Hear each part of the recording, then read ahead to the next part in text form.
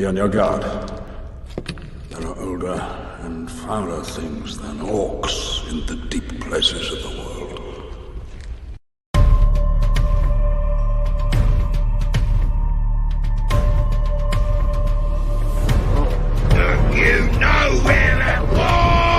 From the beginning, we knew she couldn't do this alone. Every good quest needs a fellowship.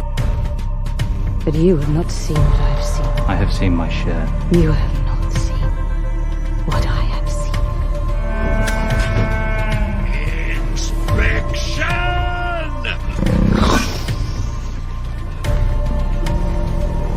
We don't change anything, but we interpret everything in this incredible, unique way. Everyone was cast because they were the absolute best person for the role. One thing we can do, better than any creature in all Middle-earth, we stay true to each other with our hearts even bigger in our feet. Second Age is the great unfilmed story in Tolkien's entire legendarium, with the forging of the rings and the last alliance. And we felt that that was the story that deserved to be told. 2 weeks at most. It was 5. You're lying. She's lying. She may play coy now, but she was a moon-eyed girl in love from the moment we met. Looks like meat's back on the menu, boys!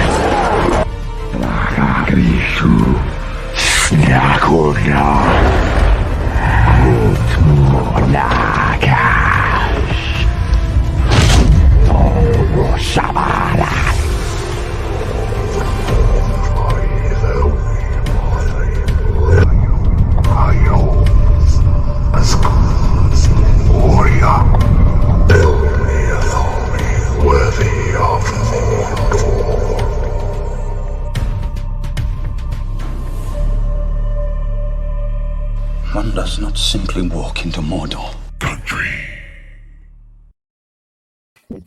Yes. Yeah. I'm proud of that.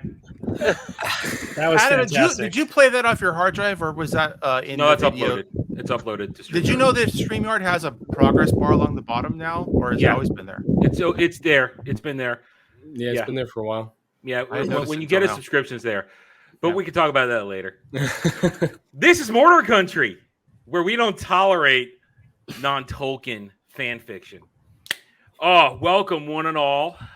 The Rings of Power is upon us, and these fine gentlemen here have heeded the call, where we are now going to sit down for however long this takes and discuss the Rings of Power.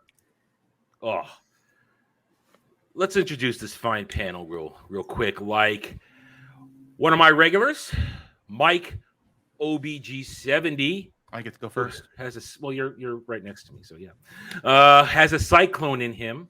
Who put it there? I don't want to know. Mike, how are you today? I actually haven't seen you yet this week. True. Big true. Yeah, it's been interesting. I did a watch party on Discord for Rings of Power. Some people that are on the panel were there hanging out. We had a great time. And started today to make my first video of episode 1, and I had to redo it twice because I got out of control, but I got myself back into control. I should have it done before I go to bed, with a premiere in the morning sometime before the round table. So that's what I'm hoping for. Nice. Mine took me all day yesterday. I started at 6:30 watching, getting ready, and I would have had it done by 3, but then I had to do something with Dre over at his channel. So I got delayed slightly. And again, another one of my familiar co-hosts, Jed, the Hollywood Scholar. How are you today, my friend? I'm doing great. I'm really happy to be here because my notes are extensive for these first 2 episodes, and I didn't even get to half of what I wanted to talk about in my review. It was just getting way too long, and I just had to prioritize, and I'm hoping we can get into some of that stuff that I missed before. But I did want to introduce the stream with a little something. I feel like we all needed this since I had to see this. Oh, dude, we all literally... At least 3 of us I know were eating right before stream. Why? Chad, what the fuck is this? No. It's Brie Larson. No. Does she have big feet? She does. She has huge. she has something flippers. that goes beyond feet. Those toes.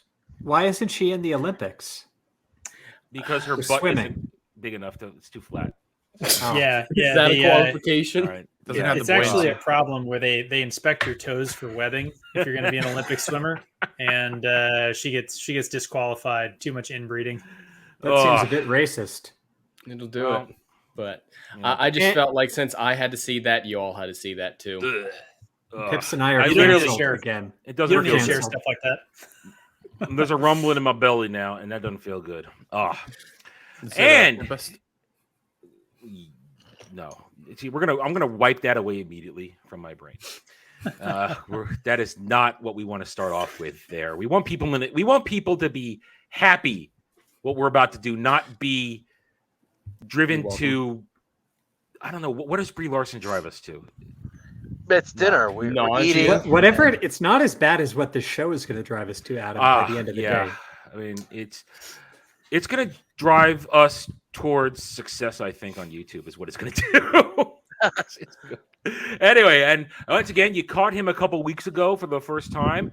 Drunken Honey Badger. He just started a channel. Link in the description below. Badger, my friend, haven't seen you in a couple weeks now. How are you doing on this? I'm doing great. Like I said, I'm just mostly a consumer of product. I don't write anything, don't create anything. I'm just do my own thing. But I've just watched all of our culture, our things I love, just getting destroyed. They're hijacked by these tourists, and they're utilized for their bullshit, and it angers me. It That just is angers an excellent me. term, tourists. They don't love this stuff. They don't drink it. They showed up. They were handed it on a silver platter, and then they've inserted their crap, and then they've now contorted it to. And it just the honey badger has gotten so frustrated he just had to speak out. You know, I'm just like I said, I'm a consumer. I'm a normal guy, but it's driven me to anger. You're not alone, dude. A lot of people, we see it all the time in streams, the chat. People send super chats to on bigger streams saying, "You guys, what you're doing, the outrage I feel, I am now driven to say something."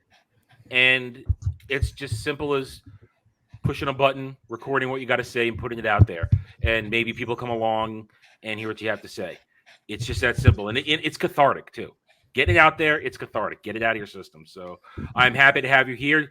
Honey Badger answered the call when I put out the open request for anybody who wanted to join. And you see, it's just that easy, guys. Reach out to me. We work out a deal. You come on. We have a good time. And I have streamed with them before in other places, but I am joined by two members of the White Cloaks, Dane and Pips. How you doing, guys? Good to finally have you on my channel. Representing. Thanks for having us out, Adam. No Yeah, problem. thanks. To be here. Yeah. Great to have you guys here. I love what you guys do. I know We're that all we all right. became connected over Wheel of Time. And I'm sure Wheel of Time's going to come up tonight because, well, hey, it's all Amazon. It's all in the family. And they didn't learn their lesson. They really did not learn their lesson. They doubled did down. They Yeah. doubled down. That's what it They got was. down. Well, if you look at the budget, I think they quadrupled down is actually what they did, which is you can't tell from watching the show, but No. I've seen the balance sheets. They definitely backed that truck in and just loaded that up with cash, taking it to the fire pit. Yeah. I think we have money embezzlement. I mean, I think we have embezzlement. There's transferring of cash. I didn't see it Hookers all. and blow, man. Hookers and blow. Dude, no, if there was blow going on, I think it'd be better if there was actual blow going on. I mean, that's what Hollywood was in the 80s, and they brought us some really great stuff. I mean, there's definitely blow going on. They're blowing smoke up our asses. They're blowing this opportunity to actually get new subscribers. There's blow. Yeah. I'm just saying a little bit of the white powder, I think, is also getting purchased with some of this money. Oh, more than likely, but it's not being put to creative use. Definitely not being put to creative use.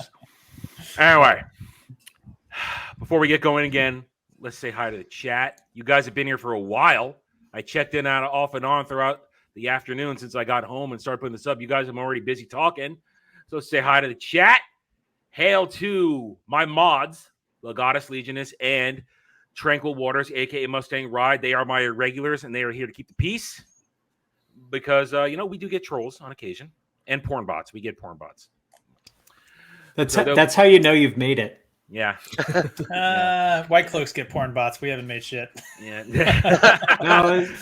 No, we know we pissed some people off, so they send the porn bots, and they weren't very good porn bots.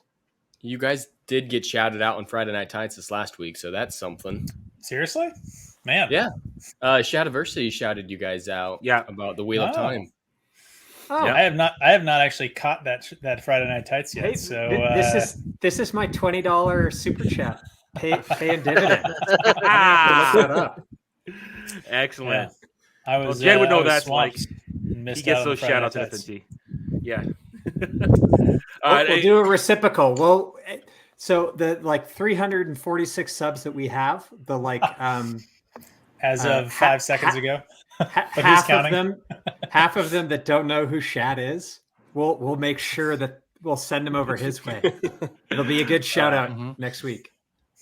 But either way, it shows we're all in this sphere, we're all connected, and bit by bit, the bigger channels find out who we are, and that's always cool. But we got mods. I see the stalwart Algrim the Strong. I see Lady Balefire, who I recently just met on one of my streams. Welcome, Lady Balefire. I see Jaden Hamilton.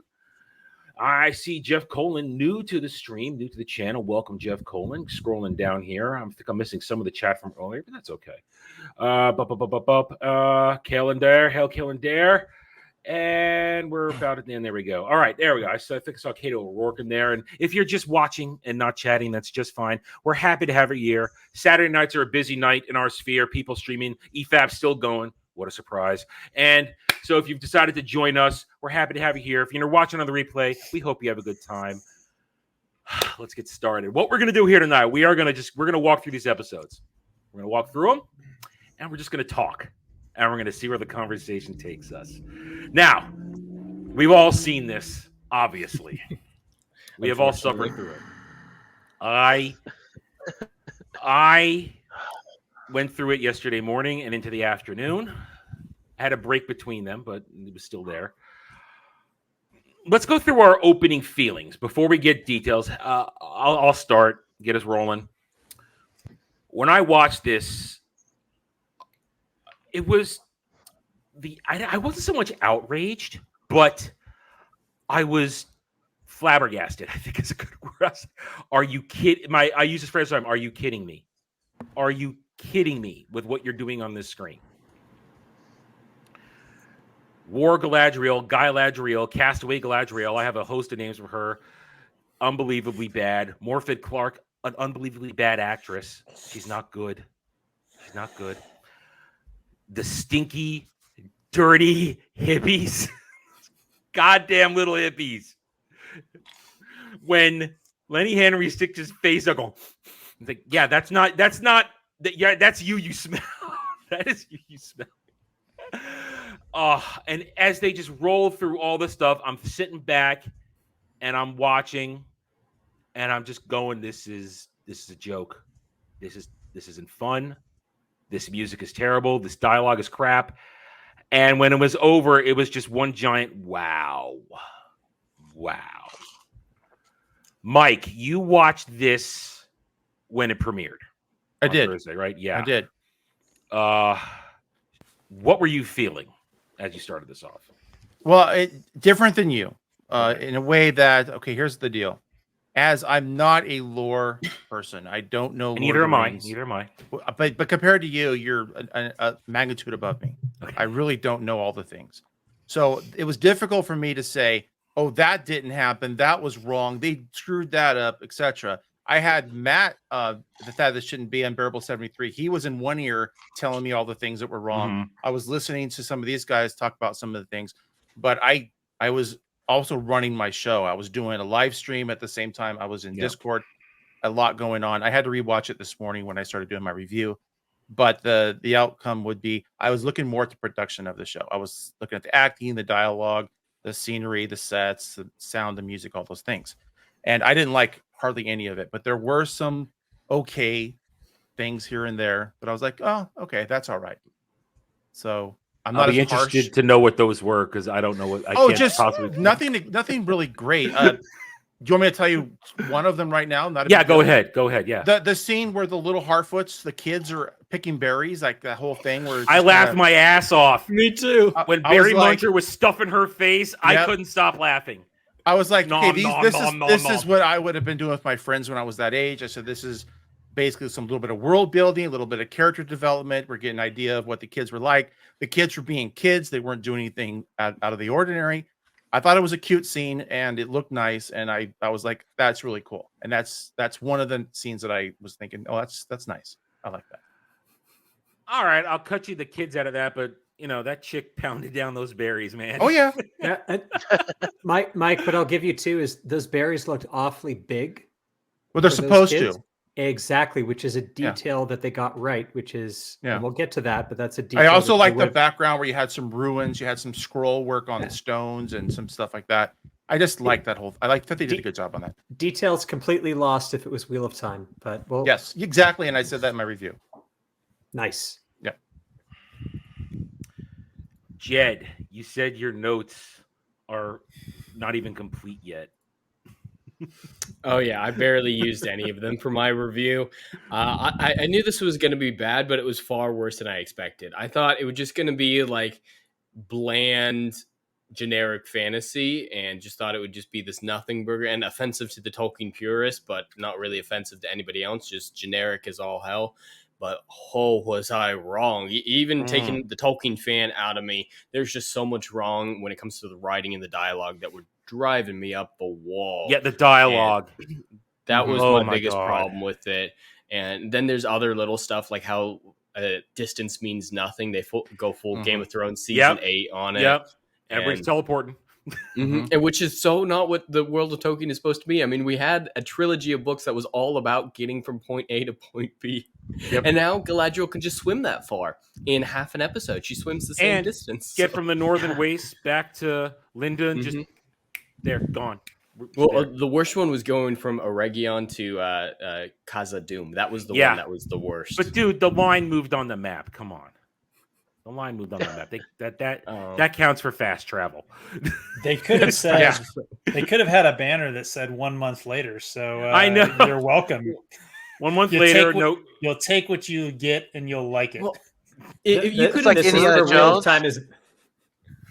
Well, it reminds me of Indiana Jones, where you see the line moving, he's flying, like the whole show. But they don't have airplanes. Yeah, he at least had a plane, so fast travel was literally what he was doing. It was. Could you imagine like an ocean map and then a Galadriel kind of paddling? And then a line being like, oh, she got all this way back, and that's where she got picked up by Sauron. By Sauron and his diverse cast of you could infer a distance in some shows. The thing that destroys that is the human and the diverse couple storyline. That's happened in less than a day. Yeah. So you can't just pretend that there. There's a month from Eregion to Khazad-dûm. It's so bad. Sorry, Jed, you sent us down a fucking tangent, but hey, no, that's fine. Would you have liked to have seen them walking like on the spring day, and then it turns into like maybe summer, and then it was like fall, the leaves are changing, then they're trudging through snow, and then it's not quite it goes that through a couple of far. cycles, and then finally arrive at the mountain. Would that have been acceptable? It wasn't quite that far, but it needed to feel like, in especially the other storylines, that it was a while, or at least start the beginning of the episode on the trip there and end the episode with them arriving. They're just they get there and they say, "No, sorry, you can't come in." And then he says to his buddy, go away. And he says, go someplace for a couple of days. Yeah, go take a powder. Yeah. Well, and it doesn't help that Celebrimbor is the one who's friends to dwarves, not Elrond. You see, I didn't know that. Celebrimbor's I didn't know that. Famous for being friends with dwarves. That's like a half of his deal. We'll get there. We'll get there. Badger, how did you feel as you were watching this for the first time? I watched it with my wife. We watched it and we were bored. We're 50 minutes into the first episode, and at 50 minutes, she was already asleep, and I was dozing, and I'm like, all right, I'll just watch this later. She's like, yeah, turn it off. So we turned this shit off. That was Thursday night, and then I didn't watch it till this morning. I picked up and just trolled through. I would have stopped. Like as just a casual watcher, I would have stopped. I only finished it that because of leisure. this. I had to do a review. I couldn't stop. I had to plow through. And listen, I've admitted this. I get perverse pleasure at this point watching these things because I know I'm going to rip it apart. I have fun doing it. I just do. I admit that. But see, you could just watch it. All you have to do is do your homework before start time, and you'll be fine. But those of us making reviews, we had to keep going. But just think, I had to do She-Hulk. We watch it multiple times, don't we, Adam? Because you watch it the original time, then you have to watch it when you make your review, then you have to watch it when you edit your review. I watch the clips. I watch the clips I make of it, but I don't actually watch it a second time. No, I don't. Yeah, neither do I. Anyway, yes, you got your homework done. That's all that matters. Dane. I finished it, but for me the big thing was I was promised steak and they served me a fish. I went to steakhouse, I got a fish, and that it doesn't matter how good the fish is. No. I was expecting a steak. I was expecting Tolkien, and that's dwelling on me the whole time. And if you had a wine accompaniment and it was white, then your whole meal is ruined. Well, even as a chef, I never tried to match my wine with food. I don't see the point. Anyway, Dane. Yeah, you suffered through this. How did you feel? So I joined OBG in his live stream and his Discord for the initial thing, and I was pretty fucking hammered for it, but that's par for the course. So I didn't really remember it when I watched it again, doing prep for this, and so I regret to say I gave Amazon some views, but I mean I watched. I watched the Dispar review. I watched the Shad view, and a couple others, and then I was just like, but when you drill down to it, the writing for this was just god awful. Yeah. But and we'll get to it later. This wasn't as painful for me as Wheel of Time, but I think it's because this is the desecration of an appendix versus the desecration of a narrative. Mm-hmm. Yeah, that's an excellent point because, again, they put that right in the opening credits of the first episode based on appendices of J.R.R. Tolkien's Lord of the Rings. They admit it. But the nuance comes down to, like, so Tolkien, I'm not going to throw shade, like, great world building. The guy built an entire history behind everything that was, and he built the world, and he built the languages, and he built the races and the cultures. He built that all first, and then he had a narrative to go through it. Robert Jordan did the similar amount of detailed world building, but when it comes down to it, scene by scene by scene, everything was laid out for Wheel of Time to follow, and they took a shit on it. They did their own thing.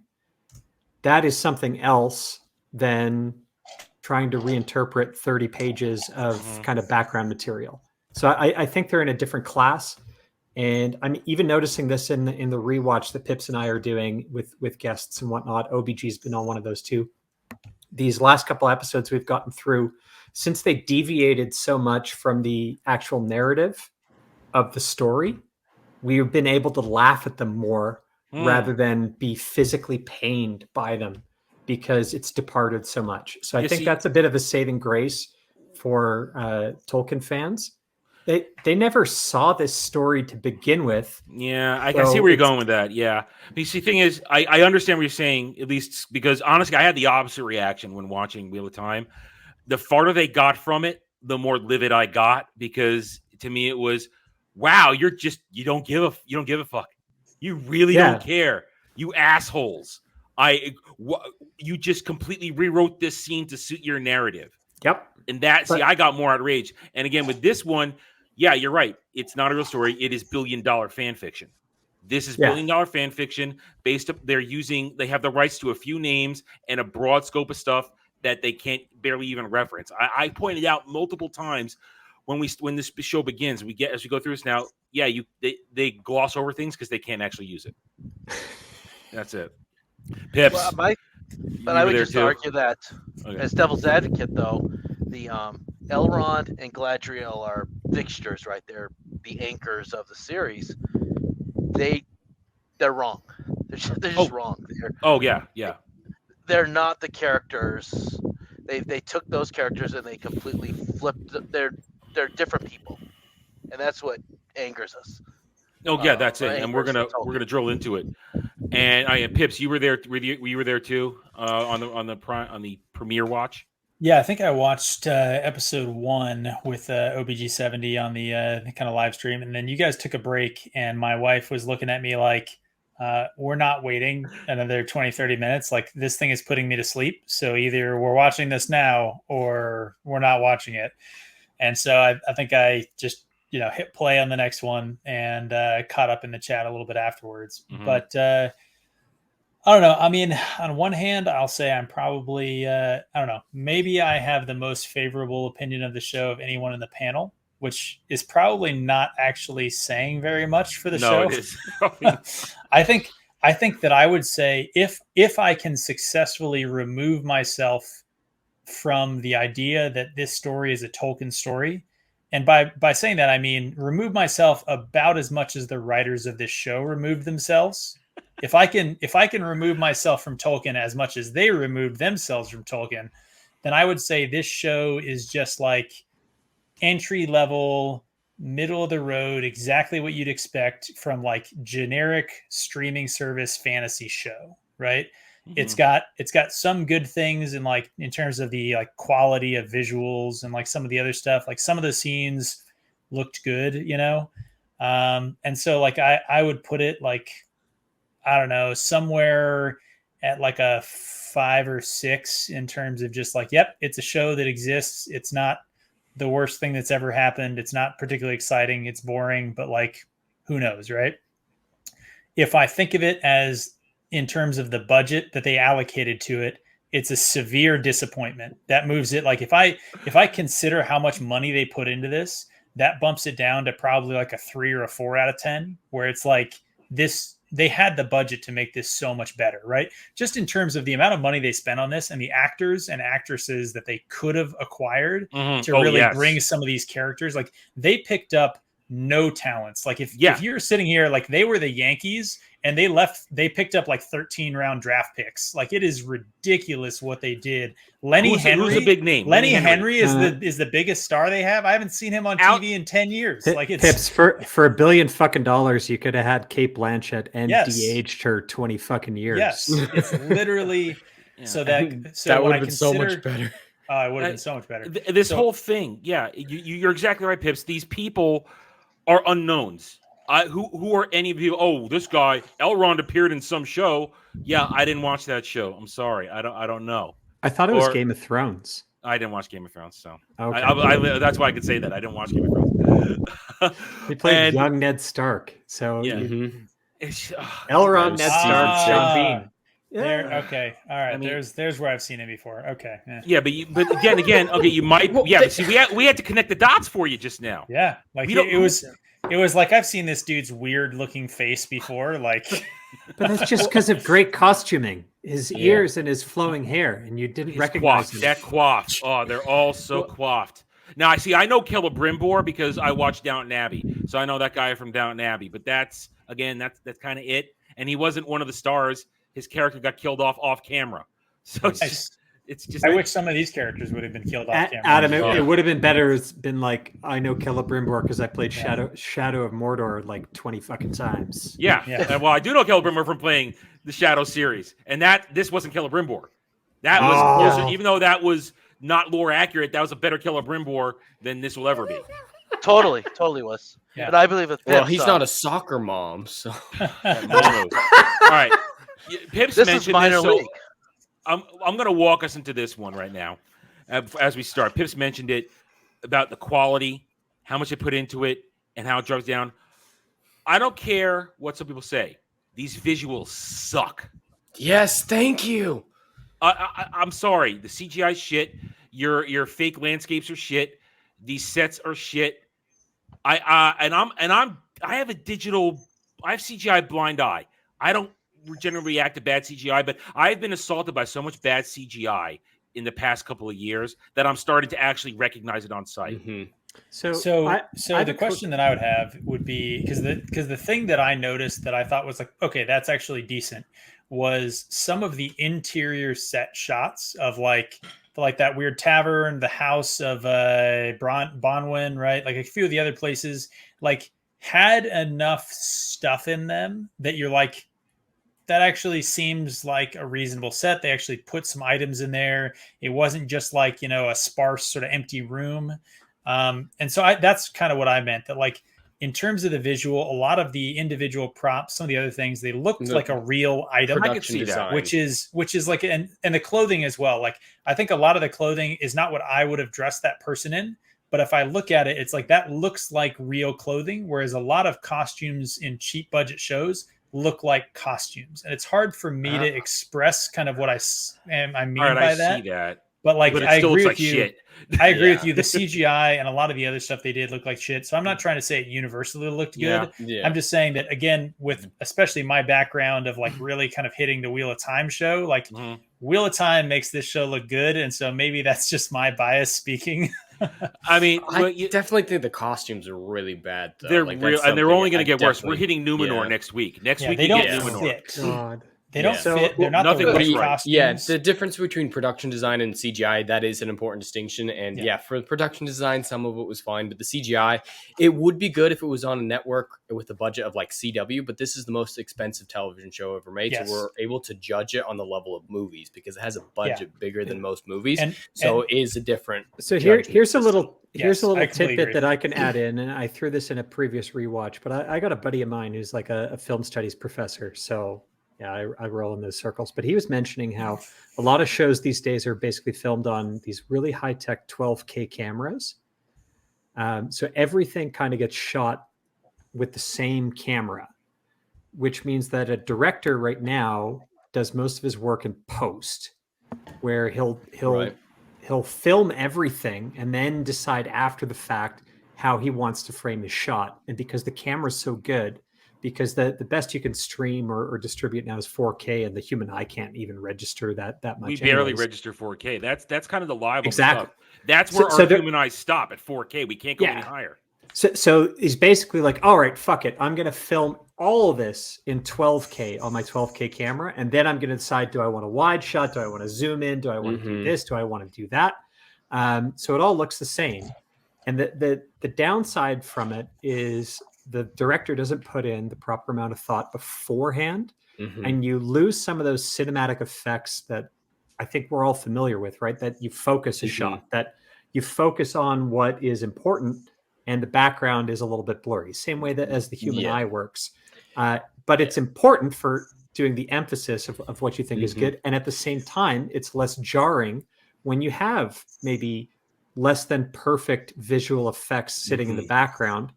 You don't notice that in Peter Jackson's films because that type of shit was out of focus. Yeah. So at the same time, like the technology is that much better to pick up more, but it makes it look worse. And part of the reason why it looks worse is because the directors are now lazier because they can pick and choose their shot in post, and they don't have to think beforehand of how they want it to look. I would argue yeah, that's also, a great point though, there. Peter Jackson, though, he had the Hobbits. They had to film those specifically in the first movies. They had to film them a special way so that the Hobbits look small compared to Gandalf. Like every single shot that he took, he had to go, if I'm going to take this shot, this is Frodo jumping onto the wagon when it's walking in. Frodo has to jump. It's a contorted wagon. So it looks like they're sitting right next to each other, but they're actually 4 feet apart. That's how they make those shots look. Like Peter Jackson had to think about all of these shots and really think about, all right, for this shot, this, like you brought up, the effort and the amount of thought behind it is immense versus let's just shoot this and then we'll just figure it out in post, which is lazy as hell. But to get those shots. But also there's a cost benefit to these productions for filming it all from the same camera and then deciding after the fact what it is. Right. Instead of doing instead of doing a dozen takes per different shots, like if the director doesn't necessarily know what he wants, so he runs this production a dozen times and says, all right, we're going to try these this scene in wide shot. We're going to try it in close up. We're going to do this. We're going to do that. Instead, it's just like, all right, let's just do 2 shots of this and then done. It's the art of cinematography that's being lost, and cinematography can just transmit so much to the audience that we don't even notice. I mean, the most famous shot of cinematography doing that was originally crafted in Jaws, was actually the first time it was used. When he first realizes that people are dying in the water, there's that shot where it looks like it's zooming in, but he's not actually getting any closer, and the background's widening out behind him, and it's supposed to be a shock-inducing shot. It's very famous now. People use it all the time. That's virtually impossible with this 12K setup that you're talking about, but that simple shot transmits so much emotion. Like it adds to the characters' performances. So yeah, the art of cinematography is utterly being eradicated by this type of money grubbing production now, But and Jed, laziness, like how you're saying. Jed, I think what you just said there, that's a beautiful way to put it. It's basically this technology that we have now has destroyed an art. Well put, because right here, this is what we get now. While this is arguably the only good shot of this entire show. The trees, Laurelin and Telperion, but I liked it. It's nice, but yeah, the trees. Jed's point. This is all effects. Mm-hmm. There's no cinematography in this. There's just craft it, put it on the screen, there for a couple seconds. And then we roll it into this moment right here where this just looks like fake as shit. This looks bad. This is PS3 graphics. That is PlayStation 3 graphics. I think you're being generous there. Straight out of Dragon Age, which we know they watch with the knife ears. I was gonna say, yeah. We'll say we know they're big fans. We know they're big fans. That was my opening line. That was my opening joke for my review. Somebody played Dragon Age. I mean, it's true. That was the racial slur for elves in Dragon Age. Well, and I think several of us pointed that out independently, because OBG, you and I were doing the watch live, and I had to say that is basically just like, that's Dragon Age. Adam, I've heard it from you. I've Chad did it last night on FNT. And he at one point said, "I think that was a slur from Dragon Age," and I just was sitting there going, "Yep, I said that. Adam, you and I feeling the same way. I'm like, "Yep, I caught that." So, how many times have I played Dragon Age? I can't count. Origins, that I played it so many times. That game's so fucking good. I love the whole series. People, that's why I'm definitely people shit on Dragon Age 2, but Dragon Age. I love Dragon Age 2. The characters are awesome. Much fun. The characters are great. I don't need to make my own character when this character's fucking cool. They ruined the combat, but neither here nor there. But the characters are great. I love that. Yeah, and I like Inquisition 2, and I'm deathly afraid for the 4th game right now. But that's a whole nother discussion. We'll have that at a later date. Oh yes, yeah. I'm happy to have that discussion. I made a new Dragon Age friend, so I'm happy. I platinumed. Well, not all of them. My all right. Small tangent.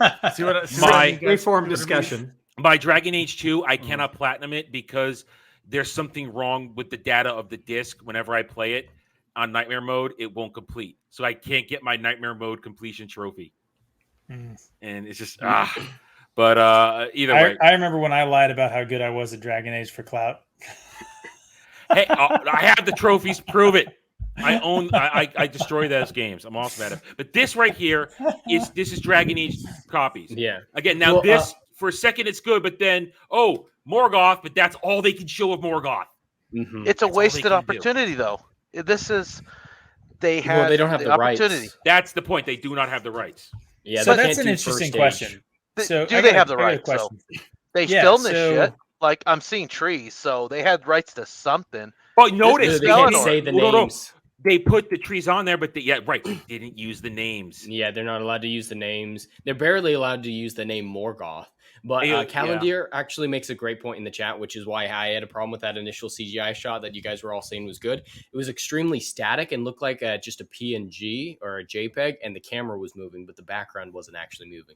Taken as an image, it's beautiful, but like it's not alive. It's not three-dimensional, and so that's why I didn't think that shot was very good. The initial tree shot, because it's definitely way too static for a real world. But this is the first shot of Valinor. This is the shot of Paradise. This is where they all started, and we do a goddamn Miss Marvel. She got picked on as a little girl bullshit, right? Right, This, yeah. Well, all right. like seriously, this is. Are we diving into the episode here, Adam? Yeah. It's Okay. so bad. The leaks were true. The leaks were Like, true.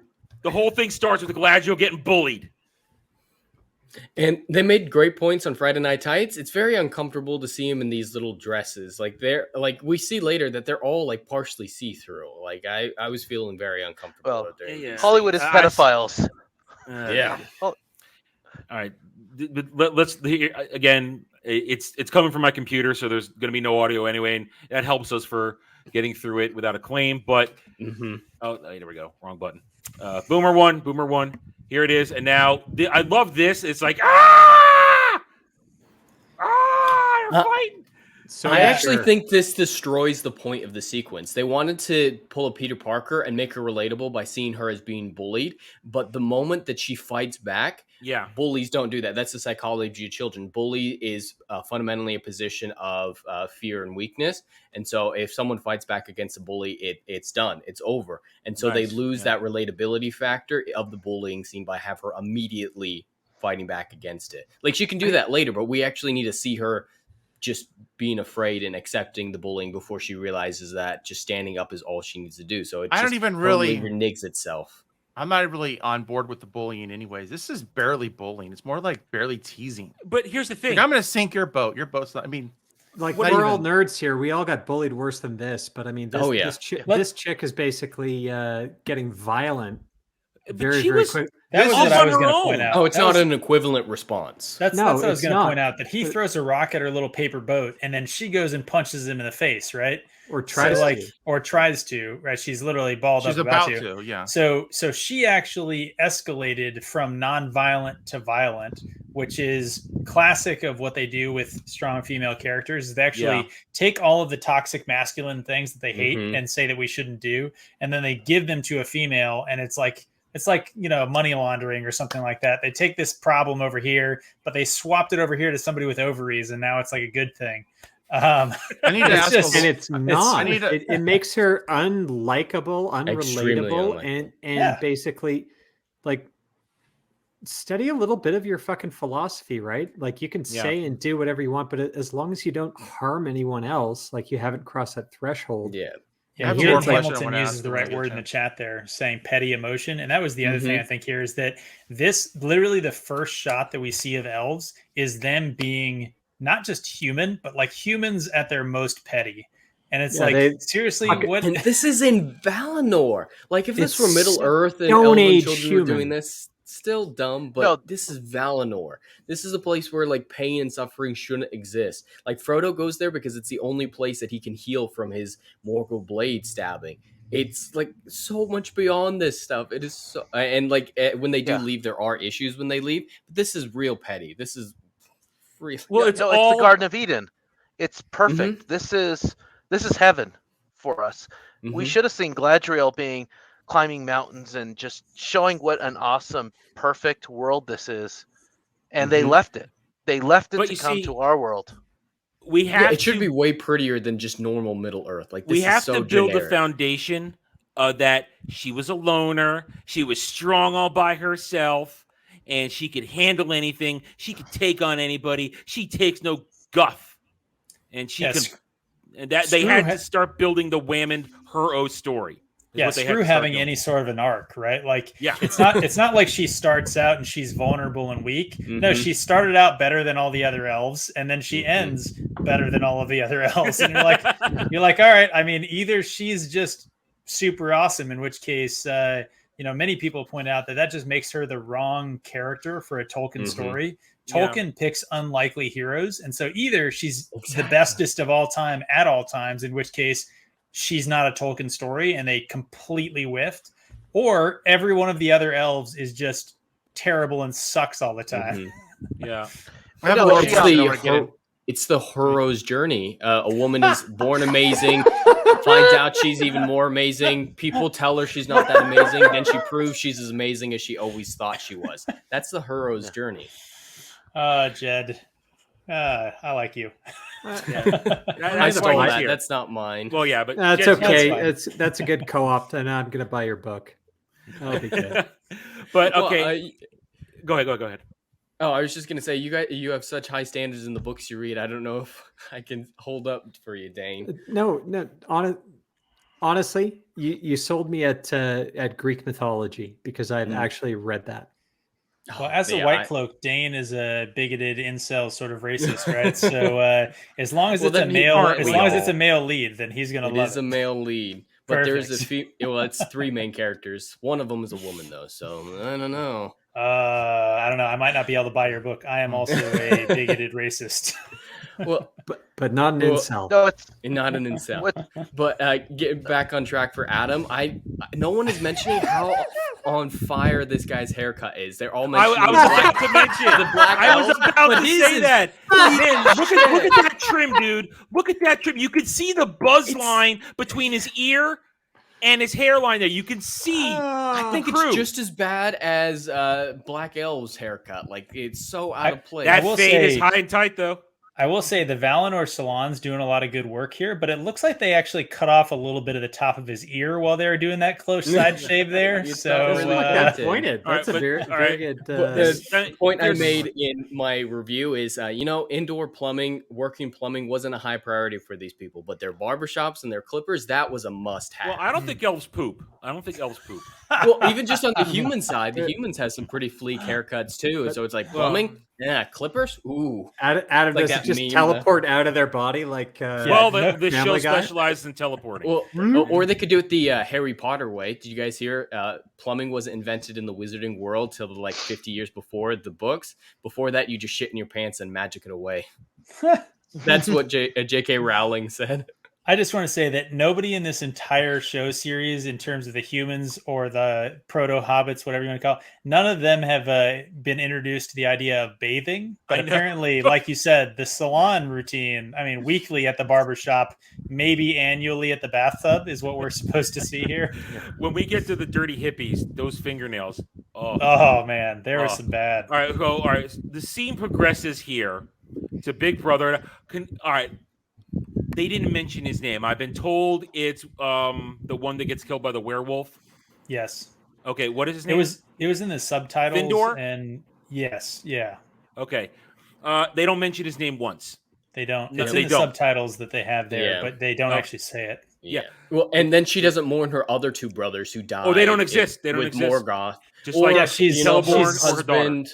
Yeah, her husband. She's also kind of in a weird, creepy thing with her son-in-law. So her family tree is a little weird. Everything's weird. Finrod. All right, thank you, Richard. Yeah, Finrod. So they don't actually use his name. So those of us who are not full lore guys, we're scratching our head. We know she's got brothers. Which one is this? Okay. Yeah. Well, and then there's the one that they made up for the show that's going to be coming in soon too. Yeah, the one they made up that's going to lead the orcs. Yeah, that's, I'm pretty sure it's the Feminem. Too, I think it is. I think that's just everybody says that's the priest is following. They're calling Gandalf wannabe. They're calling him Meteor Man. I need somebody to make a meme and a meteor from the Meteor Man movie, where the guy yells Meteor Man. I need that. I'm tempted to do myself. But go ahead. You do have an issue though with so the guy who's the king, right? The High King Fingolf. Gilgalad. Gilgalad is her great nephew. The fat elf. Gilgalad's her nephew.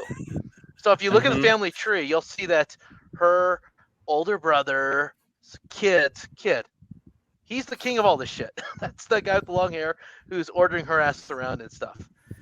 Oh, I doubt they even knew that, the showrunners. It's so weird. Everybody's relationships with each other are so weird. But nothing is as weird as the bullshit that comes out of his mouth in this. That is the biggest bullshit This is where the dialogue immediately, we know what we're in for. The rock and the stone and the sinking in the boat. I can't even get it straight in my mind. It's just how blown away were you when it later gets revealed what he actually whispered to her, and you were like, if you put that dialogue into this scene, it makes it even dumber. Her response of like, oh, But that's so simple. Like, no, it's not. He said nonsense. It's utter nonsense. Well, wait, you guys remember the movie Dumb and Dumber, right? And how every single comedy bit in that entire film is like them being dumb, and then the other one is dumber. I didn't think it was possible, because you're kind of right to point this out. You got a rock and you got a boat. One of them sinks, one of them floats. That's a pretty dumb parable. And then when you explain, well, one looks up without its eyeballs because... Well, there's aside from the pet rock, which was you're a big losing thing me already. I'm lost. All right. There's another thing that needs to be discussed here. Is that buoyancy.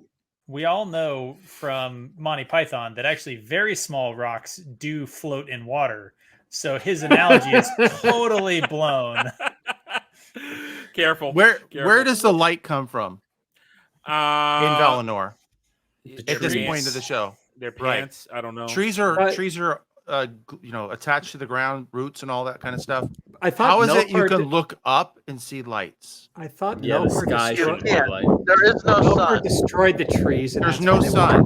This is before that. How come all of the analogies you're making are always like look up at the sky, look up at the stars, look up at the sun? Oh yeah, there's the no trees are in the shadows. sky. There's no shadows. So when the kids are playing along the river and doing boats and stuff, like right there's a shadow because it's being blocked, right? All the things on this side of the tree are all in shadow, but the scene just before where the kids are playing along the river, it's bright. It's high noon. The trees aren't big enough. These trees need to be a lot bigger. And then also, the whole area here, it needs to be bowl shaped. It needs to be like a saucer shape so that the trees can reach all areas of the land, but it doesn't. Now, it doesn't happen that way. The canyon is laden with gems. That's what reflects the light. But there is no sun or moon. Right, and the whole analogy there of looking up at the sun. That's why boats don't sink. Apparently, is that they look up at the sky and they see the sun. I still think buoyancy has more to do with that than where the boat is looking. Well, displacement, yeah. Well, again, even if you're trying to apply logic to this, even if you take their, I'm really not. I'm just like fucking my pet rock looks downward. That's why it sinks. Like, for fuck's sake. Like, if you tell me that this whole area here, like I said, is a fishbowl, and no matter where the tree is, it shines high noon throughout all the land, that makes sense. But in this exact scene, you see shadows, but none back at the previous scene. Yeah.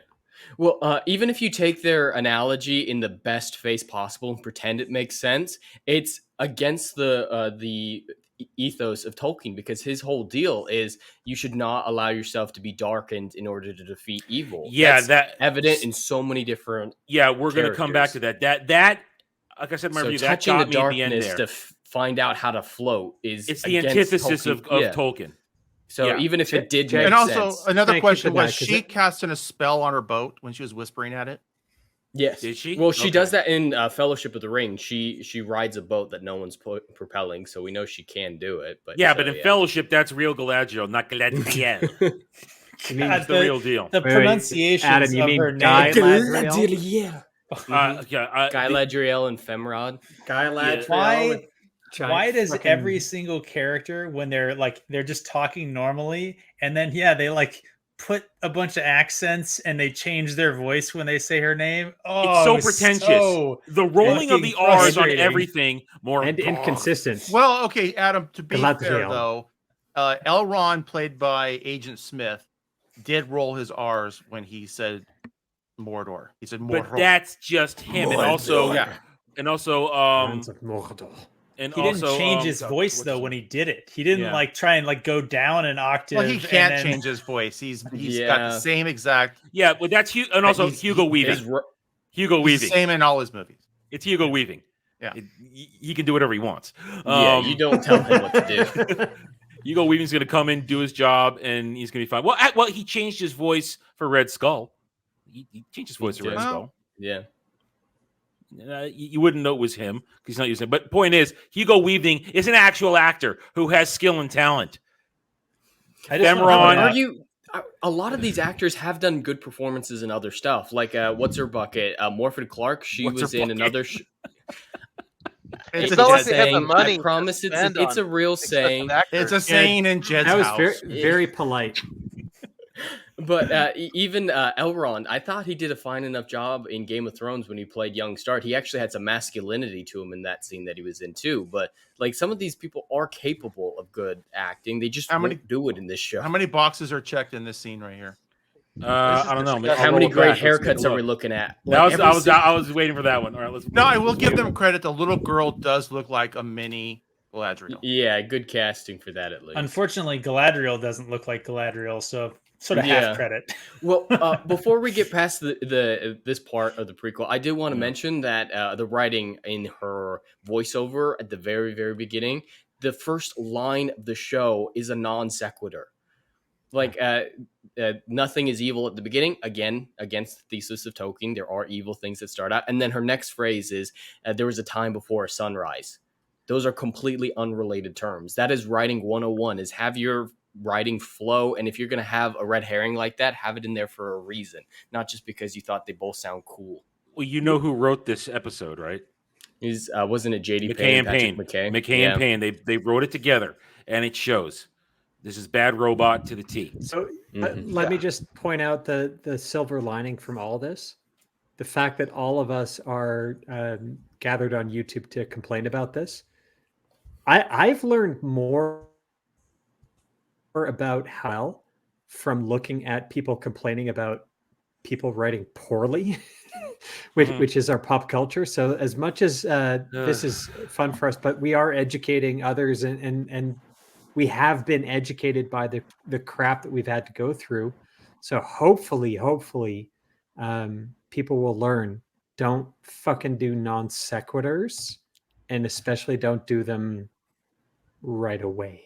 And then don't claim you're not going to try and mimic Peter Jackson and then mimic his opening in your show from Fellowship. They mimic him so many times. I know, it happens. It happens a they lot. They even try to rewrite some of the most famous speeches. Like there were a couple times I'm like, oh, that's Sam's speech from the end of Two Towers. That's what you're trying to do Save it when we get there, yeah. I caught a couple. You probably caught more than I did. I only caught a couple. But all right, so we got through this. I want to get to the sword drawing. Okay. The war begins. Now I'm told that so great haircuts. I'm told that I was looking in that they butchered the lore again right here with the leaving of Valinor and beginning of the war. I'm told they butchered it's horrible. that. Yeah. This is the Oath of Fëanor, and the problem is you've got Finrod here. Finrod was long story short, Fëanor makes all of his sons vow an oath to go and to get back his stones, and it's like a really messed up oath. That's Fëanor right there. He did not. None of Galadriel's brothers or any of them vowed the oath, and everyone who vowed the oath, they're curs. And that's what this looks like. It is. They don't have rights to the oath. They don't. They talked about it behind the scenes. They don't have rights to the oath, so this isn't technically the oath, even though it really is the oath. Like they said, no, it's not, but it is. So. We've seen that elf on the right, haven't we? In the show, is that what's his face? The one who wants to bang? No, it's what's his bucket. It's what's his bucket. It's what's his bucket. I swear, I've heard that my whole life. But again, you guys bring up the correct point. This is stuff that they're just showing us, but they can't actually talk about. And then when they can't actually talk about it, they think they can get away with fudging it. But they can't, because Lord of the Rings fans, the hardcore guys who know all the lore, they're screaming from the rooftops, you're getting it wrong. But all they're getting in return is, shut up, you hater, toxic fan. You racist. Yeah. And then... this is not good CGI. No. Now tell me about this. It's not supposed to be like this big old gateway that opens, right? You go into the fog, and if you're destined for Valinor, you get there. And if you're not, you don't. You wander aimlessly in the ocean. No, it's fucked. They just fucked it. Yeah. So here's what it is. At this time, this is the year of the trees. It is just a continent. You can sail to it. The Earth is flat in this time. What eventually happens, by the time we get to Lord of the Rings, they bend the god bends the earth to a round, so the earth's a sphere, and the only way to get to Valinor, because Valinor's been removed from the earth, it's now kind of like in space. You have to take what's called the straight road, a magic road, which is the other thing they screwed up on this. The world is flat all the way up until Numenor sinks in the ocean, and Numenor, spoilers, sinks in the ocean near the end of this shit series. When it sinks into the series, God bends everything. So when you watch in the future, where you see that kind of aura and they're like sailing into shit, that's just wrong. It's just wrong. That would happen later. That's what Frodo and all of them, they sail into. They kind of like sail. They have to have these special magic boats and sail rightly, and then they can get that magical, like they call it the straight road to get them to this island. The Rainbow Bridge. Right, got it. Right, a rainbow The bridge straight kind of road. Well, I don't think Elrond's going to be allowed over the straight bridge, not in this show. Oh yeah, no. See, I didn't but even right go now, near that. It's all flat right now, and you just sail there, and it's just another continent that people can get to, but you're not going to sail there because you'll get like blown out of the ocean. And shit. Adam, the other thing that I liked. Oh, just real quick here. The other thing that I liked, other than the blackberry picking girls, are the map transition to live action. I did think that was a pretty cool idea. Yeah, but that's basic bitch shit. Yeah, I know it is, but it looks cool, and I was like, wow, that's neat. I had not seen that before.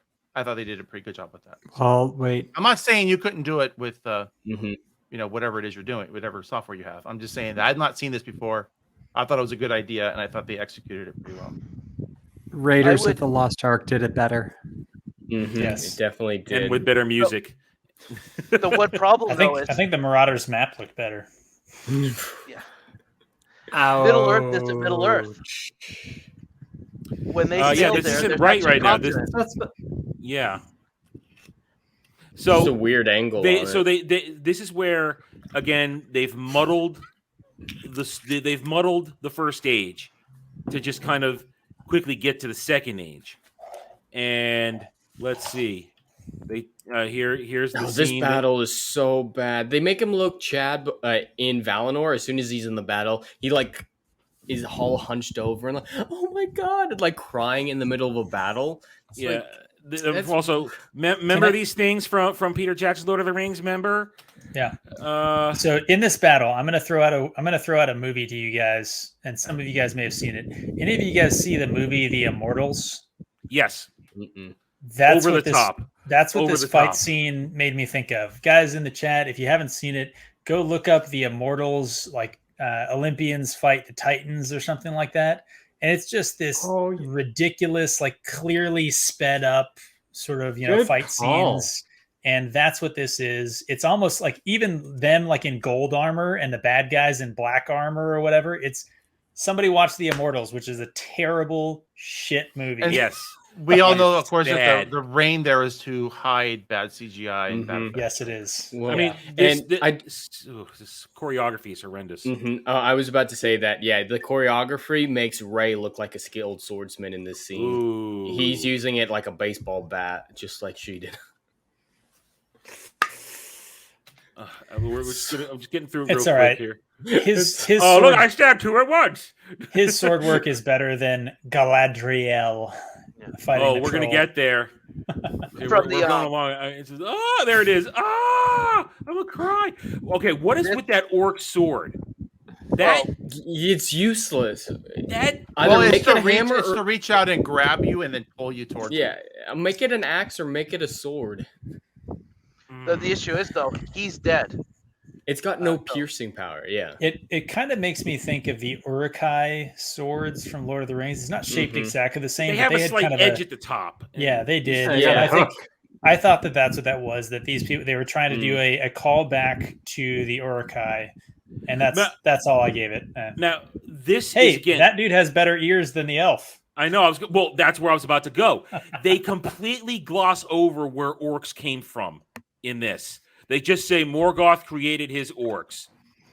Yeah, because you can't talk about how they were really made. They were elves, perverted, converted, destroyed, tortured, they don't have rights into to deformed. That. Exactly. They don't talked have the about rights. that in the Jackson movies. Yeah. Well, that's in the actual books, and so they Yeah. can't touch Mhm. anything from the actual books. Oh fuck! Is that why? Yeah. Yeah, they have Well, the they had the book. appendices. That's it. Wait. Can you pause here? Good. Yeah. Do you notice how the Yeah, but orcs have that's- got more of knife ears than the fucking elves do? Yeah, they got bigger ears. Yeah. But that's Finrod. What we're watching right now is called the War of Wrath, and that's Finrod. He died before this war. He got, like it. So for those of us who like give a shit about this stuff, he's dead. No. He wasn't in this. He But wasn't then at this one. He Galadriel died. Honey Badger, Tolkien was wrong. But this Yeah, isn't obviously. even I don't even think they're depicting the War of Wrath. They're depicting now he's fighting Sauron's orcs. Because in the next scene No, because the War of Wrath, the dragons, the reason we Okay. know the dragons are flying. Dragons didn't fly until the War of Wrath, and that was the big game changer. And then the eagles come in, just shit. So Okay. we know for Yes. a fact that this is the War of Wrath. So he does survive that battle, and then he, at some random other time, gets killed by Sauron. Is what But the the show whole is saying. werewolf thing. No, her ass wasn't even there. Oh yeah, we know bailed. she's Well, not that there. too. Yeah. Yeah, She's she not didn't there. fight any of this shit. Like we know she didn't And- fight any of this shit. That's what drives us mad. Now, this is not a bad pick. I'll give him this one. This thing of Sauron, the silhouette, that's okay. I'm but then they honestly butcher it. surprised they were able to use that same helmet design to make it look like the one from the Jackson movies. I Probably was altered it surprised. just enough. Yeah, 20. You know, Must have. the It's bad about re- member berries. They want you to know who that was. just and by they're looking and at they're it. using the Four bad fronds reboot rule. instead of 6. And the bad I reboot would rule. say it's alter it by 25% different. Yeah, that's right? it. And You that's alter it by enough. 20%, and you Yeah, can there's- use it. That's the bad reboot rule. But here's again, they butcher again. We've been saying this now for the past 20, 30 minutes. They don't have the rights to it. They call Sauron the Dark Sorcerer. His sorcerer is they can't use the word Meyer. They can't use it. Nope. Not allowed to. I wonder if they can even use necromancer. He was known as a necromancer for a long time too. Yeah, they can't use it. But so he's this sorcerer who took command of the orcs, and it's just. And then it's here we maddening. go. They have rights to nothing. They have rights to nothing, and then they throw out the window the stuff that they do have the rights So to. Jed, that's an It's interesting ridiculous. conversation to have. I'd be curious, Adam, like what you kind of think on this, because originally it was that they only had rights to like the 17 pages of the appendices, right? But then statements made by the producer and some of the others kind of since then have actually said that they had rights to everything that was not the Hobbit and the Lord of the Rings like books, right? And that they chose to do it on this area. I could probably try and find a quote from Payne and McKay about this. Try and find it, yeah. But my Okay. initial take on that is that's them spinning hard. That's spinning hard once they started getting confronted by one fact after another as we started to learn what this was going to be doing. And that's pure spin. It's pure propaganda. And I think it's a lot of lying. I honestly think they lie a lot. Well, they they lied to absolutely do not have rights to the Unfinished Tales and the Silmarillion. Those are the big non-Hobbit or Lord of the Rings books. And if you had the Silmarillion, you could do most of this show pretty easy. The Silmarillion has everything that they need to make a great show. You had the rights on that, do it. And as everybody's been saying, we'd much rather see the first stage where all the cool shit happens. Absolutely. Yeah, But first yeah, stage the is Saul awesome. Zaentz company at the time had the rights to both of those books and most everything else. They kind of have the rights to The Hobbit now. Amazon might be able to play with The Hobbit a little bit now because they bought MGM. But those ironically- are a little bit murkier. Ironically, I think Saul Zaentz is at fault. Saul Zaentz should have told them, "You're not doing Second Age. Pound sand. We gave you." Now, this is my understanding. They have the rights to stream Lord of the Rings, the Lord of the Rings stuff, and that's it. And so they got the appendices. But they're screwing over. They own all of the rights. So they kind of put Amazon. I don't want to stand up for Amazon, but they kind of put them in a weird position because Amazon, they don't want to give them the rights to the Unfinished Tales, the Lost Stories, and the Silmarillion, right? They own those. So they can't. Right. If these jerks write shit for that, they're undermining the stuff that they own the rights to that they could sell to someone else. So they wouldn't want them to make a story in that era.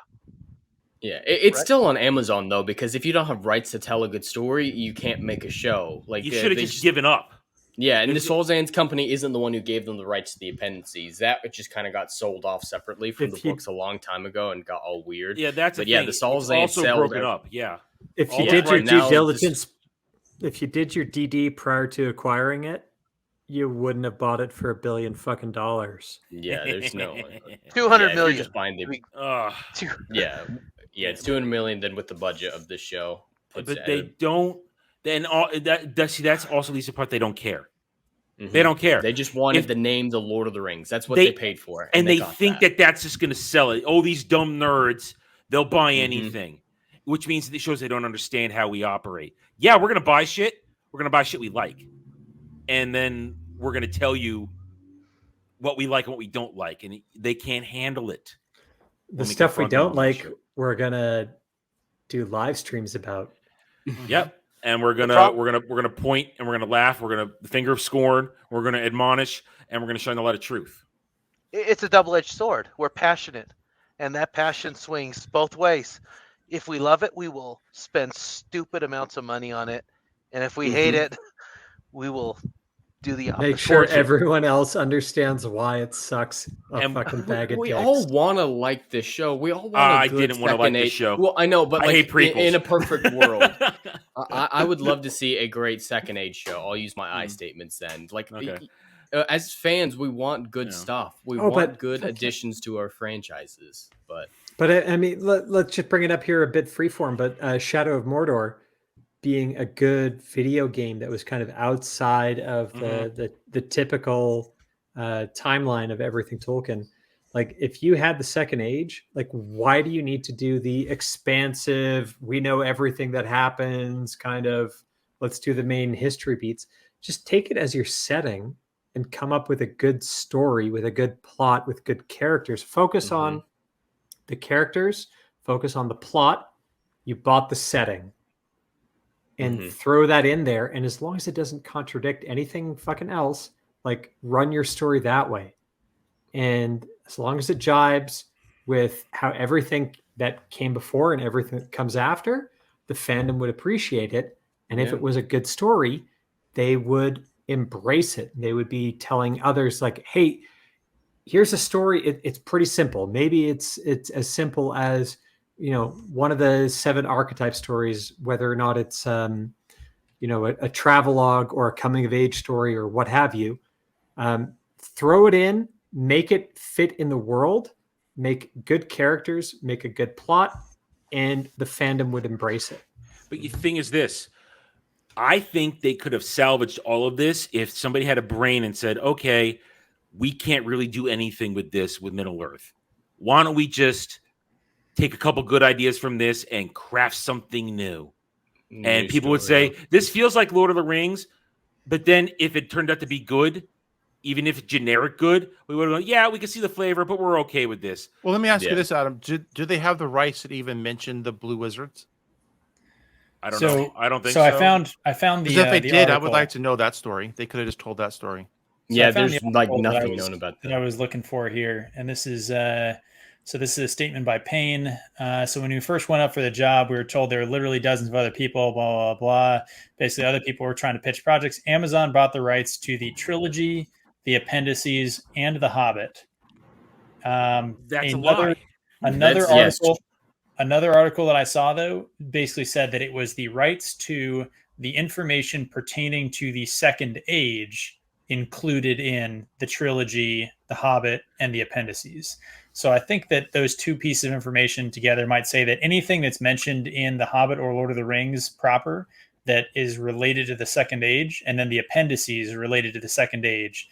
So basically, everything from those books and the appendices related to the Second Age is what they bought the rights to. They don't have the rights to the Silmarillion. They don't have the rights to the Unfinished Tales. But I think that's why they run it the lines where, like, they can show some of the things from the Peter Jackson movies. If it's related to the Second Age, they can get around it. Anything that isn't mentioned or related to the Second Age, and they have to steer clear of because New Line Cinema is going to freaking come for them. Yeah, but they definitely how can't do the fucking Peter Jackson movies, though. Those are with Yes. New Line Cinema. But if it's in the books, I don't think that's true either, because the books do mention Anatar, the Lord of Gifts, and they said they can't use that name. That's why Halbrand's a thing, because they don't have rights to Anatar. How fucking awful is this? Like, if you were trying to write something and these were your legal constraints, I mean, like I said, but I would be coming into this no. being like, I bought a section of someone else's world. I'd be like, great, okay, I've got the world building. I'm going to do an independent story. So fuck all these other characters mentioned because it's going to be too much of a headache. I'm going to do a good archetypal story. Just in the world of Tolkien. Which is why I mentioned the Blue Wizards. You could have told that story. Exactly. I bought a setting, right? I didn't buy character and I didn't buy plot. You can generate a plot. There are like 7 of them in stories when you go down to it. And as long as you make good characters, good. And if it's in the right setting, if it's faithful to what came before, what comes after, you can get an entire fandom behind you. But that's not what we get here. Well, it's ironic. What you said, Dane, though, they've got a catch-22 in a sense, because if they use the stuff from the Unfinished Tales, Similarity, and all that, they're not allowed to use that. So they almost have to be unfaithful. Like, you've put them in this fucked up, because they can't use that material, right? They've got to. But these jerks have decided we're going to go the Second Age. They've made their scope so big they have to live you in. You can't pull from it explicitly, but you can draw inspiration all you want. Yeah. Like, I mean, that's fantasy lit to a T, right? Everybody draws inspiration from each other. Oh, I would be lying if I said I never drew inspiration from anything. All right, Jed, you were going to say something? No, what was I going to say? I've forgotten. All right, we'll move on then. But you guys are right. And this whole thing comes down to the fact that, 1, they're liars. 2, if that's true, if there's any semblance of truth to that, that means they could see a single line from the book that references the Second Age and say, okay, now we're going to twist that. But the thing is, they're twisting it, especially the point where here, let's go back in, where she has to take her brother's dick in her hand and then make it her own dick. And I was not shy about saying that in my own review. She now has a pseudo dick. Would you say that this is the writers sort of realizing their penis envy? Oh yeah, I wouldn't put it past it at all. They are obsessed with her keeping her dick in her hand in this show. Anytime she can, that dick is in her hand. I'm going to say it one more time. Based on this shot, have these writers ever seen a penis, though? Well, they've seen a micro penis. Just a diseased every sort day. of. With the still shot, a you see skinny, that star? veiny bastard made out of gold. For us nerds, that star there is the Star of Feanor, which is another controversy on her. Okay, pelt. It's a big thing. It's over all of her armor and literally And everywhere. she the shouldn't entire have that, damn show. because Feanor was, and she's not a warrior. And right there, let's see if I can scroll it before after the mark of Sauron on his shoulder. Look at her stroke and caress that. Yeah. I love how she gives no emotion off in that scene. There it They had is. to give her a She fake never gives tear. emotion off in anything. Yeah. Oh, she has 2 emotions. Stern Angry? and sterner. Oh yeah, angry. Well, and then Angry. there's the angry. Don't forget when it comes in. condescending. Yeah, insufferable. I'm trying to figure out what the She's good at emotion that. was when Elrond. You don't said know what conflicted. she's seen. She's seen stuff. I can't believe it's real, and they didn't cut it. I can't wait to get there. But there, the mark of She has a Sauron. tempest in her. All right, lore guys, should that even exist at this point? Negative. No. Yeah, no.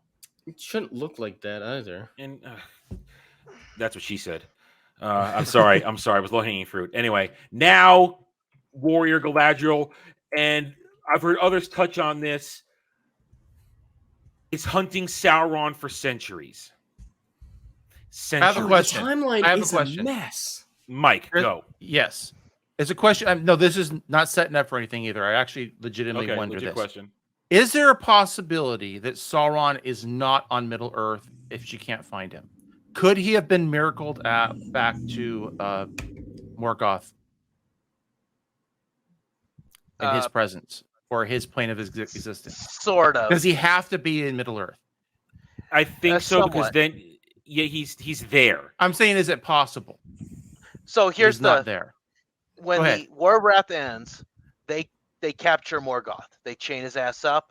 They get all his lieutenants. His lieutenants are chained up, and then they get Saruman, who's his head lieutenant, and they said, "We're bringing you back," and he's like, "I'll go back with you," and then he like bitches out at the last minute and then disappears. Same with the Balrogs. And shape-shifting, and that's the shape-shifting, and that's why Sauron's so damn hard to capture, because he could be anybody. He shapeshifts the Balrogs. There's a few people that kind of slip through their fingers at the last minute, and because they're like, "We're gonna bring you back. We're gonna shame the shit out of you, and you're gonna spend 2,000 or 3,000 years in timeout." And then he's like, "Okay, doesn't sound too bad." And then the night before we're gonna transfer us all back to Valinor, he fucking disappears. So that's his story. He disappears. Maybe he's gone. Maybe he will come back later. He's the head lieutenant. So where's Morgoth at this point? Morgoth's in chains. His ass is going back to Valinor, and then they're throwing him. It's called the Door of Time. He's basically getting thrown into the fucking abyss. I once for read, for all intents and purposes, from this point on in the whole legacy of Lord of the Rings, Morgoth is a non-entity. We don't need to worry about him anymore. He can't affect anything. He's gone. I once read something a long time when I was trying to educate myself on things that there'll be a final last mega battle, and that's the next time one would see Morgoth in this final epic. Okay, well then my bullshit 3 isn't going to pan out. Never mind. No, you're correct.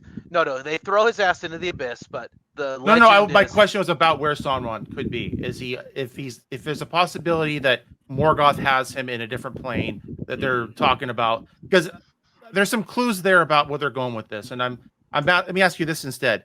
In the context of this show, is it possible that Morgoth is still around? No, but not on this plane. And I doubt they can show more. They can't do that. Him. Yeah. Okay. No, he's gone. Agey. All right. Yeah, he disappeared. Then Morgoth, I'm wrong, but Morgoth got thrown into the abyss, and then the legend is the end of times, like Ragnarok. Okay. His ass is going to pop back up, and then we're going to have this big ass battle. Okay. Well, I promised Mustang that I would tell him what my theory is, but we'll get to it later. So let's keep going. Okay. I'm wrong. Now, but there you go. Let's move this along. This is how bad this. Look how long we spent on. We're still in the prologue. This is how bad and how much is wrong with this. Mm-hmm. Now it's War Galadriel, and she's got what 5-6 guys left with her of her centuries of hunting, and they're in the northern wastes, whatever it was called. And this is Morfydd Clark. This is the extent of her emoting right here. Yep. Pissed, angry, insufferable, or pissed, angry, insufferable version 2. That's kind of it. The swords are stupid. How the hell are you going to draw a 20-foot sword out of your?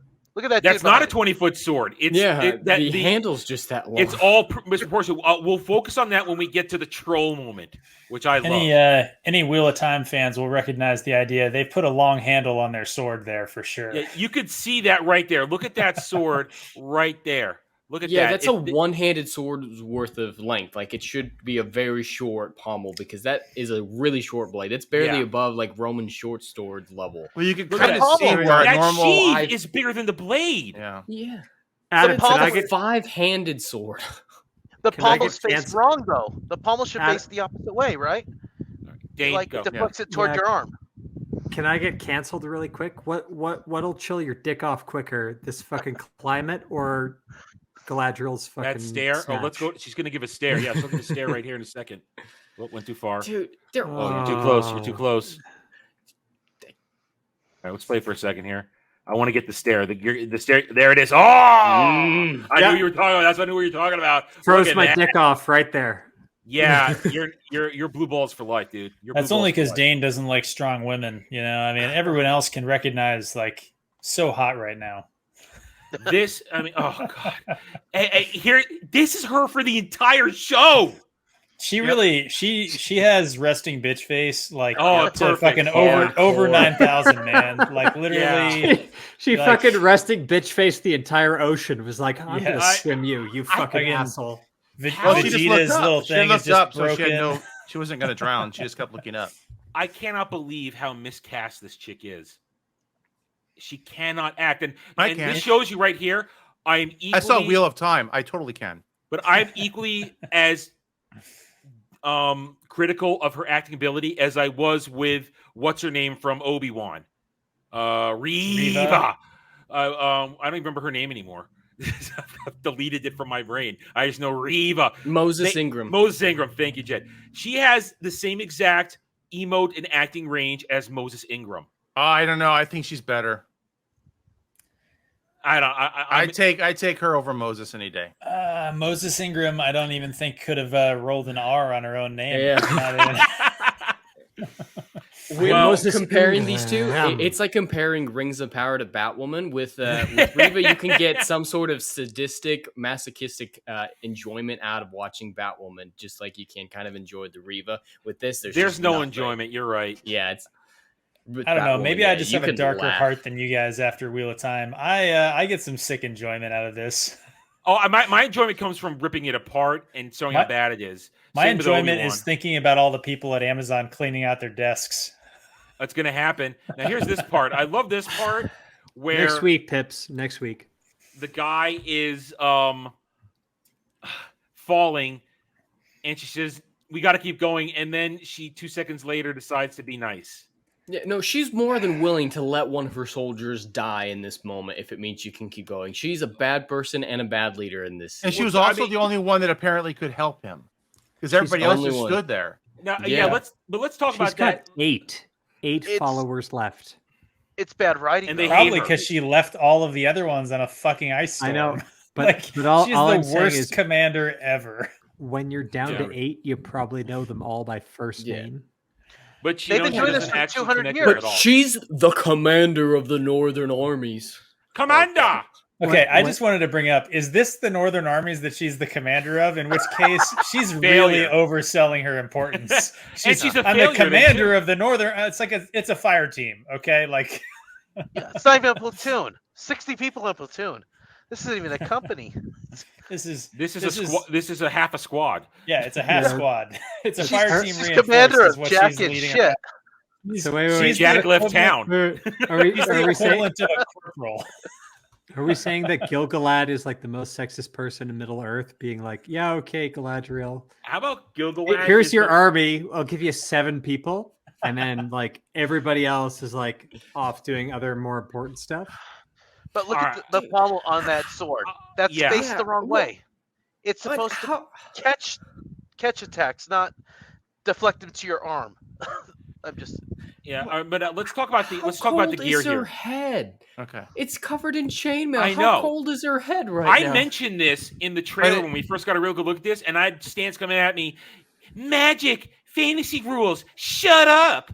And I was just like, what? She's proven that she has zero ability with magic in this show, despite the character being able to. I mean, she stood next to Sauron and didn't notice, even though that's her whole deal with Anatar, is that she was able to tell something was off. She has no magic. It is strange that they took a force of nature level sort of magical being and they turned her into somebody who swings a piece of metal around. Scary sword lady. She's just a scary sword lady, not one of the top most powerful beings in all of Middle Earth at this point. Let's see if I can get it right here. There it is. She's a strong woman though, guys. Boom. Okay, now this is a really important part because she was proven right. All those doubters, all those haters on her team. We need to turn back. We're giving up. You're wrong. We would have found it long ago. We're lost again. It isn't here. And she's the only one going, yes, it is. It's right here. We're standing. We're really close. He wasn't, because she didn't fucking see it until like everybody else. No, but she knew it was there, though. And she said, it's right here. Well, and it's been abandoned for centuries, so it's near useless to them. I know. Yeah. And then there it is. So she gets proven right, and everybody else wrong. She commanded this army of 5 men. And how many times did she get proven right, and then they still want to keep abandoning her? Because that's I would want to too. I just want to get her out of the way. It's like, man, this girl's Galadriel in Peter Jackson's movies, I'd follow into hell. This bitch, I would throw off that fucking cliff. I mean, to be fair, she apparently can do pretty much anything and kill literally anything with her sword, but she still watched like 6 other elves get killed by a troll. I was gonna get to that. We'll get that in a second. Such a bad person. She kind of like, yeah, you guys fucking earned this. I'm gonna let this play Don't out worry, for a Pips. second. They were all okay because we counted. They were. They had a gimpy half-foot healer Yeah. A cleric. And he he cast an AoE heal spell. Yep. But Man they've of been effort, doing this- shout out. They should be buddies. They've been doing this for like 200 years. Do you know Yeah. anyone you've been buddies with for 200 years? Yeah, I have lots of and they hate her. 200-year-old friends. And they hate her. All right. Yeah, they hate her. They hate her. Before we keep going, Mike, thank you from OBG70 Mike. This I was posting a picture of Galadriel. It's a frowny face. It's a frowny Dude, face. that thing's emoting more than she does. Frowny face super sticker for 99 cents from Mike. Thank you, Mike. Much appreciated. But yeah, well, that's how we all feel on the inside. That frowny face. How imagine spending 200 years with Galadriel and not fucking hating her. Now here's Dude, she's so dislikable that the only moment of the show I actually liked and was cheering for when she almost drowned. I was up off my seat. It's like, yes, fucking die, bitch. I can't. Yes. Yeah, I'll tell you what I was cheering about when we get to that scene. But so we're in the fortress. Member berries. And I didn't bring this up in my review, but I did note it. How? Let's see if I can get it. Well, here it is. Here it is. Oh, look at her! She's so strong. I just took that as the fact that even she wants to hit her own face. She sees her reflection and she's like, "You fucking bitch!" And she just punches herself right in the nose. And I cheered. Honestly, I stood up, standing ovation. I cheered. I was like, "That right there is the audience getting what they wanted." Hit that bitch. Oh wait, it's yourself.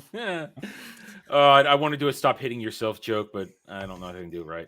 So they go into. Could we mention the line of "I can't get warm"? Oh, it's so evil. Torches cease to give off heat. Yeah, again, the bad dialogue continues. How cold must the Balrog Shad be? pointed out, but everybody and he's right about this. You hold a torch up in front of yourself, you blind yourself, right? So all those people basically being like, got my sword and I've got my torch up and I'm holding the torch in front. That's not how you illuminate a dark area. You hold. That's what I said during our watch party too. But yeah. It completely fucking wrong. Like everything's wrong. Everything's wrong. That's what. Remember, I asked in chat. I said, "Don't no see in the dark." Well, they've only got fuck me. Oh god. Oh, you're right. Don't get broken. They don't even need the torches. So now I made the question of I'm breaking. What's going on with these torches? And somebody said to me, they're magical. And I'm not buying it. No. I mean, that's literally the answer to any problem that you bring up is it's just, oh, it's magic. It's like, that's bullshit. Sweet. I mean, I guess if we want to have no rules here, I guess just teleport to fucking Sauron and stab him in the face. It's magic. Now, I got to bring this up for the first time. Does she look elven at all? No, never has, never will. Elves should not be able to hide among humans by just covering up the ears like she does on the raft. And she's supposed to be super tall, isn't she? Yeah, she's supposed to be 6'4", I believe. That's bigger than me. Yeah. No, I was the same thing. Elves are beautiful and perfect and they tall. It's not just pointy ears. They're angelic. And these are people with pointy ears. Yeah. None of the height perspectives of this entire show have been right so far. They failed on every level. I mean, Peter how's their Jackson's origami? The elves almost glow when they're together. Yeah. Vulcans how's have the more origami boat characteristics. making. All right, let's drill down on this scene right here before we get to the troll, which is what I really get to the troll. But this whole, what were they experimenting on? What could they be doing? It's just mystery. The explanation. It's almost as though we're trying to sound mystical and we're trying to sound really smart and fantasy-like, but in the end, we sound stupid. Yeah, and the setting is Cold Isengard. If you hadn't noticed, The mystery box.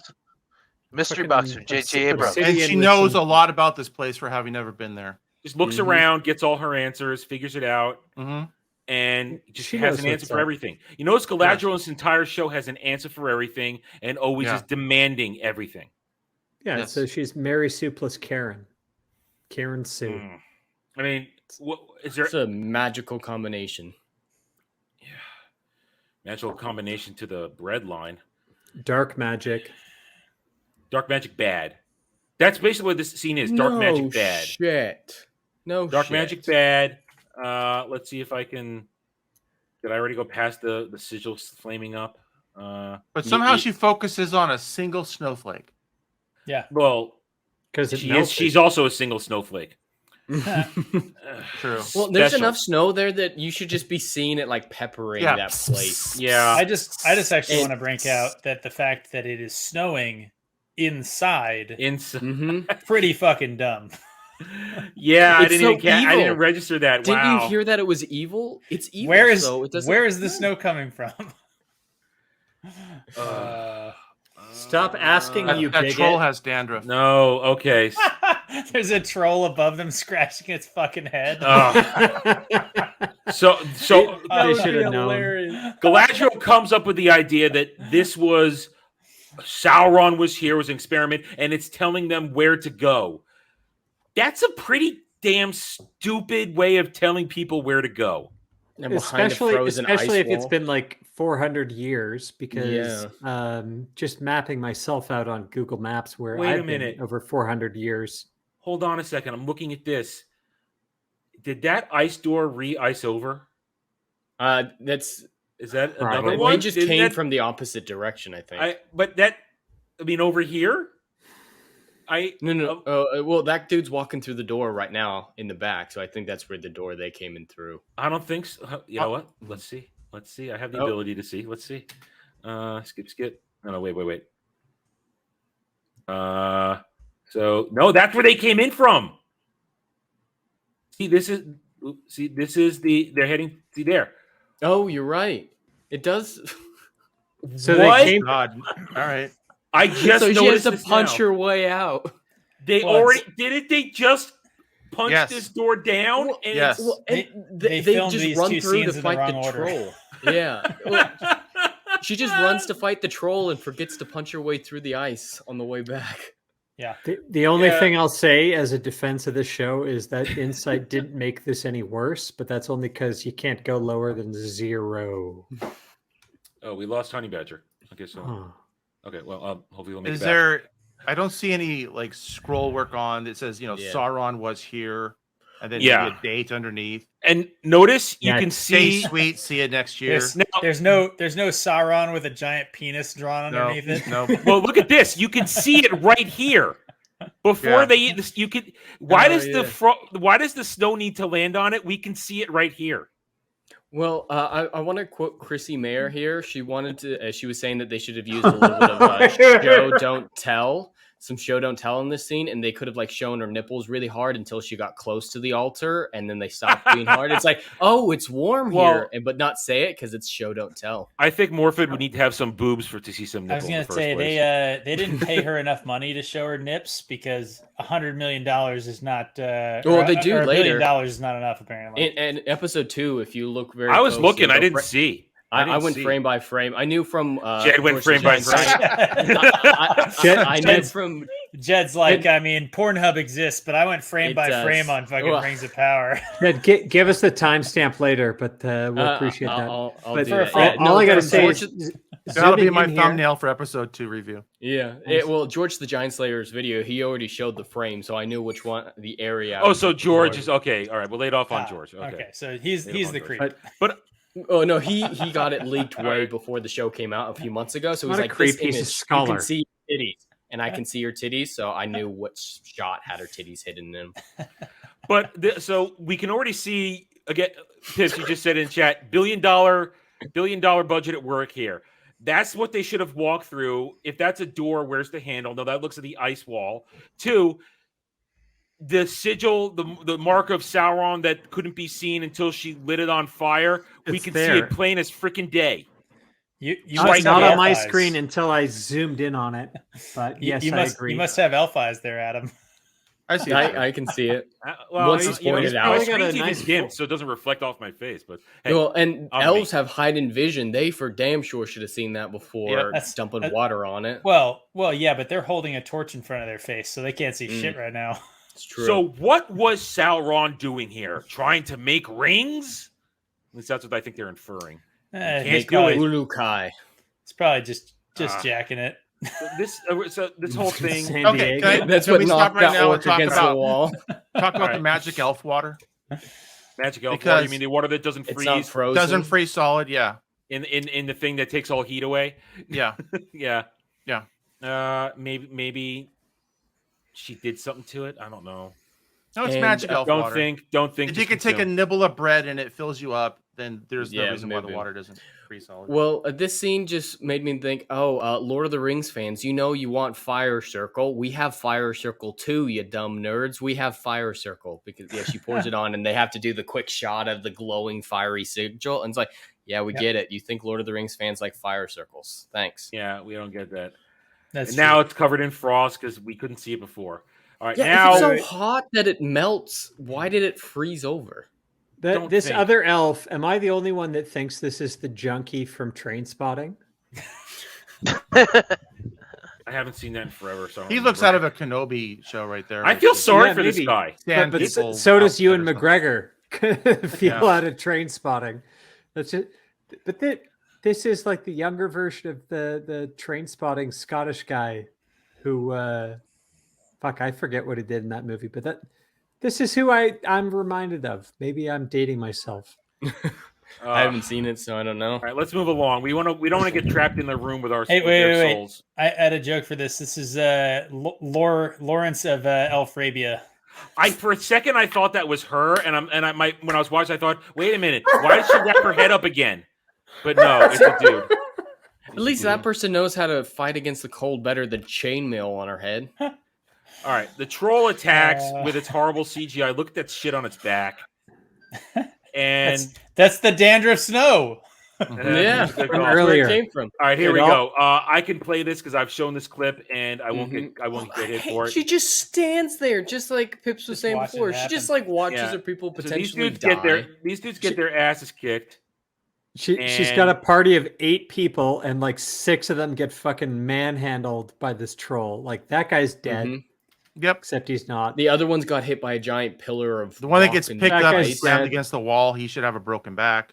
Yeah, but all of those These 8 three- dudes have penises, which like the wind resistance and stuff, they're too slow. That's why the troll gets them. Yeah. But how? What's that? Where did that Somebody come getting from? yelled Yeah. at for watching this? Adam, I'm hearing some in the background, but that's whatever it is, it's fantastic. That was know somebody where that's else. coming That from. wasn't me. There's somebody else. Somebody else watching this.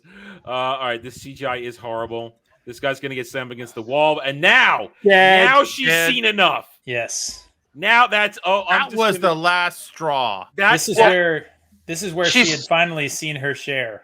Bully She only for knew that you. guy for 50 years. I mean, Okay, Mike. I know this is your favorite moment. We talked about this before God all this damn even you. started.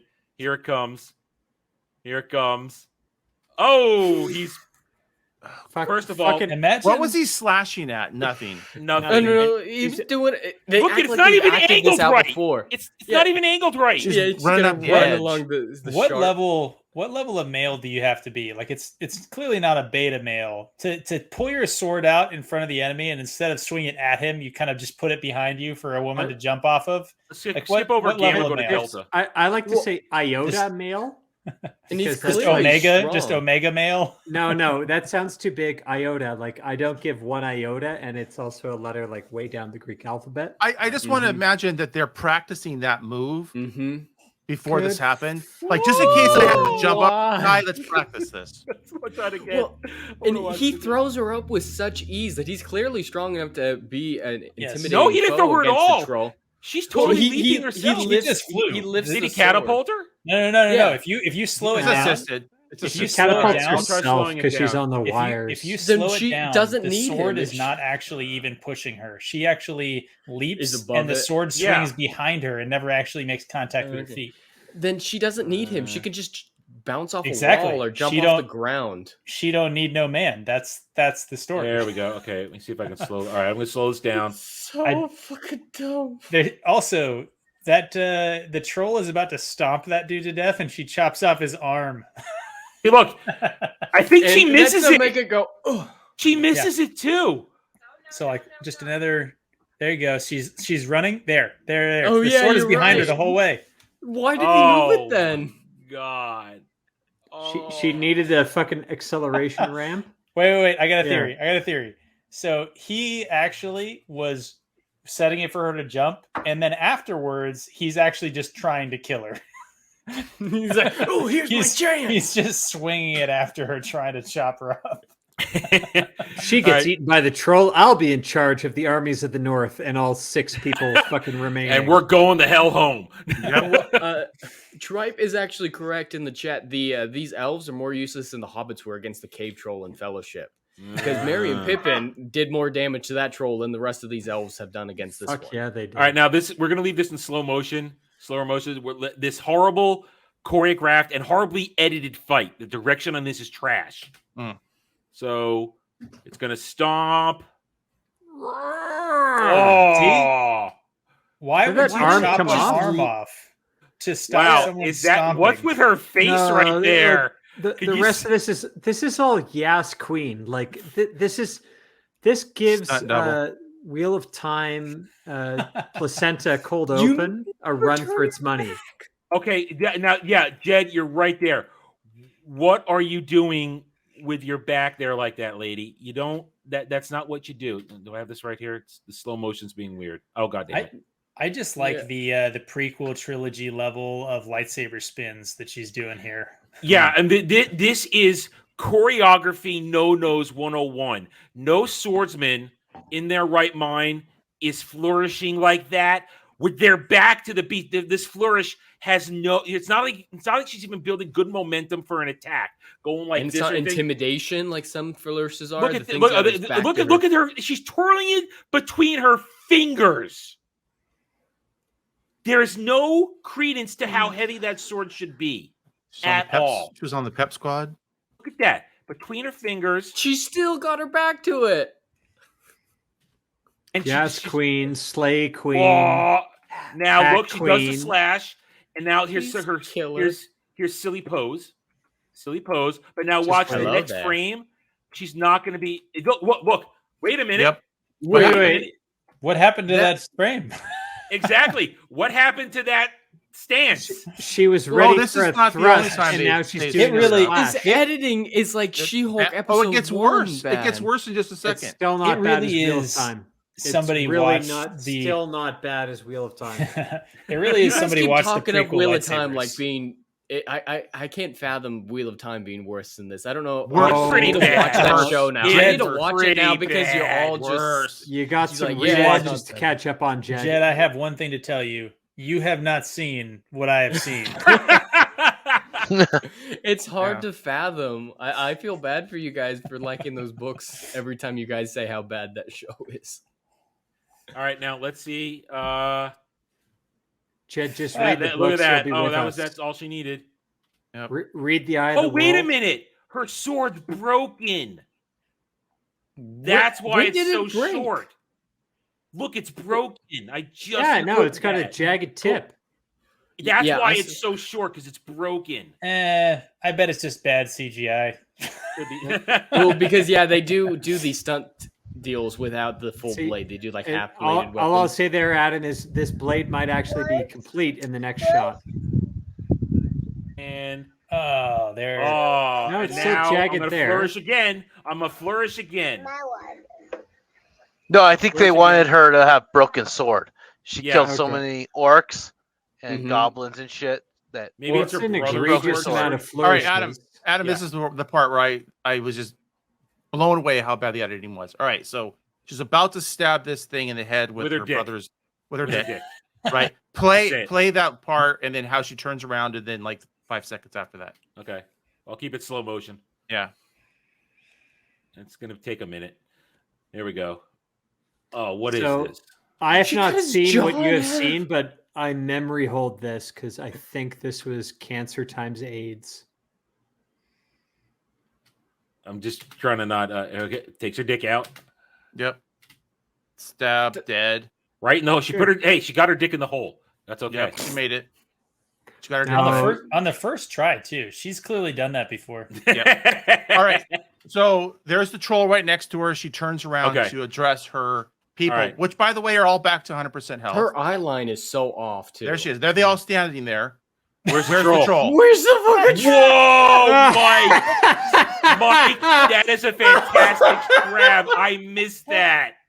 She just such a fucking good stabbed it in the head, and she's just well, like, you'll have to watch my review tomorrow morning. Award points to Mike. Mike gets points. The rest of us were too drunk to catch that. I was too caught up on the bad choreography. And I count 1, 2, 3, 4, 5, 6, 7, 8 people excluding I have her. no 9 people excuse. total. everyone's back to this full is health, what a second but the viewing monster gives you.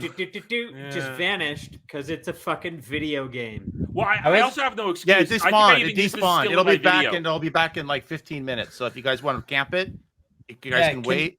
Can we do a quick? It drops the mithril mail that you need for your. I was gonna say character. just a quick visual search. Do you guys see any loot drops in frame here? Like, No.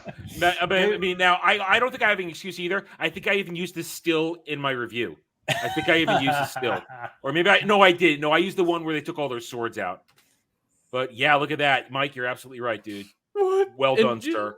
Well done. There's not even room for like. Where was it? It feels like they're in a different set now. Or they're someplace else. Bad editing. Right Yeah, there. it's just we're at the talking top. about how bad the editing is and how bad the jumps are. And that's Right there at 12 o'clock in this shot That's where she is came in the from? ice hole that she came in from. Yeah.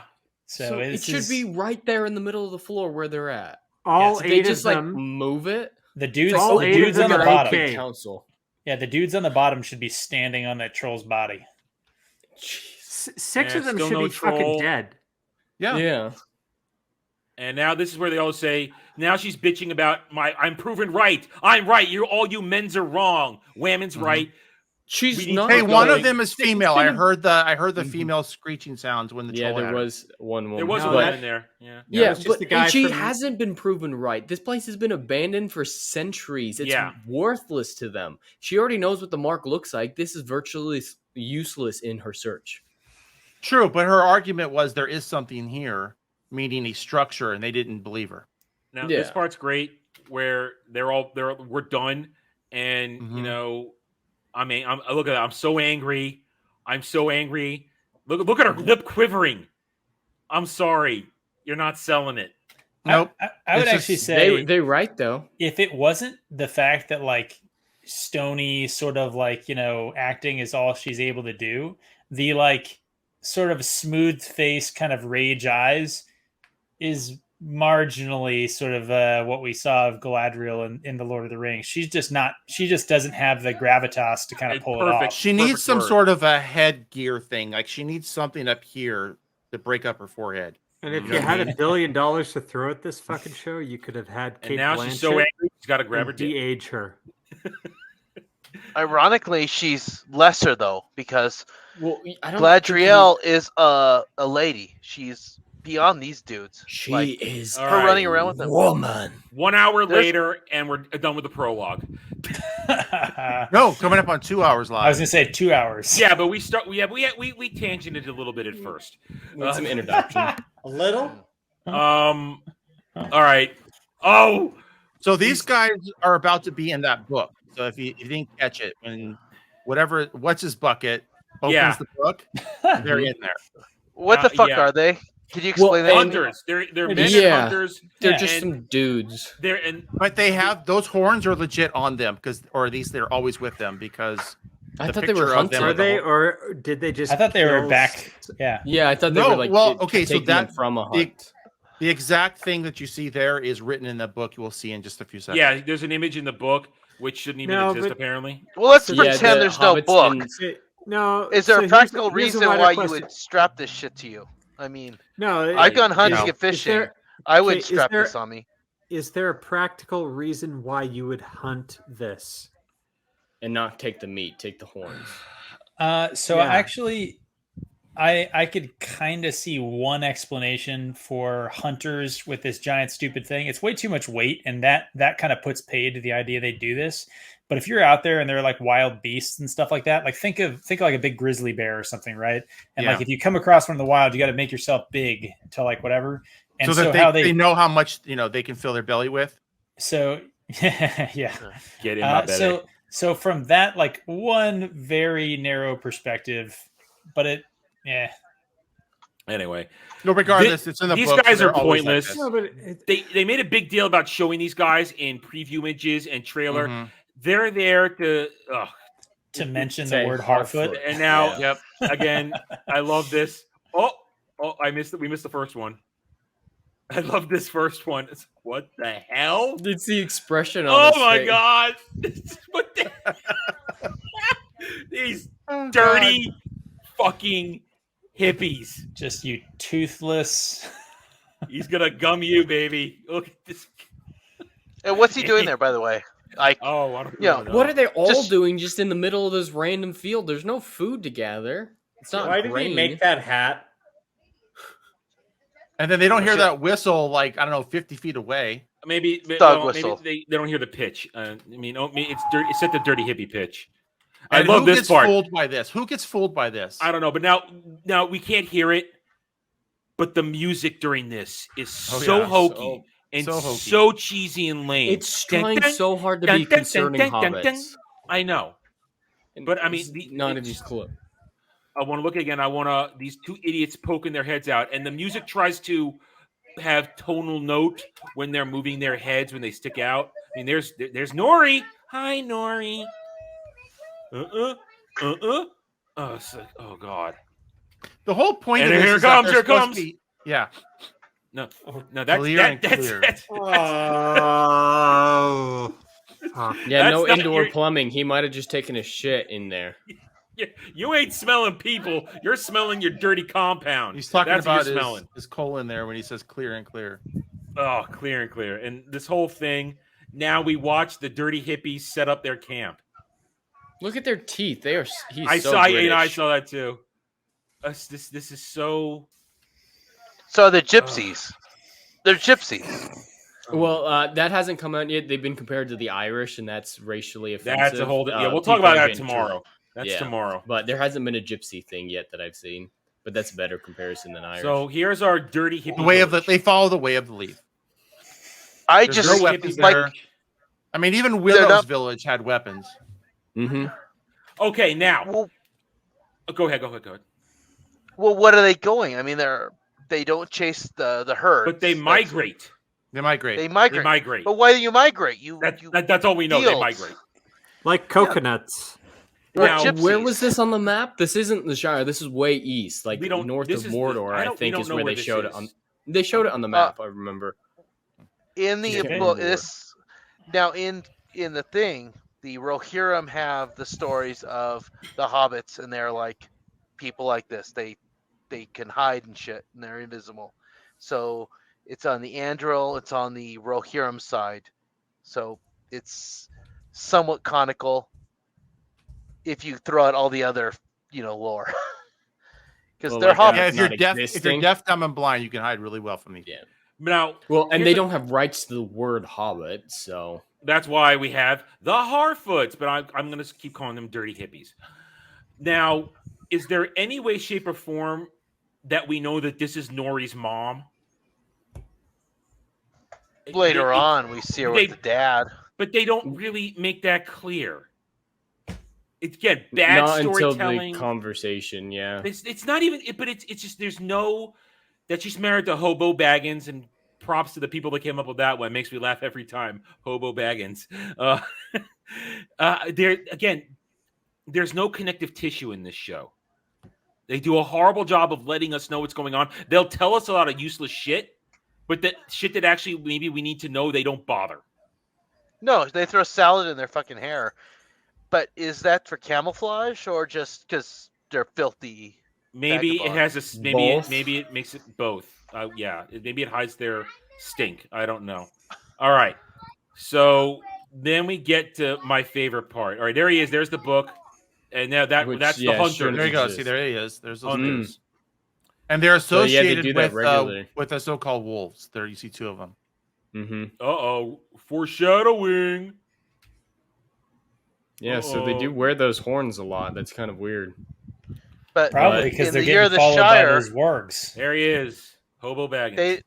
There's no written word in the other Shire. Right. But Do any of you get the impression that these are shorter than average human beings? No, did they sell that at all? Even when pseudo Gandalf arrives, it doesn't look right. It's not like they. Yeah, they didn't get perspective. That's what I said an hour and 58 minutes ago. they didn't get any perspective at all on this whole thing correct. I All the feel like shots are wrong. They went one of two ways with it. So there's a few shots where they look way too small, and then most of the shots they don't look small at all. They look like regular sized. Yeah, these But could be there's regular people for all we know. Yeah, they are. Well, they didn't even bother. Then with they them. have their random stunt doubles, like in the trailers. They clearly used a child's hand with the wizard, not a small person's hand like they did in the Lord of the Rings movies. It's clearly like a 5-year-old. So what's she sneaking into? That's like they're stealing, right? Like someone built that.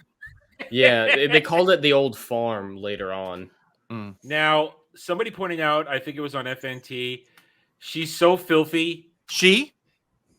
Isn't that a she? Did you just assume her gender? I walk on this. canceled. I said he, she, they, them, all the things because I don't give a shit. I'm not playing pronoun games. They can kiss my it's ass. discount. No, I'm saying that's my discount joke. Sam, Is that you don't know. It's discount Sam. Head. She has no support in her blouse. I know. Not that we want to see that. Now she wipes herself off. Like she right still there. looks just I'm as not freaking dirty. Seeing anything to cover up. If you're a That chubby too. kid, you have a little man boob there. So No, it's pretty low cut. That's all I'm saying. I know. And she also looks. that's what I'm saying. 17, This is some so- representation. I This is know. representation. Checkbox. Fucking Now, sucks. they'd be marketing half this show on it if it was actually.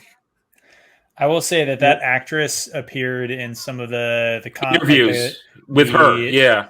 The San Diego Comic-Con, she was there, and it is a she. I guess I can't say for sure that her character the actress identifies as a she.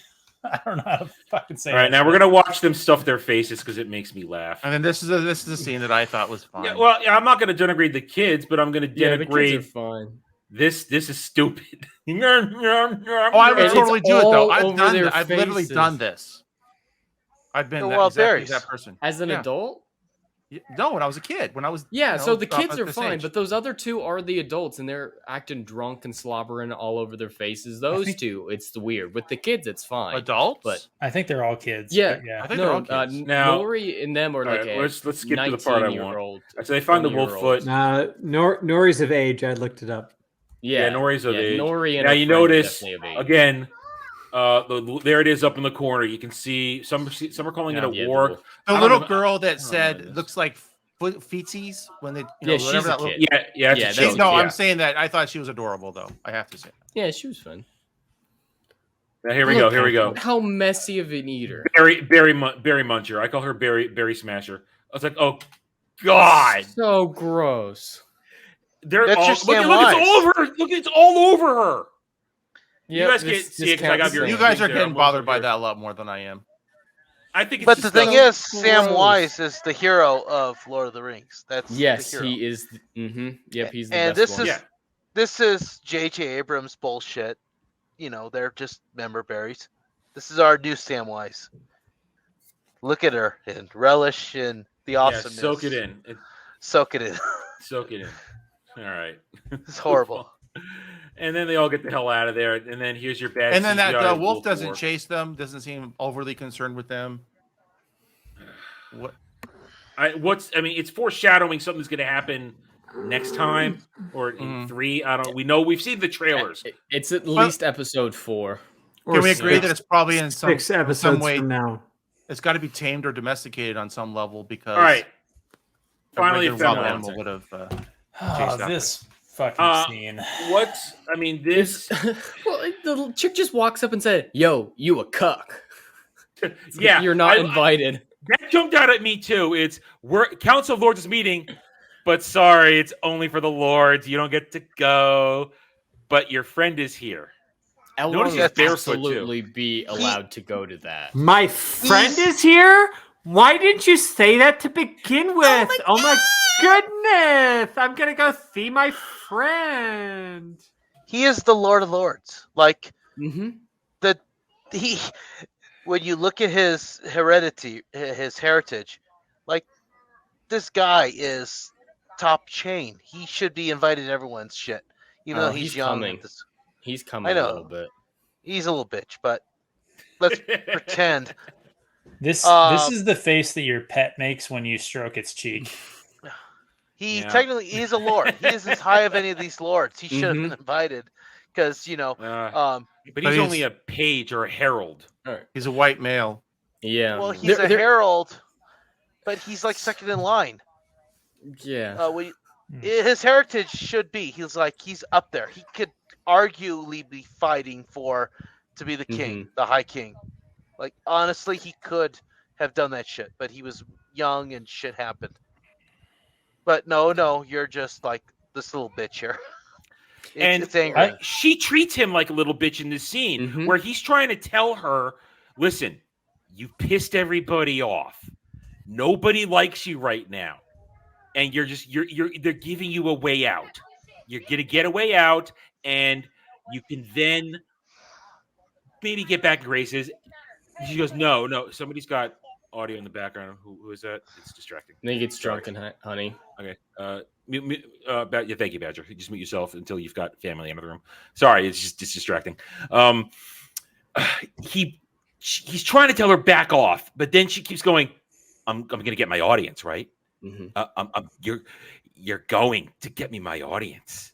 He likes his mother-in-law way too much. If I were his wife, I'd be highly jealous. Well, I don't think wife Galadriel doesn't have a daughter. Yeah, because doesn't have a daughter. Motherhood is an aspect of the patriarchy. Yeah, so he's trying to tell her. Boyfriend then? Now this is the thing where it's like, oh, you have your mark, but whatever. It's just, and it's all setting up. It's been pointed out. I've seen it pointed out already that it's basically setting up how she is right and the patriarchy's keeping her down. Correct. No, they just want to get rid of the bitch. Later on, they said, yeah, Sauron might be around. We just want to get her the fuck out of here. That's the patriarchy keeping her down. Gosh. I really felt for them. It's like, yeah, we'll deal with this problem. You're just awful. So mean. Look at the disdain. The smug bitch on her face. Bitch you very much is what I called it. And it's same expression. And now that's, are you talking back to me? And this is where she says, you're going to get me my my audience, aren't you? And he's like, okay, if you're good. This is just dirty hippie shit. It's dirty hippie shit. This line is so bad. I hate her line. They have their grain fields. Yep. We Wolves have their mountain. It's like, but they have their Lucky Charms. Now, there's a moment in this that I caught there where she's talking. Somebody said there were no Asian hobbits. Asian hobbit, right there. Representation. Checkbox. So if you go one scene forward where it's got her with like the vegetables and shit behind her again. Yeah. So like going on. Let's see now. She's getting her little snails and stuff. Oh, There's a second one there. Right. Look at that. Look at that. Oh, look. Isn't that like? Look at that. It's right out. That's right out of. This is right out of Fellowship, where they're carrying the goods and one walks right by and she steals it, or a dude steals it during about hobbits. Look at that. There shouldn't be fat people in a society like this that is constantly migrating and living off the land. God, they're ugly. Sorry. No, Jed, you could live off the land. Just eat snails and bugs, and it's best for the environment. We can solve global warming, world hunger, and everything else. Okay, what am I looking for? Vegetables behind her? Hold on, Triple Waters is right. That might be a Native American Harfoot, not an Asian Harfoot. What? So what frame am I looking for with vegetables behind her? What am I looking for? Nori sitting right there. Okay, there. Yeah. So the thing I wanted to bring up, that we had the conversation about the forced perspective and like the berries and stuff. So the thing I noticed in this scene is they made like the giant sort of snails, but they left like the carrots and stuff behind her, like normal sized. So in the same shot, they both established and screwed up the forced perspective, which is comical from like a set design standpoint. Like, why would you go to the trouble for one prop and then the other prop in the same scene? Look at the acorns in her hair. Those are normal sized acorns. Yeah. Shouldn't they be bigger? Yeah. And what purpose do they serve? Is it camouflage? Camouflage. I don't know. Maybe she's going to grow something out of her head. Maybe a brain. I don't know. Because all this is about Nori. You need to not be so rambunctious. They tell us like 7 times her entire personality. You're too curious. Don't be curious. Don't go off the beaten path. You're curious. It's Bilbo, like, stay at home. Bilbo, stay at home. Oh, wait, sorry, Nori. Well, Bilbo wasn't curious or ambitious. Not really. It wasn't until he started his adventure that he grew. But he those had traits. the idea. But he was ready. Well, remember Gandalf puts a line, "You're not the inquisitive hobbit I remember you to be." Some stuff. But I'm just saying, she is the Bilbo Frodo stand-in. Mm-hmm. She's the Bilbo Frodo stand-in who has dreams of adventure. I mean, Frodo had dreams of adventure, but didn't realize those were derived from Bilbo's adventures. Yeah, she more Bilbo than Bilbo. It's member berries. This is She's actually J.J. better. Abrams. Yeah, she's better than Bilbo. Because she's less prone to color blindness and all sorts of other things because of those 2 X chromosomes. These are the new. This is your new Frodo and Sam. Yep. Accept them and love them because they're better. Now, here is the reward scene. We get our Gilgalad for the first time. Why is he fat? Why is he wearing that wreath crown like that? Fat elf. Damn it. We have a fat. I think his ears look the best, though, of all. He does of them. have the best ears, and his hair is the most elf-like. Agreed. Does that still not great? But look, it is look funny. Here's a great shot of everybody's hair. It's all nice and clean cut.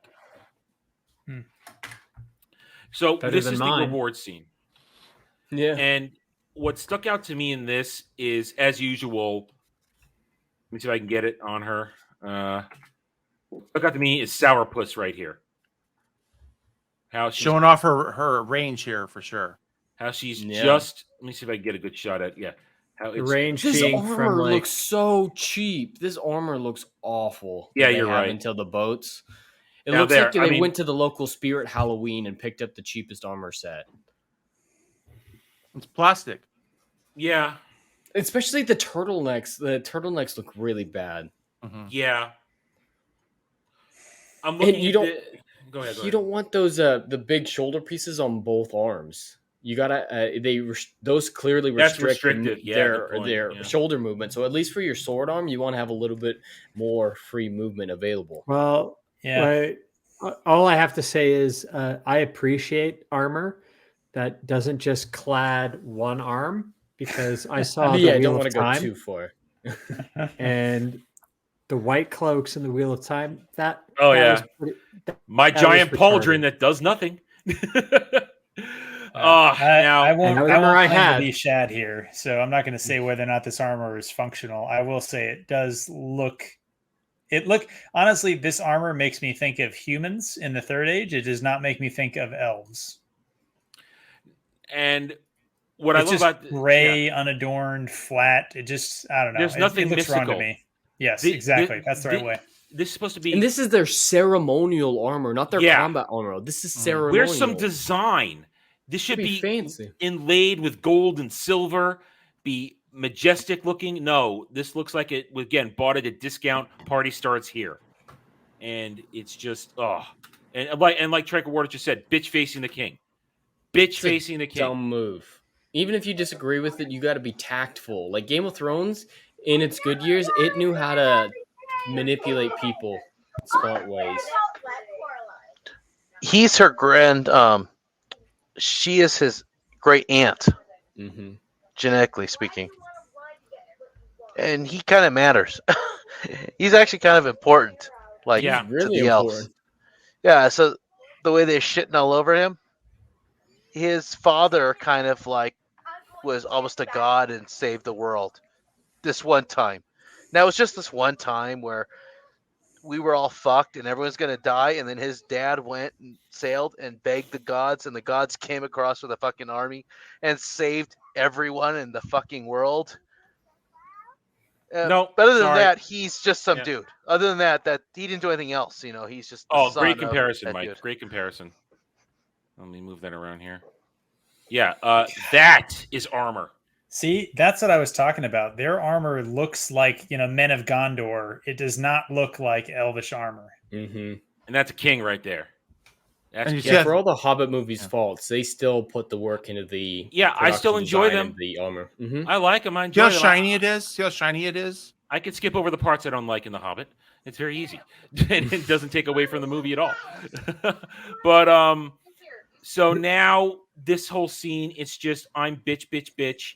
And she just gives him the stone, and that's it. It's everything's great. Let's ignore Galadriel. You all get your reward. You get to go home to Valinor. Now, I believe there's something wrong with this whole concept, correct? That they get to go home? Correct. Anyone could kind of go anytime they wanted. They didn't need the consent of the king. Right. Yeah, it's before the rounding of the world, like you were saying earlier. Yeah. And So, there's no gateway, no nothing. Yeah. Yeah, just if you want to go, you can go, and you just got to wait for the boat. So maybe there's a little bit of a line going for the boat, but yeah, everyone could go whenever they wanted. It's like a Disneyland. You all have to wait in line. Yeah. Well, it's a bit of a line, but for an elf, like even if it's a decade long, to an elf, what's a decade? Yeah. So that's all this is. You get to go home, and it's setting up all that stuff, and now fireworks display. I think this is easily the worst scene of the show so far. Yes. This conversation that they have. There's so many insufferable. examples of like, why is the evil not gone from here? Well, it's also the lore Pounds her breaking. chest. Even Oh, yeah, I that know too. this. This whole thing about the dead are gone, they're gone. Elves don't die the way we do. They're all back in Valinor, right? Right.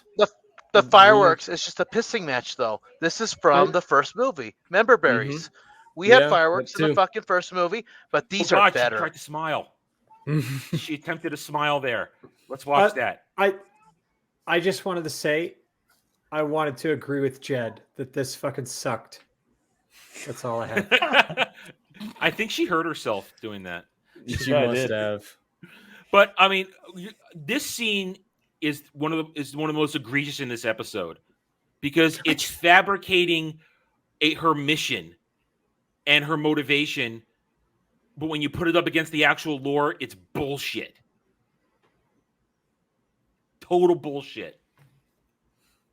The moment I knew this scene was going to be the worst is when she pounded her chest. And why is the evil not gone from here? It's like, what the fuck did you just say?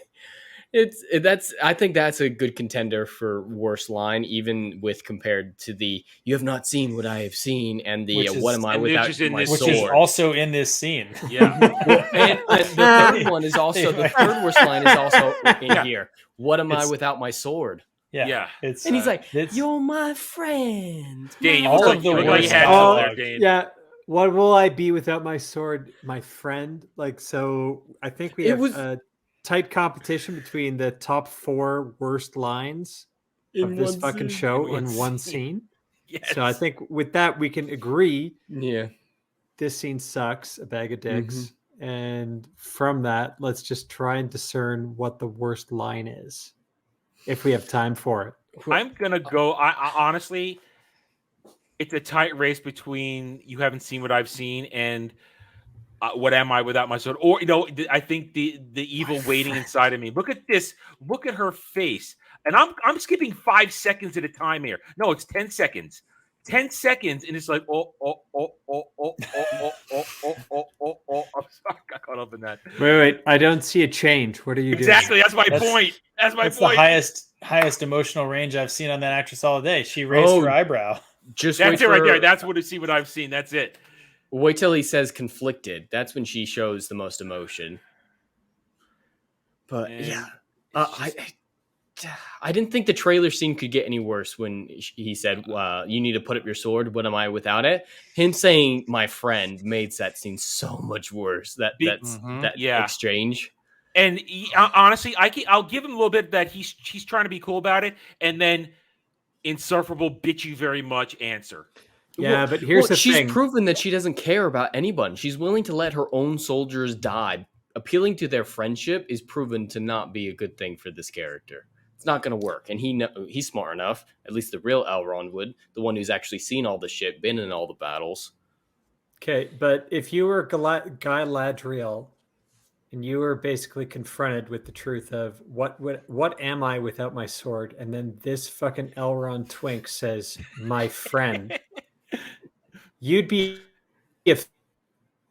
offended too, right? Dane's roboting out. Yeah, we lost you a little bit. You came back. You're back. I think you're back. He's got Canadian internet, guys. Sometimes it happens. Where did I cut out? You were saying offended. I think you were saying. Yeah. So if you were offended by what Elrond said, just remember, if you were a woman and Elrond told you that you could be his friend too, you'd also be offended. I think my original delivery was good. I'm sorry. Yeah, I'll just it's live YouTube. What are you going to do? YouTube glitch. The impact of the first one was so much better, and then the repeat it's still there, but it loses the original impact. I'll type it in chat later. It'll be fun. Forgive you. I forgive you. Thanks, Adam. I'm going to go on mute now because I feel embarrassed. It's fine. Look at this. 10 seconds later, her face is still the same again. She moved her range. eyes this time. She moved her eyes. No range. She tilted her chin. I she moted. To say conflicted. Oh, I love it when he says conflicted. All right, am I the only one who gets like a mouse-like a vibe from her face? I don't know, but I'm having fun doing this. Keep it up. I love it. It's the best part of the fucking show right now. Do that like 10 more times. Here we go. I don't think it doesn't like it. I gotta stop. It's starting to craze out on me here. We got to get off Morford Clark. It doesn't like it. She's these close-ups too. Let's talk about these close-ups in this scene. So this tight. direction. Why are we so close and tight on their faces like this? Well, and why are there only 2 shots for this entire conversation? I know. And we know that Elrond doesn't swallow. Yeah, I was noticing that too. Got quite a large build up there. Mike, go take a timeout for that one. Yeah. Take a timeout. Adam, I got a quick question, and this is kind of. Are we going to cover episode 2 tonight, or is We're gonna that try?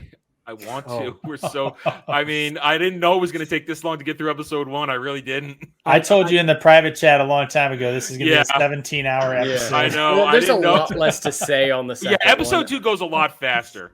Well, that's true. I do remember she's on a raft the whole time. We're gonna soldier on. All right. I do remember mostly sleeping through episode 2. So. Yeah, I mean, worst comes to worst, we can pick up next weekend. But we're going to do our best. We're going to do our best. The only reason I'm asking is because I think I got comments that might have bearing on both, and therefore, like I don't want to like spoil my best insight if we're not going to get to it. No, we're going to get to it. The plan is to do both episodes tonight because I don't want to be backing up for episode 3. I want to be able to not have this hanging over us there. I really don't want to. Dane wants to know if we have enough time. He's been holding back some of his comments. Dude, fire away. If you got something right now, fire away. I'm all for it. It's fine. I gotta watch episode 3. Are you shitting me? You don't have to. It's okay. I don't want to do that either, Honey Badger. But I have to. Oh man, yeah. Look at that, dude. Take a drink. Take a drink, dude. No. So all right. So I'm gonna introduce this now, but lay it on us. Lay it on us. I think Sauron might be Elrond. No. Well, that's a bit ultimate mystery box. That you got there. So this is my crazy theory. Correct me, but it's actually fairly coherent, guys. I think he's onto something here. Well, so, we know who it is already. No, we don't, because the show introduces Meteor Man that you think is Sauron, and then they introduced Ship Man, who you think is not Sauron but is. But what if it's Elrond? What if in like episode 7, Galadriel with her double-handed sword makes it to some frozen landscape and hacks Elrond, the real Elrond, out of ice, and it gets revealed all along. All along, he was cloned. Would that Elrond have an some illusion balls at least? But all I know is Oh, but what does Elrond actually do? Right in these episodes, why would Sauron like pretend to be What? this pathetic? Well, what does he do, or what should he be doing? What does Elrond do? Convinces Galadriel, Sauron's greatest martial adversary in all Middle Earth, to go to heaven. Goes to the dwarves and is like, "Hey, I like your wife, buddy. She's cool." Create some friction, maybe, ruin all relations between elves and dwarves, and get in tight with Celebrimbor, who's going to forge those rings. Am I just being completely drunk, or am I onto something? Are we going to get to like episode 7 of this, and it's like you're giving them way too much credit? Yeah. There's no way Sauron would pretend to be this pathetic, though. And I really put it out that it's just, they took away Elrond's story is the problem here. They took away his story. Yeah, they did. It's a mess. What you have is a mess here. So honestly, what you said, I can't argue with any facts because we can't argue facts because we're playing with fan fiction here. All rules are out the window. So what I'm saying, or what I appear to have heard from this feedback, is what I've just said is so fucking stupid that these writers, these writers couldn't conceive of it. Yes, because they're it's even so dumber. Stupid. It's high brain stupid, and they're not even high brain stupid to come up with something that stupid yet comprehensible and subversive. They couldn't even come up with that level of subversion. That's the word I wanted. My theory is pretty stupid too, so we'll get to it right here. But this scene right here, now this is pure fan fiction right here. Up until this point, with the exception of the dirty hippies, we've sort of still been in the realm of at least part of what we know, people that existed. Here comes pure fan fiction now. But before we get there, I want to remark on this. I spotted this when the trailer, and I waited until we got right here. Notice the ends of those arrows. Those are plastic knobs. Those are plastic. That's 21st century plastic. What you call it? The knocking? When you, with the, that's 21st century plastic ends on those arrows. I think so. that He's gonna Chad fire did him. a whole thing on the trailer for Willow based on. Yeah, they did the same exact thing in Willow. You're right, same exact thing. And I said in my video, I want Shadiversity to go for 20 minutes on this alone. I want him to just lock onto this. The thing that I noticed about this was like, why, from like a prop sort of standpoint, why would he have like a third of the way full sort of quiver of arrows?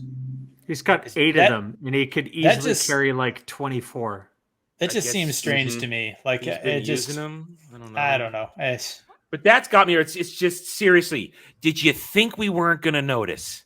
Especially with a close up like this. I know we are hypersensitive right now, looking for all the flaws. Did you think we weren't going to notice 21st century plastic ends on arrows? On cheap CW, that could be forgivable. But again, this is the most expensive television show ever made. Yeah. I just like hearing a second where they introduce this guy to be just a fucking random ass dickhead. Now, here he comes. No, you walked past it. Oh, wait. Fine. The chess dude, you can keep pause there. When he walks past the chess dudes, like they're playing chess. Oh, he ruins it. Yeah. He gives the dude the winning move as he walks past. Yeah. Like they had to show that he was both smart and a fucking raging asshole at the same time. Nice. So I'm just gonna ruin your game. Now, as a chef, I basically appalled the scene. There's just so much wrong with there's so much cross contamination going on here. It disgusted me. No, hygiene's not a big deal. Hygiene is not a big deal. In this show. Here's another fire haircut. Yeah, here's our racist. Now we're gonna get there. Here comes Ismail Cruz Cordova, Arondir. Wait, what were those hats? Hold on a second. What is up with those hats on those ladies? Those old ladies. Come on, get me there. Are they ladies? Or, There's What like sort of? welding masks. It looks like masks. a Flipped bucket up. that they. And they're like, all right, I'm gonna flip these down. I'm gonna fucking Let's start go. welding this metal. Let's go right now. This is how we decide things in this town. We put our horn helmets on and we charge. What is this? What is this? I don't understand. This is diverting the male gaze, Adam. You're so nobody's enthralled looking with at those these dumb ladies. hats that you're not looking down. All I'm saying is, costuming department, you're massively overpaid. It's like a bucket on their head. At least the one on the right looks like a bucket. I'm so confused. The one in And the then- middle has got me most confused. Like, what? There he is. Okay, Titus Fade on Middle Earth. First black elf ever. Arondir, played by Ismael Cruz Cordova, who can't act either, by the way. Took him 7 auditions to get this part. Got rejected 6 times. But everybody was Seriously? perfectly cast. Yeah, he was auditioning for over 7 months. But you realize they said when they looked in their eyes, they had to see Tolkien. So it Mhm. wasn't until the 7th audition that they saw Tolkien in his eyes. It's Everyone probably because he perfectly was cast. It's probably because that 7th time he was sort of in a lower down position, kind of looking up. Oh. like a stone or like a ship? Like a ship. He was like a looking ship. up like the shit. Yeah. Now, what I have to wonder is whether or not the 7 actors that came before him read a little bit and was like, nope. Yeah. Nope.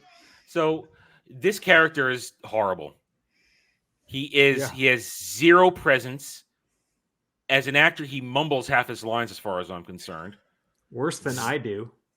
No chemistry with Persian experience here.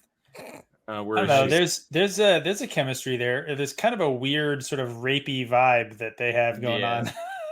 It's not romantic. It's let's go out into the woods and fuck. It's lust that they have, not love. But here's the thing. This goes into part of my argument. I didn't make that point, but I made the point that as far as a couple go, you're not drawn into their story at all. I don't feel anything for these people. And then when this guy throws out knife ears because he played Dragon Age Origins, it's not. I mean, which is a great fucking game. Great game. Great game. But way it's better not than lost this on show. us. It's not lost on us that, oh, look, a racial slur is being thrown at the only black guy in the room. It's not subtle. Definitely Not at all. No. It's not subtle at all. And like Jed pointed out, he's got that certain haircut. He's got that certain haircut, and it's just very fresh. Very fresh. That. And this guy looks more like Train Spotting than the last guy. Yeah. So they've stolen from fucking Train Spotting, they've stolen from Dragon Age, and they're about to steal from Tremors. Yeah. Go ahead, Badger. But elves. He should walk in the room and like there's an elf in the room. You know, there's no presence there. There's no. The elves are different than humans. They're better than us humans. They've got pointy ears. They're different. See, they showed them. Well, they hate them because they've been keeping an eye on us for over 1,000 years, and we hate them for watching us because we were on the side of Morgoth, and it's just they laid this shit in. And I'm sorry, I don't care. I don't care. They don't. There's a gravitas to an elf in the Tolkien world. They're taller. Mm-hmm. They're angelic. They got the ears. Yeah. Typically, we have long hair. When they walk in the room, you know they're in the room. And you know barely. they are. Do you guys want to indulge a tangent for me? I know we were taking for fucking ever on this Fine. already. Yeah, dude, I'm fine. All right. It's all good YouTube. Do you know what's one of the coolest fucking moments in the Lord of the Rings, the books, is when it gets described like Legolas, part of the Fellowship, and they're going up Caradhras, and everybody else is having a hard time trudging through the snow, and Legolas is the one walking above it.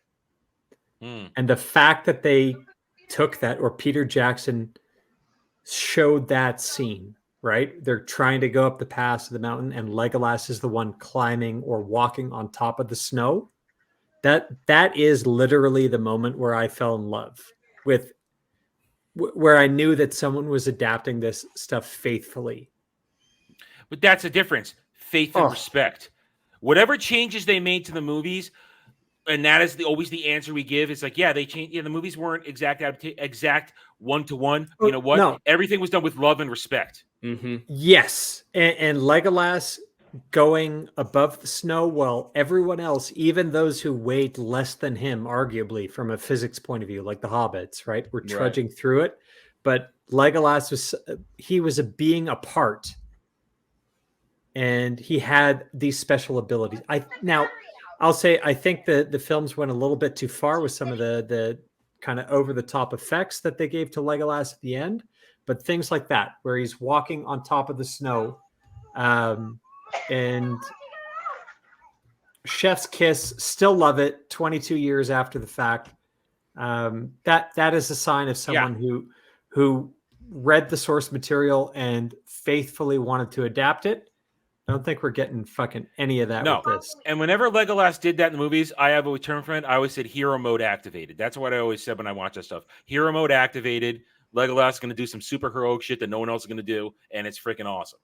And I love it. But this guy, and you notice now, with the exception of Galadriel soloing the troll, that was it for action for this episode and the next episode. That's it. Well, she swims in place in the second episode. Oh yeah, I caught that. No, she gets there's the giant shark. Some distance implied. So now he goes outside to talk to baby mama. Now, last night, I'm going to say this. Last night on FNT, Ryan Kindle was talking about tits out her. I'm sorry, I'm missing it. Yeah, a fraction of cleavage. I'm sorry, that's not tits out. Oh, she's got a shoulder ring too, or the armband, so it makes it look like she's more muscular than she is. They do this with all these strong female. That's supposed to be an oath band, not. So they do the same thing in Prey to make her look stronger. But so here's baby mama, because we know that badass teenage mustache in the next scene is his son. He's trying to grow his badass teenage mustache, and it's so thin and pathetic. Well, like you mentioned, go ahead. When we were talking before, like we don't get their chemistry at all. Yeah. How many scenes did Arwen and Aragorn actually share in the Peter Jackson trilogy? How many scenes? We're talking extended too. It's got to sure extended. Okay, it's got to send. There's one in Rivendell. I want to say 4, maybe 5 if you count the dream. Grand total of probably 7 minutes of screen time, maybe 10, because those scenes are usually pretty short. And even their final scene at the wedding, no words are said. It's all show don't tell. It's all show don't tell. Well, even just that first scene when they're in the woods, you get a lot of their chemistry when they she first shows up and meets Frodo, takes him off towards Rivendell.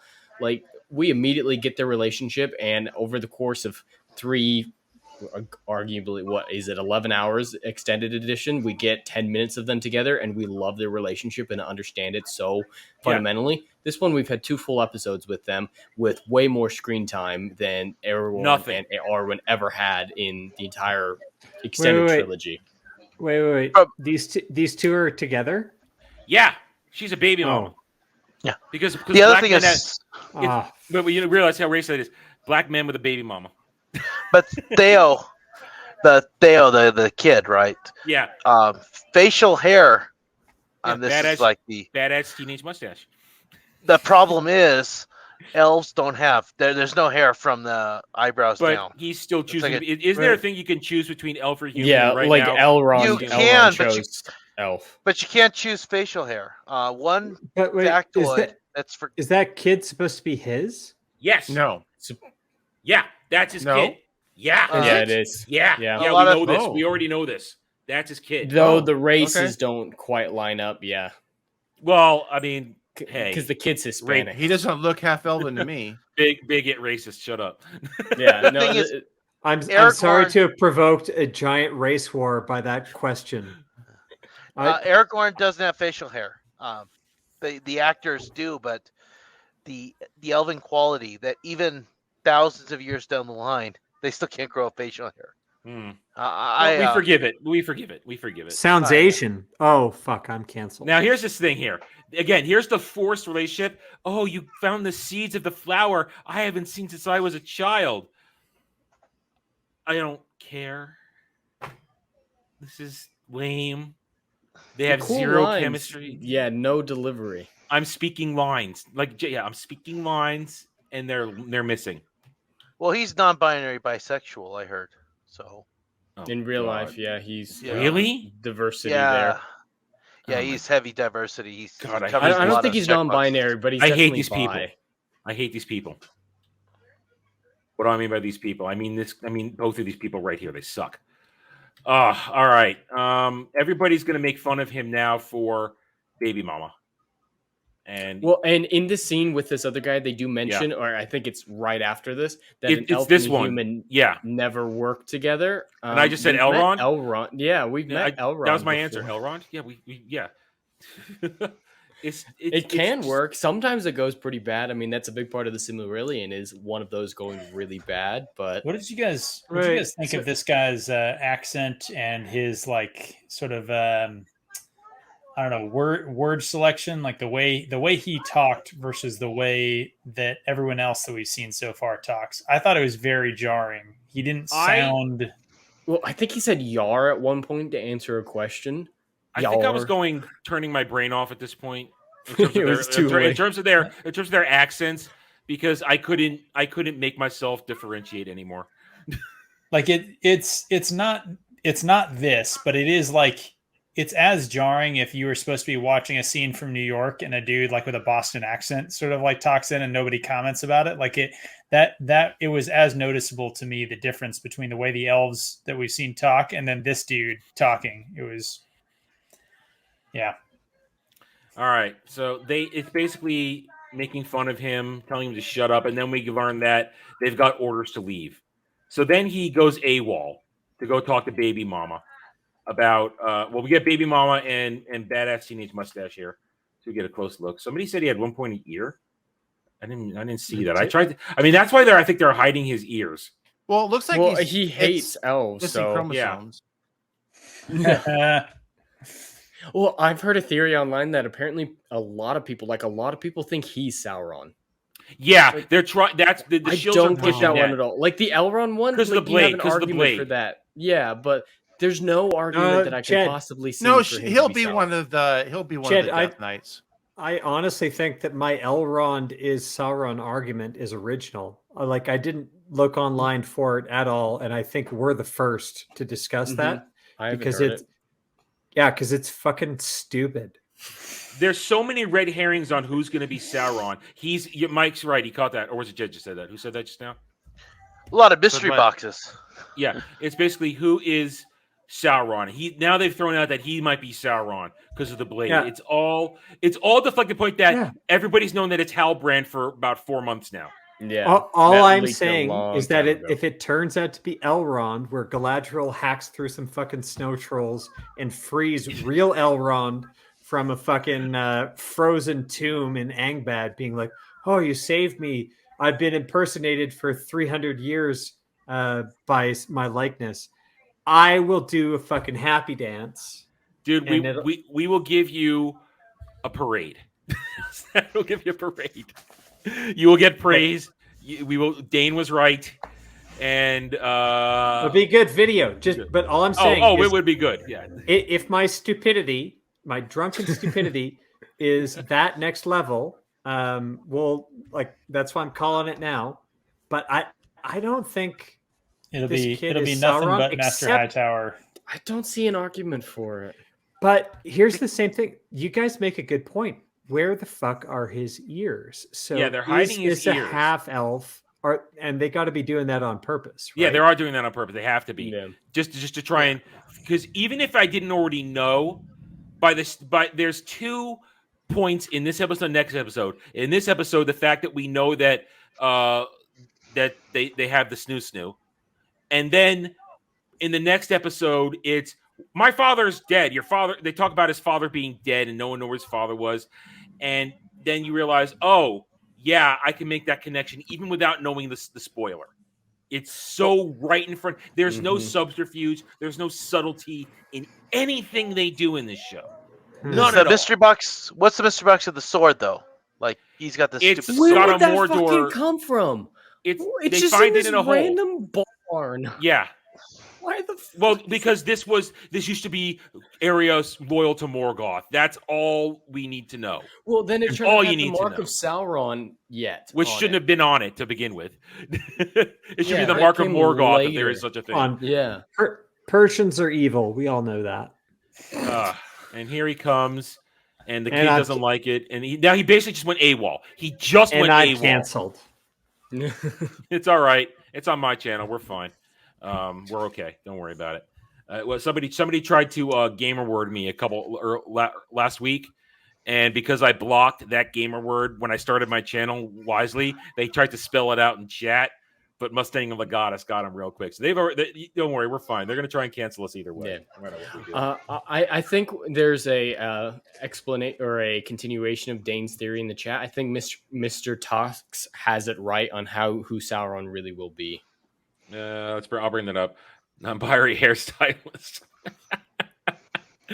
That's who's been doing all the haircuts across Middle Earth, and Sauron is just Yeah. like everyone tells everything to the hairstylist. You know that classic cliche of rumors. So he's that hairstylist. Oh, Galadriel, that's so interesting. You found a mountain passage in the north or a fortress. That's so interesting. That hairstylist knows everything because clearly that person gets around. This coloring is going to take at least 3 hours. So why don't you just tell me what's new with you? You know what, Jed? That theory makes a lot of sense. Hey, it's from the chat. The chat gets credit. No, Jack. Yeah. Anyway, Is that Tranquil? I don't know who said it first. A lot of people have been saying it. Well, Galadriel's hairstylist. We'll back on the show Very here. You guys can scroll through the chat and figure it out. I will keep going on. So he just went AWOL. I've gone AWOL for you because I love you so much.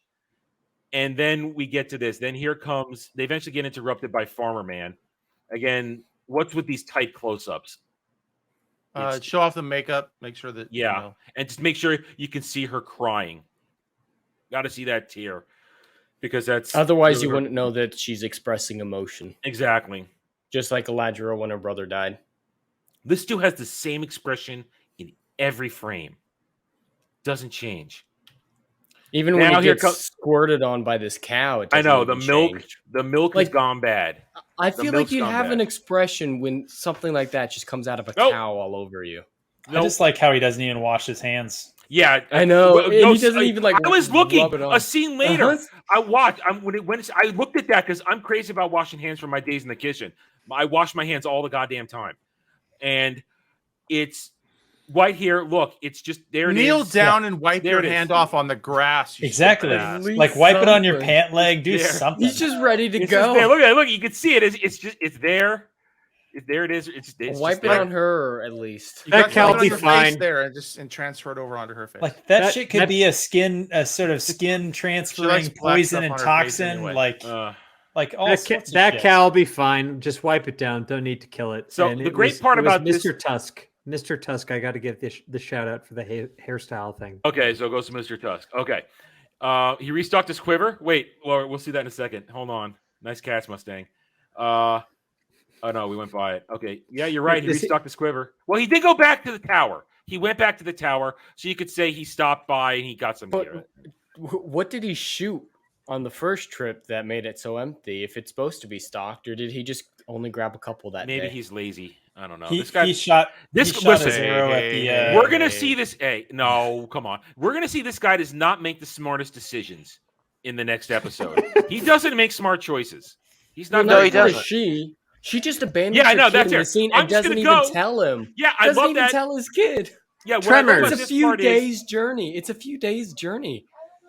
Not yeah, by but Tremors. gone for a few days. When I So first... go ahead. Okay, go ahead. Well, if this kid is his son, he's a half elf. Like he just said, it's only happened like 2 other times in history. Yeah. It's kind of a big deal. There's a lot. Like, But you can't keep this shit a secret. He broke some rule. I don't know. But we got this right now. Now, I watched these episodes very far apart because I watched this episode, then I did my first review, and then I stopped and I did the second episode and tacked it on to the main review. When she says, I'm going to go with you, my reaction was, why? What are you going to offer? What are you going to do? He's an elf. He doesn't need your healing. They've already mentioned in this, or maybe it's the next episode, yeah, we kind of heal on our own pretty well. We heal pretty well. We don't really need healers. Well, and that guy's there asking her to help the cow. She just abandons the F's cow. off, yeah. So we're going to go find the source of the cow. poison. I'm going to help this guy who doesn't need it. Yeah. And now badass teenage mustache and racist friend go to the barn to look for stuff. But as somebody comes around there... Oh, that was the same kid, knife ears, dude. I didn't notice that the first time. Yeah. It's fresh cut. It's fresh cut. Racist friend from Train Spotting. Yeah.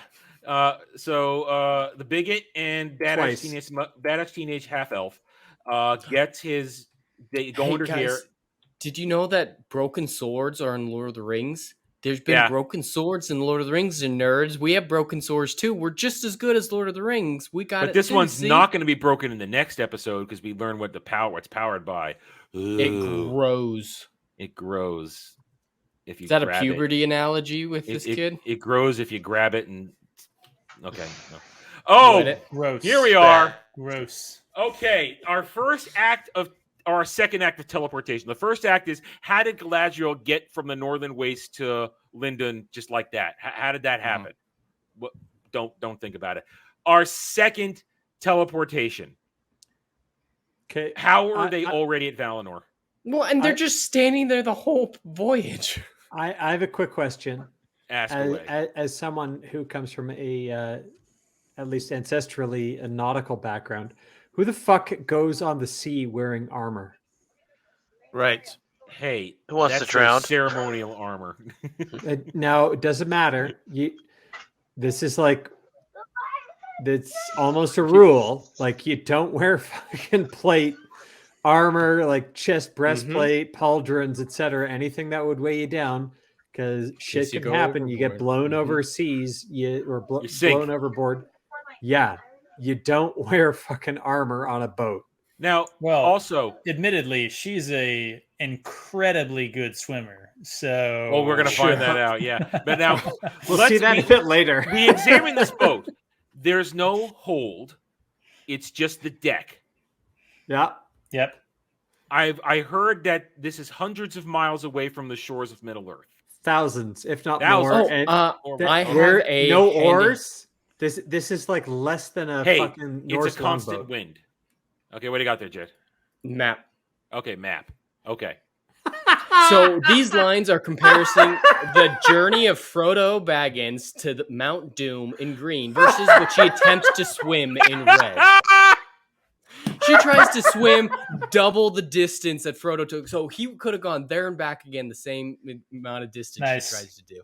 I like that there and back again. Luckily, awesome. she does find some people down here right next to Numenor, so she We're gonna doesn't go that far. But yeah, she tries to swim double Frodo's journey. I just want to say, fuck it, I'm going back. It's pretty sad they didn't even have her. Like, I would have expected her to know Numenor was there and to be swimming to Numenor the whole time. Mm-hmm. It's kind of a dumb thing for her to have tried. Really dumb. So this whole thing, it just makes zero sense. Again, but it speaks to the level of quality of the people involved. It's so bad. And now we're setting up. We are now in the final 10 minutes because it's a 5 minutes credits. So we're in the final 10 minutes. Thank God it was 5 minutes of credits. We get to dip out early in each episode. But again, thinking Gorget, like what the hell is that? That's a romantic fade. I don't know. It's just she's been like that the whole time. Just wait. Like Wayne Yip is gonna start handling the transitions next episode. Okay, so all right, so now we go to Elrond gets his reward, and now this is the patriarchy is in charge. We got this insufferable bitch out of the way because she's only gonna make it worse. So wait, just watch this in mind with my crazy Elrond is Sauron theory, right? So just picture this Elrond guy frozen in ice up in Angband being like, I don't mean to be a simp. Kind of shit. Like You're locked in. You're locked into this one, aren't you? You're just locked in on No, it. it's like if you were Sauron and you wanted to fuck shit up in this world, what would you do different than this Elrond, right? Well, Elrond is not the one who was pressing for it. It was Gil-galad who was pressing for her to leave. Gil-galad is Sauron. Oh no, but like, was he? Where are you? Cornlight, you're Why? What was Gil-galad pressing for that, or was it all Elrond? Why is God, why are we Gil-galad- showing I you don't soccer, know. Like, come mom? on. Well, we get Celebrimbor. He's Sauron. Oh, God. Well, we know he's not. I don't think he can be. I kind of think like that's like an arc that needs like two of them. But here's the He thing. can't. That's the one person who it can't be Sauron. Here's the one thing, though. Yeah, it's My the one that biggest can't.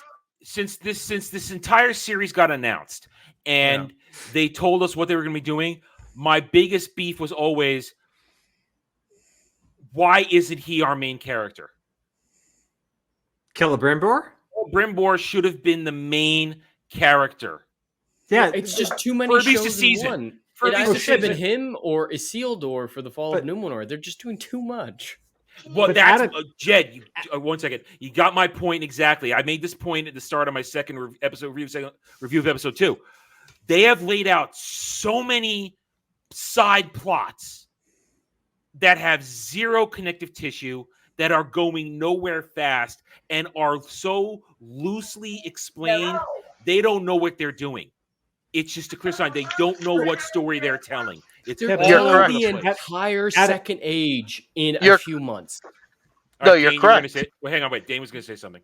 So thanks, Adam. All I'm saying is, imagine if you had competent people running this, and what your whole idea was, all right, I bought the setting. I bought the $1 billion. I bought the setting, and I'm able to slap Lord of the Rings or Tolkien on this. And I want to stay true to the lore before and after. So what I'm going to do is I'm going to write stories that focus on character and plot, not about the setting. I'm not going to affect anything that happened before or anything that happens after. And I'm going to try and do stuff that is entertaining, stories that fill within that. So Celebrimbor, the Forging of the Rings, anything that's kind of small or down in the minutia, it can be gripping, it can be exciting, it can have all that great stuff. You can develop character, you can have exciting plots, and it doesn't impact the wider world. Why don't you do something like that? Why don't you let your writers get creative and don't do an encompassing world altering mythology story? Just do something simple, right? And I think level superhero. Yeah. They're reaching for it to a point with some of these stories, because this Rings of Power feels like it's 7 different stories, and they're trying to run the gamut of the world breaking or the world arching Galadriel storylines, as well as kind of the smaller ones. Pick one and do it well. That's what I'm saying. And you know what?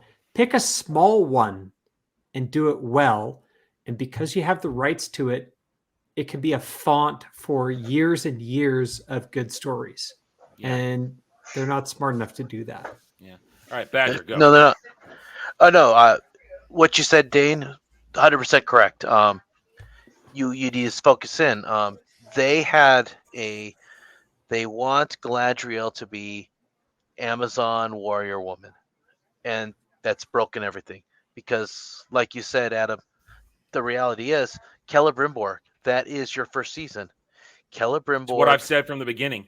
It could be. It could be a very good first season. Yeah, that's right? I said that anthology. Go back, find their receipts. That's what I said. It should have been season 1. Should have been Celebrimbor and the seduction of Sauron. And that's a real They're story. going to take seduction too literally. Oh God! The next you dirty episode, boy. The next episode, there's the hammer and stuff. Celebrimbor is a guy who wants to make the next greatest thing. He wants to build this massive juggernaut. Hold that thought. We're almost there. Hold wants that a thought. legacy. We're gonna get there. We're almost there. All right, so his reward, like Badger alluded to, he's going to get to work with Celebrimbor, the greatest of the Smiths. Then we get a pointless scene of, shut up, Nori, you're a dumb little bitch. That's all this scene is.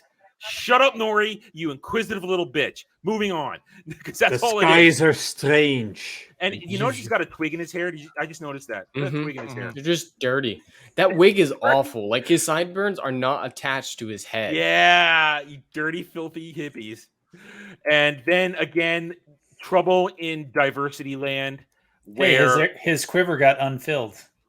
Nice catch. What did he shoot on the way there? Maybe he tried to shoot her, which is why they're angry at each other right now. He put some shots at her backside, I bet. Ooh, oh, hey, oh. Thank you, sir. So this is, they argue about, how can you say that these people are bad in this village? That's my homeland. That's my home village. They're not bad. They're good people. Shut up. I mean, that's basically all it is. Shut up. And they argue and they walk on. Now it's all setting up for, oh, look, the village is burned. And now this. Now here comes the connective tissue. And this is something I complained about in my review. Others have complained about it. I've complained about it in Obi-Wan. These hack writers have no idea what the passage of time means. They do not understand that just because things are happening at the same time in an episode doesn't mean they're actually happening at the same time, in real time, in the story. It doesn't make sense because now, we don't see the comet here as here comes the opening to Valinor. They all had we're skipping over the armor taking off. I don't want to take a chance on Will you pause for when you get to the actual transition and then stop for a second? The opening passage, which looks like when they all start to kind of melt into it. Yeah, when they start to go through it. Yeah. Just okay. with the hand reaching out. Yeah. Hold my hand. Take my hand. That there's a glitch there too. They're all singing, and she dropped her penis. And then I want to talk about my. All right, here comes the. We're right here. We got to go back. All right, Adam. I just want to highlight the penis. Yeah. For the next episode, and I yeah. want to make sure everybody notes. Yes. Every time the penis shows up and when it doesn't. Yeah. I know. Now that's her coom face right there because she hears the song of Valinor. Oh, but God. I love it that everybody else, there's a moment here where everybody else is singing and hearing it and it's she like isn't. An anti-coom face, for fuck's sake. I know. It's just this whole scene. She got something in her eye. This whole scene is abysmal because it's more bad music. It's forced of everything is wrong here. As soon as he says, "Take my hand," pause if you. Okay, that's the next. I think that's frame. Yeah, that's later. Now here comes Meteor Man. I think you passed it. No, it's the next. No, it's in the next sequence. Yeah, okay. they haven't reached it by the end of this. They're on the threshold. Take me to the threshold. Then I'll have to rewind. No, we're almost there. I'm just stopping it for fair use purposes. Look at that. Now she's backing away because she needs her penis. I'm not letting this go. Just like she won't let go of her penis. So he reaches out. There it is. And then there it is. That was right there. I want to see his hand. Well, there's a better close up. You want me to go for a better close up or that? Well, the point is he had his hand out, palm up, and then they cut away, and then it's palm down. They didn't get the continuity right. But I want to tell you my harebrained story that I was going to tell you earlier. Remember when I asked, is it possible that Sauron was not on Middle Earth? So what I thought was they were waiting for Galadriel to go to these lands. And as soon as they thought she was committed, they set loose the meteor who was Sauron. Yeah, that's harebrained. Okay. It's harebrained. I'm sorry, that's harebrained. Because Sauron is obviously Elrond. Oh, this is going to be a theme, isn't it? No, for the rest of the season, it's going to be a theme. It's not. It's like... Now, I like this part right here to be angry at because I read an article on one of the shill sites about 3 months ago that said this would be a great chance for them to explain what happened to the Entwives because Tolkien never did it. I think Mustang was with me in the chat that day, and I said, is there any evidence of whatever happened to them? And he said no. And they're right there. Look, those are Entwives. Because the Ents have been asleep since the First Age. But they're awake. Jed, can't you see that? They're awake. For the meteor. Didn't Is the Entwives thing a second age story anyway? There is no story. They just disappear. That's all we So know. I know that Tolkien never actually said what Yeah. happened. I'm just saying, like, Yeah. in the timeline of No. Actually, it's incorrect. He did tell you what happened in the Endwives. Oh, he did. Well, All right. I asked somebody. And they said they didn't know. No. He did. He didn't tell you, but he gave you. He laid out the stepstones. So the Entwives and the Ents, they split up right before the end of the Second Age.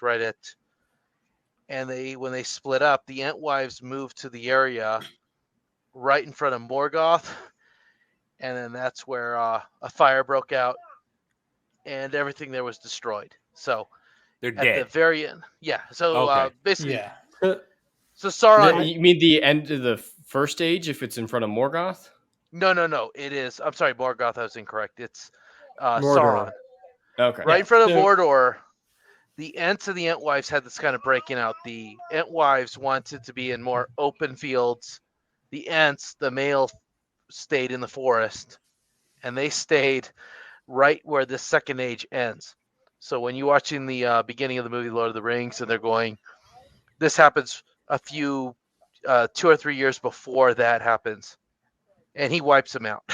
He burns them all to fucking ground. They're all Oh fuck! Because I always kind of held out hope that the strange happenings around the Brandywine and the Buckleberry Ferry and the forest around there with Tom Bombadil might have been a hint of Entwives.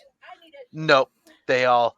He lays out the pathway. He doesn't say they actually got all wiped out. He just said they went here, and then, oh, by the way, 2 years later, Sauron showed up and burned the whole place to the ground right before the Battle of the Last Alliance. Without specifics, Fuck that guy. One could say a couple might have survived, but either way, these stupid people wanted to.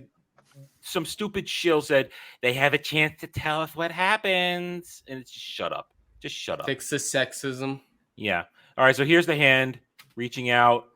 It's already too late. You just go on. Well, I went before. There wasn't a clean shot of it. He was raising it's fine. it. Don't worry about it. We'll just keep going. And now she can't let go of her penis. And she wants, look at that. She's lusting after it. I mean, we've all been there, not being able to let go. Yeah. It's true, but mine's bigger than this. And here comes yeah, that's a horrible freeze frame. I'm sorry. That's where it just skipped to. But he's getting ready to receive. Now here is the big reveal. It is such a dumb Jed, line. you mentioned this earlier, like 2 hours ago. The whole idea of touching darkness in order to find light, that's the antithesis of Tolkien. Tolkien's message is, no matter what, using darkness to do good cannot work. You cannot find good by using darkness. Bare bones, that's it. Yet here they are telling you, Galadriel, if you do a little evil to do good, that's going to be okay. Well, I don't know if jumping in the water is evil. It is fucking stupid, though, so... And there she goes. Now she's in the water. The magic V-hole is closing. And let's just leave it.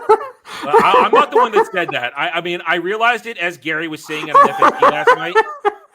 I realized that that's what Gary was about to say, and I thought, damn, I wish I'd put that in my video, but I didn't. That's pretty bad what you showed. Yeah. It's reverse birth. It's true. They're going back into the womb. There it is. They're going back. Magic V-hole. And wait, just for clarification. We just need legs. How many miles from shore is she? Jed, bring hundreds. That back up. If I could walk 5. She could swim, and now she's going to swim off. And at the same time, here comes. All right, now some people say that this thing's actually rotting. I say that this is a vision. He's having a premonition. I don't think that leaf is actually rotting. I think that would be a problem if it was rotting. Yeah, I say it's a premonition. They said that I think they said, oh, he's ignoring it. No, he's having a premonition. That's my take on that. Either way, it's pretty bad for him. Yeah. Bad either way. So here we go. We're at the end here. I just want to get this done. Here comes Meteor Man. And of course, she finds him. And again, here's red herring. Yeah. Not Gandalf. It's not Gandalf. So It is I just want It's to. not Sauron. Well, they want to make it Gandalf. That's the thing. They Yeah, want to. They they're want to absolutely make going to it. make Gandalf. it. It shouldn't be because it's too early. But And also, it's not how he get. I heard earlier today that's not how he gets ashore. He comes. He isn't, but this is J.J. Abrams. I don't think they know who this asshole is. I would wager that's a very good possibility. Wouldn't surprise me. They yeah. haven't figured it out yet. They just kind of put it out there. But all right, I definitely don't think it's Sauron because they don't want an association with the bad guy in the Harfoots. Yeah. And I feel like with the two blueses, there's not enough there that people will care if that's revealed. So they'll think, no one cares, so let's not do it. Could be one of the two blueses. It could be one of the two. It's going to be a blue wizard. It's going to be a blue wizard, in my opinion. I just don't see them No, doing they're right that. at the same time, though. If they can't get Gandalf to be it. Yeah. Look, if I just don't see them doing something that no one either has heard of before. Otherwise, the mystery box is null and void. Unless they make up their own character. Chat and Discord has taken me to task for my Elrond is not fake Elrond thing. Maybe if this is like one of the blue wizards, like I could win something back from like a double or nothing bet. So, all right, let's wizard we have double to or keep nothing, going. and I'm gonna do something embarrassing by the end of this fucking shit. Oh, I hope. Oh God, All this right, now this intro is one of the worst things I've ever seen. Now we get. How does this make sense? It doesn't. It doesn't. What is it? Wait. Is this worse than Wheel of Prime? Yes, because this is completely unintelligible. What? No. What's you the can at intro to least Wheel see- of no, Time? Here on the Wheel of Time, we can at least understand what they're doing with the weaving and the pictures. But this, I can't even tell what they're doing. That's my argument Bouncing sand. What does bouncing sand have to do with anything? I would generally take T-Rex. Makes no sense. Version versus the. I mean, these are trees. I don't know. Yeah, And then sometimes they it's- make symbols. Sometimes it's just pretty. It's just look at that, and then Like they does make the mark of Sauron at some point in a star. Yeah. Another. They try to do something there, but it's still. and then we stupid. get Rings of Power. Now And I the want to. music's not great. Oh, the music. And they're not- And this is what they supposedly had collaboration with Howard Shore on. This. And then these title cards don't match everything else. Like they should have made the titles out of sand if they're going with their theme. And This the just color. comes out of nowhere. This should not be gold on top of gold. Yep. It should have been silver to pop. Now, also, I've wanted to make this comment for a very long time, but I wanted to wait till tonight. You ever notice how in the actual Lord of the Rings movies, the Peter Jackson's original trilogy, Lord of the Rings is big and bright on title cards when the titles are together, and the subtitle is smaller.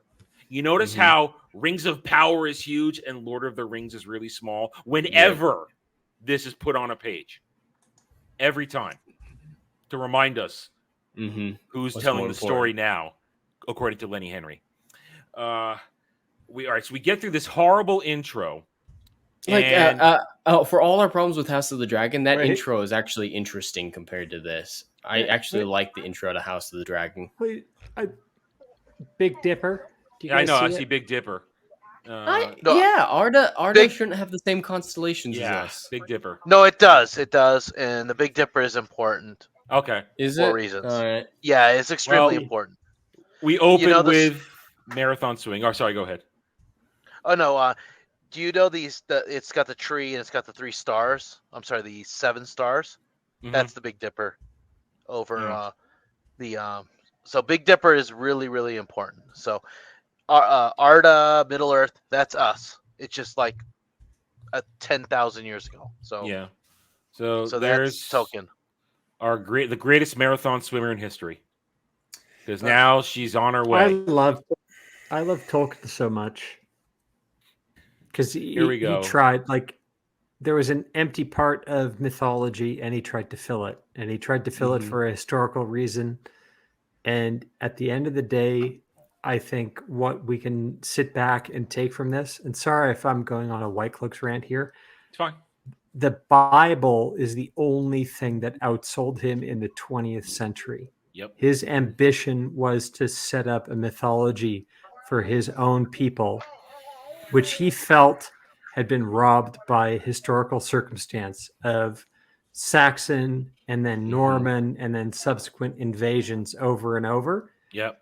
And what a great testament to him in that the mythology that he created is now the first point of reference that others now take for the sources that he drew inspiration from.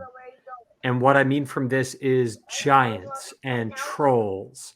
And for my own culture, the Dutch culture, the hobbits, the kabouters, the first point of reference that the wider world has for that mythical creature, it comes from Tolkien. He not only created or filled in what he thought was lacking for his own culture, he superseded it. He made it something greater. He made something global. He made something that resonated throughout every culture throughout the world. And holy fucking shit, are you surprised that you get a backlash when you fucking butcher his work? Yeah. With this fucking dog shit. Yeah, and I'm it done. is. Yeah, dude, that's pure. That's pure fire right there, man. That's passion. And that's what they don't understand about us. They don't understand why we're angry. We're angry because you're effing with our passion. And you're telling us we're toxic for enjoying our passion. No, this is awesome, though. And ironically, he would not want to supersede the Bible. He wanted to make mythology for England. I'm not saying he did, right? He had limited scope. All I'm saying is he succeeded beyond his wildest ambition. Absolutely. He did better than he thought he ever would do, because when he was writing, he was not out to beat the Bible. But even finishing second place would have, I don't know. It was done with hope and love. The Silmarillion was the first. Like Lord of the Rings and Hobbit was second. It was a fake mythology for England, which he loved. And that's you guys are right. You guys are absolutely right.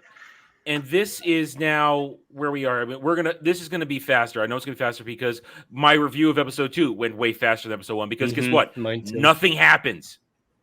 A whole lot of exposition, a whole lot of leading our stories in directions where nothing actually happens, and showing how bad the writing and dialogue is, and also parts to really laugh at and be disgusted by. Now here, Gandalf, pseudo Gandalf, proto Gandalf as land. Here comes Barry Muncher and Nori, and it's just really, don't touch him. I'm going to touch him. I'm going to guilt you into telling me, into not telling on what I'm doing. And we get this whole, it's just power explosion. And go ahead. Where did the doll touch you, Nori? Where did the doll touch you? Fuck, where on the doll? Sorry. I should know this because no.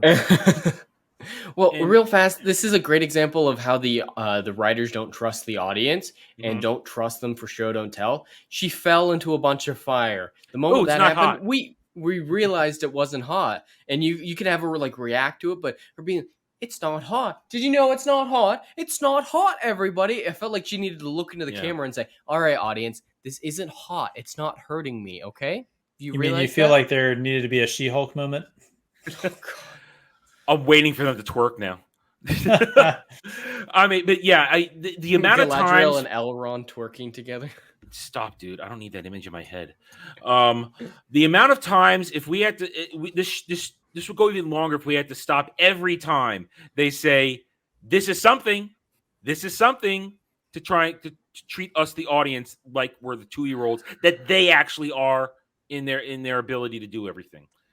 And again, they're red herring, Eye of Sauron, which shouldn't even be a thing, because there is no Eye of Sauron because he's not an eye yet. That's his final form. It's all ridiculous. It's all stupid. I mean, do we really think? Does anybody in their right mind think that this guy's going to be Sauron, even if we didn't know the leaks? No. Would that make sense? No, it wouldn't. The It wouldn't make any sense at all. built Sorry, him up. sorry. So Yeah. well, they Yeah. built him up. So are they building up the villain? They're not. That's They're like not. that's stupid storytelling for All the right. purest and goodest to, give the villain ammunition and set him on his way. This one's for Pips and Dane. This is as dumb as Guess Who the Dragon is. Let's play Guess Who the Dragon. All right, maybe not as dumb, but it's the same type of stupid. Give me Yes. that. It's I'll give you. I'll give you. It's in the give me same that. ballpark, but Yeah, I think I didn't mean to say it was as dumb. I really meant to say it's the same type of bad mystery box. Let's play Guess Who the Dragon is. Guess who Sauron is. So I would have to say no, and that's only because there's a fucking book with a redhead holding a sword called The Dragon Reborn. I worded that incorrectly. I'm going to give that to you guys. I worded that incorrectly. I really meant it's the same type of let's play Guess Who storytelling, which is really stupid, especially in real time case. There is no Guess Who. It's stupid. The only thing that's kind of what we as semi-literate audiences, we as semi-literate members of a said audience know is that we are not going to be fooled into thinking this is Sauron. This is very likely Gandalf. It might be Saruman. It might be one of the other wizards. Probably not Radagast because the Peter Jackson movies established that guy as a fucking yeah, because nobody cares about Radagast. Yeah. So yeah, he's a whack job who fucking eats rabbits and shit. But anybody who thinks this is Sauron and is therefore like misdirected away from who Galadriel meets next. Yeah. You're dumb as a fucking post, and you honestly, you might be 99% of this target audience. I want to say tarded audience. True enough. These tarded audiences. But I don't think it's at the same extent of like who is the dragon mystery. That I think that was not to the extent. No, but like I just mean it's the same concept of let's play Guess Who, and it's really dumb storytelling. Yeah, Adam, I get what you're saying. I think that the point you're making is that narratively they're trying to fill the same function. Yeah, and it's you're right. Just as it's always bad. There's no time that this is good writing and good storytelling. It's just that I think Dane is trying to say that there's an added level of sort of meta to the Dragon Reborn problem, where like if you Google the Wheel of Time, Rand's face pops up. So them thinking they could fool people with that story was even more dumb. But this is still, it's a terrible way to try and tell the story. And like you said, nobody's fucking buying it. Like it's But here's the other thing, and this isn't spoilers for anybody, but if you're trying to tell the Second Age story, right, and trying to say, okay, well, what is known, what is established lore? Sorry. Yeah, Gandalf shows up, all the Astari show up, and we know where Sauron is supposed to show up, right? He's supposed to show up in Numenor. He's supposed to be a deceiver, and he's supposed to show up with Celebrimbor and try and deceive him into things. So he's supposed to kind of be trustworthy to begin with. So, sorry, meteor going to Earth in flame, that's not going to convince anybody except those who haven't read the story, which hopefully is everyone, because there's only one book that outsold the series in the 20th century, and it's the fucking Bible. Yeah. And here we go again, forced comedy. They try so hard with the comedy with the Harfoots. It is so bad. It's like so stealing the lamps while Sabbath is not looking. I know. Like that was really great. So this is more really bad interaction. We're trying to show that how great their friendship is, and it's just really lame. And her whole speech of, I feel like it's my destiny. I feel like I'm supposed to do something greater. How more goddamn generic can you get? It's just. Have you met Galadriel yet? You can get more generic. But I mean, it's in terms of like a narrative. It's and of course the Hobbit destiny. Again, these are all original characters. Tolkien didn't write these. These are fanfic inserts. Nothing compelling here. We hate every single character. And then here we go. We're back to the diversity couple of the most inane comedies. This was pointed out again on other streams. Let's talk about nobody's here. Nobody's here. Oh, look, maybe an earthquake. Oh, look, a hole. I'm going to go down the hole. Maybe Do you you shouldn't go down see the the hole. hole there? There's a hole. Have you noticed the hole yet? And then What he's going to you go. guys don't get is girls get it done. Just like the boys. Girls get it done. Yeah, Actually, Gladriel. you guys aren't getting. You guys just weren't picking up the subtle sexual tension. The two of them debating who was going to go in the hole, and oh, but he's already been in that hole, and it's look. Even he's tired with what he's saying. But here again, we talked about this in the last episode. This guy's dumb. I'm not gonna. Instead of telling her, go find the elves. Of course, that was days away. They've been traveling for days, guys. They've been traveling days, and she's going to get right back to town in a minute. You can get right back there. No, don't go find help. Just go warn the townspeople. I'm going to go into this little hole where there's no room to maneuver, nowhere to run. God knows what's down there. And you notice, look at let's get a wide shot of him. He's got his bow and his arrow at this point. Later on, he's just got his dagger. No sword. He's got a sword, bow, full quiver of arrows again, by the way. You can see right there. It's a full quiver of arrows. He's got his bow, arrows, sword, and dagger. By the time he gets caught, he's only got a dagger. And he's not equipped for a battle but like this. how useful is having a bow and arrow in a tremor? Yeah, tunnel? Exactly. This guy is dumb, and he deserves every dumb thing that happens to him. I was actually really rooting for him to die in this scene, to be honest. Like, good night, Mike. This is like the dumbest thing I've ever seen a supposed immortal soldier doing. Yeah, he's got to fight some wolves in some chain scene coming up. I think that's trailer established. Okay, the great subtlety continues. We are now in a Region, the place where Elrond is actually supposed to be. He's supposed to be in a Region, if I'm correct, right? That's where he's supposed to be. And now here's the hammer. Now, I asked this in my review because I don't have the details on that personally. I don't know that my knowledge doesn't go that far. Is Celebrimbor and Elrond's little discussion about the hammer and the Silmarils and Morgoth, is that lore accurate? No. Kinda. Okay, thank you. Sort of. I didn't think so, but I didn't want to go out on a limb. So I said I was going to leave it for today, or leave it to the chat or comments. Sorry. Elrond the only thing I have to say in my defense Gladriel against Drunken Honey Badger is that I'm drunker than Drunken Honey Badger right now. All right, Badger, fill us in. Elrond shouldn't be there. Elrond and Gladriel, their roles are flipped. Okay. Gladriel you're right. I there. flipped it myself. You're right. I flipped it myself. Boomer. So it should be. Loser. The other thing is that dude over there on the right, he is younger than Gladriel. So, Yeah, okay.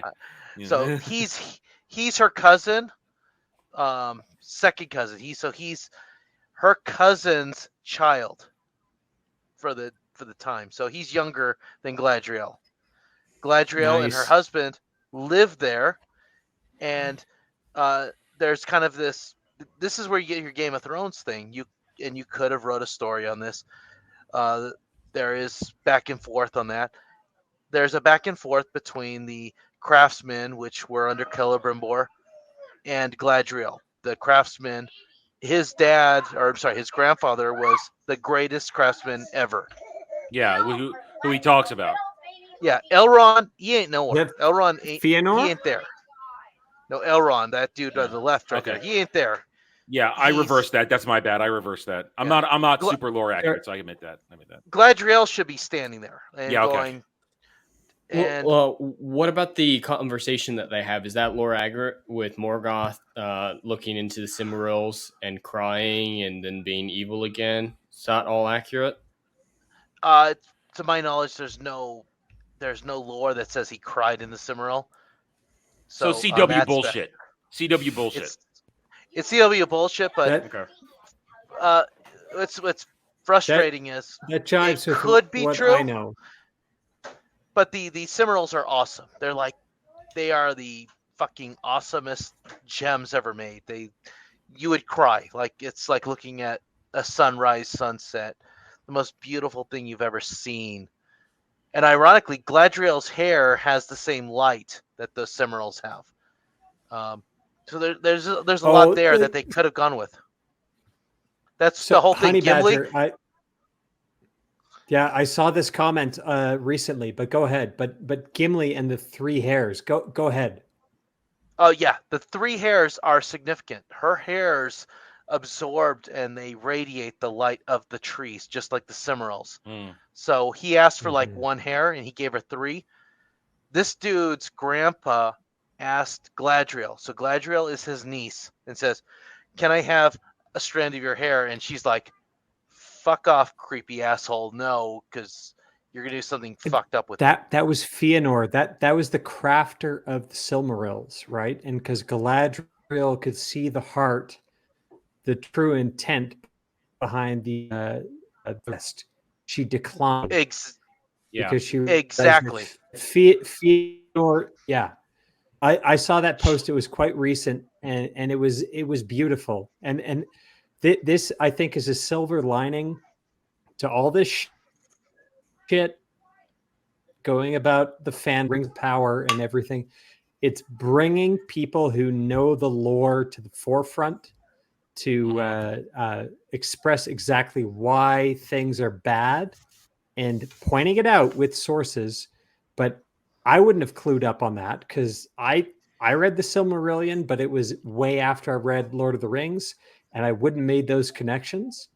But the fact that somebody pointed out saying, like, when Gimli requested a single hair from Galadriel's head, that is pulling back to something mentioned, published way later in the Silmarillion, about Fëanor doing the same request, but Fëanor being rejected because his intent wasn't pure, whereas Gimli's intent was pure when he says all he wants is to treasure that, and she gives him 3.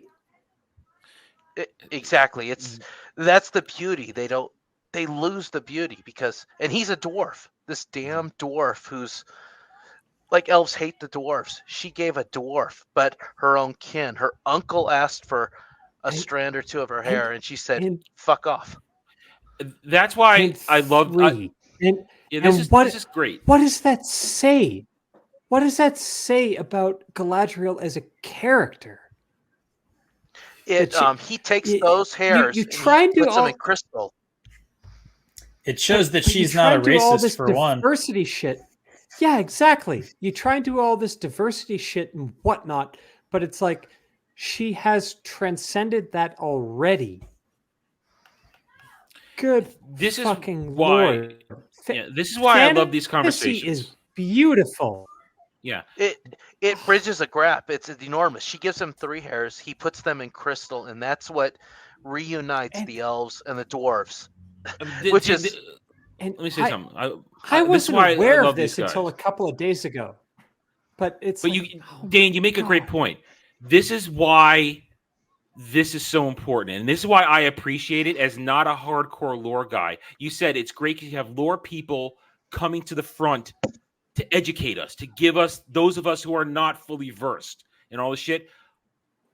Those I love who to care, have. I want it to be explained to me. Right. Yeah, explain it to me. I'm okay with that. And that's the thing that they don't understand, that we're okay with being told things, but when we're told things, not being lectured to, but simply being given knowledge. And that's what you're learning, that that's the cool thing about a fan base. They just want to share. It will enhance your enjoyment. And case in point, and I'm going to throw another, so I've done this a lot to Pips, but so my big thing is Wheel of Time, right? I'm not going to lie. I'm not a Tolkien guy. I'm not just like any other. I'm a Star Wars guy. That's my thing. So Adam, I got to show you my Superstar Destroyer a little bit later if I haven't already. Okay, good. You did. You All showed right. me. You showed me last week. You can bring it All out right. though. You know I love it. Just All don't right. drop it. No, you showed me. You showed me twice last week. It was wonderful.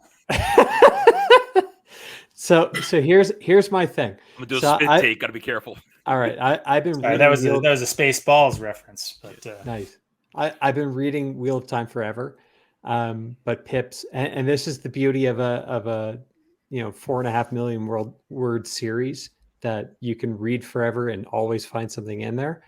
But he's basically saying that there's a moment in Wheel of Time in Tenchico where Elaine is constantly hooving in her veil because she's trying to blend in, and she doesn't know how to not inhale her veil, that she just gets frustrated with it. And it's because she always has her nose and chin in the air, but you never get that reference when it's from her point of view. You only get it from other character, basically point out that's how she behaves.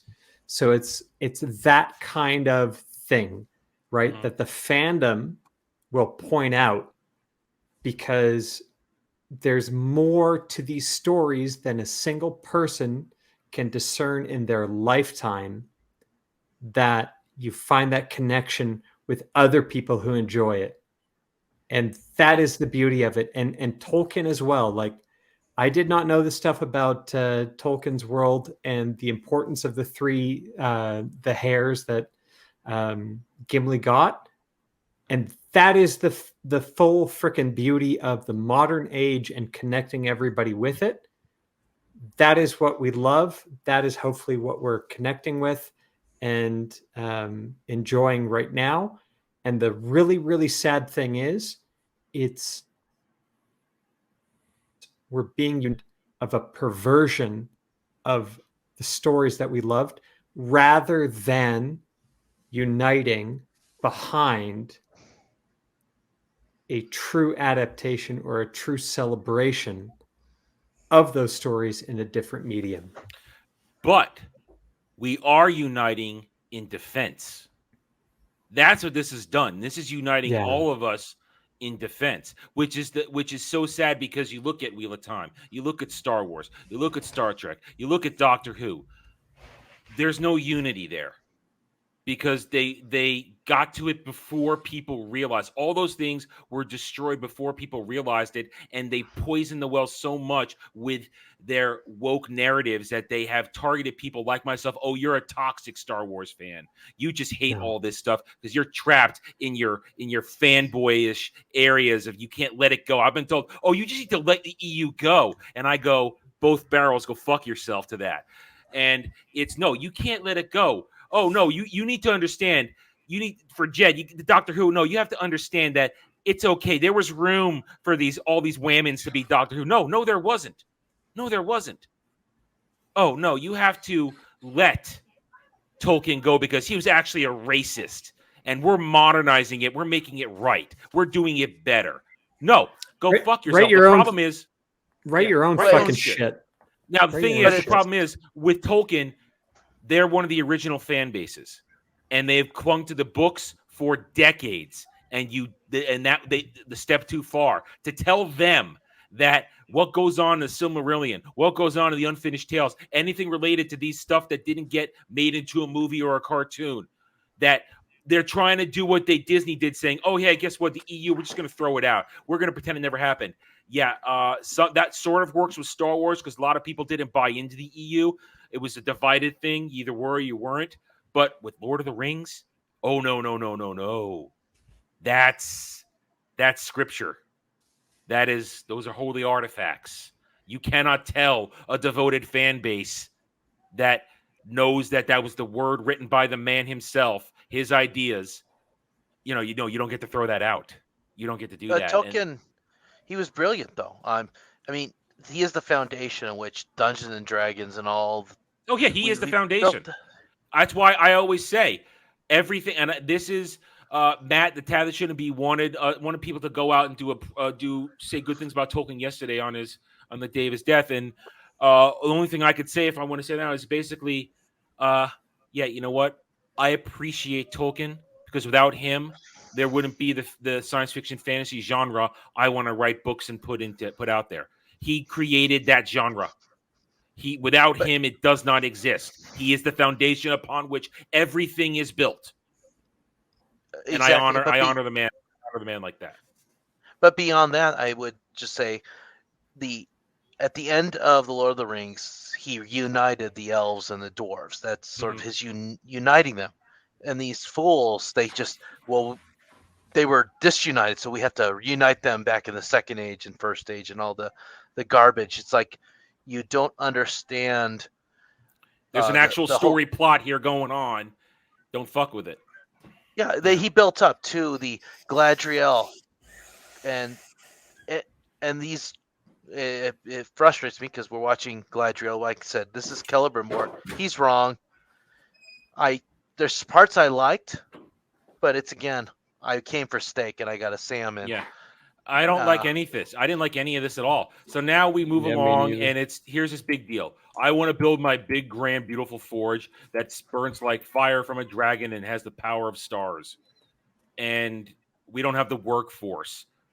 Now, like it has been shown already, it's Celebrimbor that has the frames with the dwarves, not Elrond. And here we go. Let's just go right down because now let's watch the map distance. Let's get that map distance going here. It's all wrong. Guys, here's why it's fucked. It's fucked. Celebrimbor built Eregion there. Why? Because dwarves found mithril in the mountains. But they just found it and not telling anybody. No, it's flipped. I know. That's what I'm saying. I'm joking. Yeah. But they just found it now, and they're keeping it a secret. In the giant reveal at the end, that we all understand what it is. Why they're hiding it. Oh, the mystery box. Yeah, you figure that mystery box out. Yeah, in that mystery box is mithril. It's the other way. The Celebrimbor was a friend of the elves. I'm sorry, the friend of the dwarves. He saw them. They found the mithril, and so he deliberately built his kingdom of Eregion right next door to them because he knew the dwarves were going to mine out all this mithril and gems and shit. He wants in on that. Turn into nice stuff. Yeah. There's all kinds of there's tons of stuff that his forefathers, his grandfather made. You know those stones, the Sing stones, they're called Palantiri from Lord of the Rings. Mm-hmm. Those are the crystal ball things, right? His grandpa made those.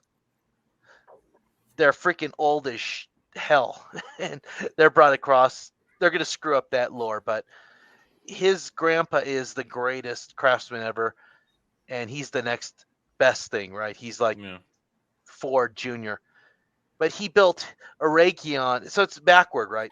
In the show, well, here's Eregion. They just happen to build this. No, it's the other way around. The dwarves had this massive mountain filled with stuff, mithril and whatnot, and he deliberately moved and created this massive city there, and that's where Galadriel is. She and her husband, who's not in the show, and her daughter, who's pretty fucking important. Yeah. Because Elrond marries her, and she is. But anyway, being a mom doesn't matter. We take this trip that should take a while in just a matter of moments, and they're still wearing the same clothes, and there's still no horses. We're just out for a stroll. We're just out for a stroll. Packs of food, nothing. Teleport, fast travel. I guess there's a waypoint we can just go right to. Congratulations. Now they get there, and now here's what I caught.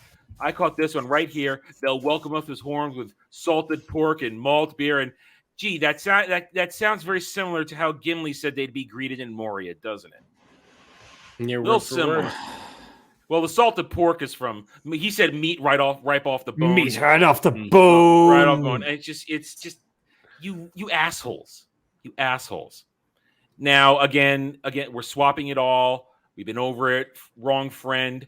These dwarves look silly right at that door. And now he says something, and I'm gonna go do a test of strength, it turns out. And then Celebrimbor, just go F off. Go take a walk, take a powder. Right. You're done for the episode. Bye. Hey, Adam, do you want to listen to something good while we skip over this? Sure. All that is gold does not glitter. not all those who wander are lost. The old that is strong does not wither, deep roots are not reached by the frost. From the ashes of a fire shall be woken, a light from the shadows shall spring, renewed shall be the blade that was broken, the crownless again shall be king. Gee, that sounds familiar. It's Galadriel. Or is it Arwen? It's Lord of the Rings. Yeah. Either way. I can't remember who's actually saying That's it. Tolkien. That's Tolkien. And holy fucking shit, for the let's separate ourselves here from the modern media of, we want to see a visual representation or we want to see a movie adaptation, whatnot. Anybody watching this, if you haven't read it, go and read it. This is ostensibly a written medium, and fantasy literature, all literature in general, like it spews forth from fantasy. It's our stories and what we want to tell. But Tolkien was so rich in poetry, and maybe that sounds lame nowadays. I'm pretty sure it sounded. No. Maybe it was lame when I was growing up or whatnot. But holy crap! If you want to woo women, for fuck's sake, learn how to do poetry and do it well. Because Tolkien, I know he was a proper married man throughout all this, but that guy would have gotten laid like fucking 5 nights a week. For a second, I thought Dane was going to say, if you want to woo women, learn Elvish. And I was like, generations of nerds know that's a bad strategy. It's not going to work. It's not going to work. Poetry does not work on Gen Z women. Holy fuck, they're dumb as rocks. No, sorry. What I should call it, poetry works on the women you want to marry. It doesn't work on the women you want Tinder to... women. Tinder. Yeah, the women on particular dating apps. Now, talking about wooing here. And Lady Balefire and Trip and a whole bunch of others in chat will attest to this. Poetry works. Other stuff, not so much. But to talk about wooing, this is a really weird, how do I put this? Dance between Durin the third, fourth, who shouldn't even be here because there shouldn't be two Durins at once. Again, they broke the lore. And also an Elrond. And I got angry at this for the simple fact that for 1 minute, I thought I was going to get a character I could connect to. That Durin was going to be a good dwarf because I like my dwarves. I thought it was going to be fun. But no. After we get through all this, we have, we're going to break stones. What do we do? We're going to break stones. Just tell us, and it's just really whatever. And then more dirty hobbit crap. Eating the snails. That's disgusting. I want to get through this part because this just disgusts me. It's gross. I'm going to show you how gross it is. This is that is disgusting. You filthy fucking hippie. Oh my god! And then gonna lick her fingers. There is so much as a chef that disgusts me. I've eaten worse. No, dysentery must be rampant in their society. This was so nasty, but just and then it's the we can be friends, and that looks so bad. Look at that CGI proportion. Remember when I was saying that sometimes they look normal sized and sometimes they look literally like lawn gnomes, like too small. This is it. This is the one where you're like, what is she, like 1.5 feet tall? Like, it's jarring when you freeze frame it like this. Yeah. But then it's me. Remember, it's me. He's been awake around you for all of 15 seconds, and he doesn't speak your language. And when he speaks, he mutters weird shit. And then he eats the thing whole. And here comes Hobo Baggins. They're building their little thing. And somebody made a great comment yesterday. Nobody's helping Hobo Baggins put this up. Yeah, in the whole village. Yeah, and they just stand there. They got the little like rope thing that they're pulling on it. Yeah. But yeah, it was like, Old hey, as you shit. come over, do this, and it's like, what the hell are you guys doing?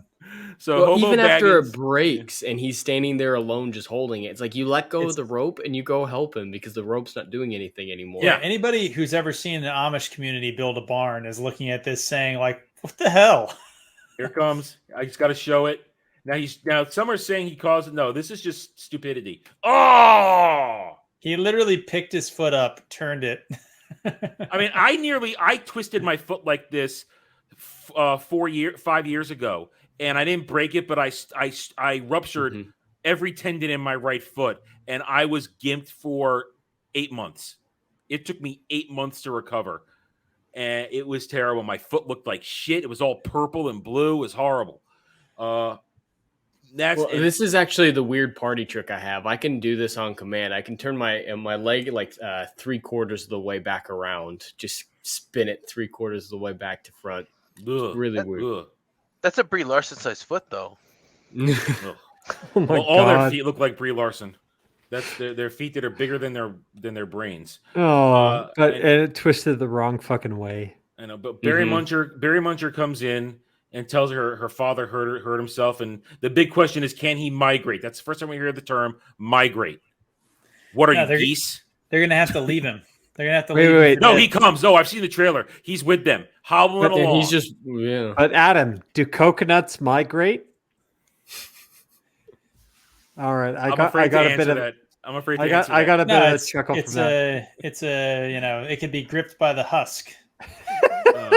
Could be carried on the line. All right. Okay. How does a 1 ounce swallow carry a 1 pound coconut? Thanks, Jed. I can quote that whole thing. Moving off. Okay, all right. Now we're on what I really get now to. we're getting to the good stuff here. Marathon swimmer arrives. At this point, I call her Castaway Galadriel. That's what I'm calling her here. Wait. If we're going from one Monty Python to the other, when are we going to get to the cannibal scene where it's like, a gamey leg? I can't quote Monty Python. That's why I can't play this game. I'm not. Can you go back the 10 seconds where you're looking up? I just want at her like in the water. There you go. Dickus. That's what I want. An elf named Biggest Dickus. Yes.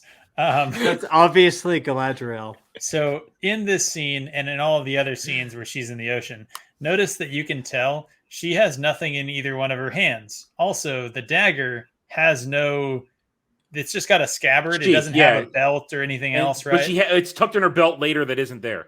Yep. Yeah, exactly. No belts. Drowns. But also, if you were swimming, would you? There it is. It's in her hand right there. No, you'd be skinny dipping. Yeah, so later it's gonna be in a hand, and we're gonna see the blade is bare, and in the other hand, nothing. So she dropped the sheath presumably to the bottom of the ocean to pull the dagger out. Okay. And then later she's gonna drop it completely. She's gonna have nothing in either hand, and then it's gonna magically be back. She gets pushed off the little raft, and she has no dagger, and it's just gone.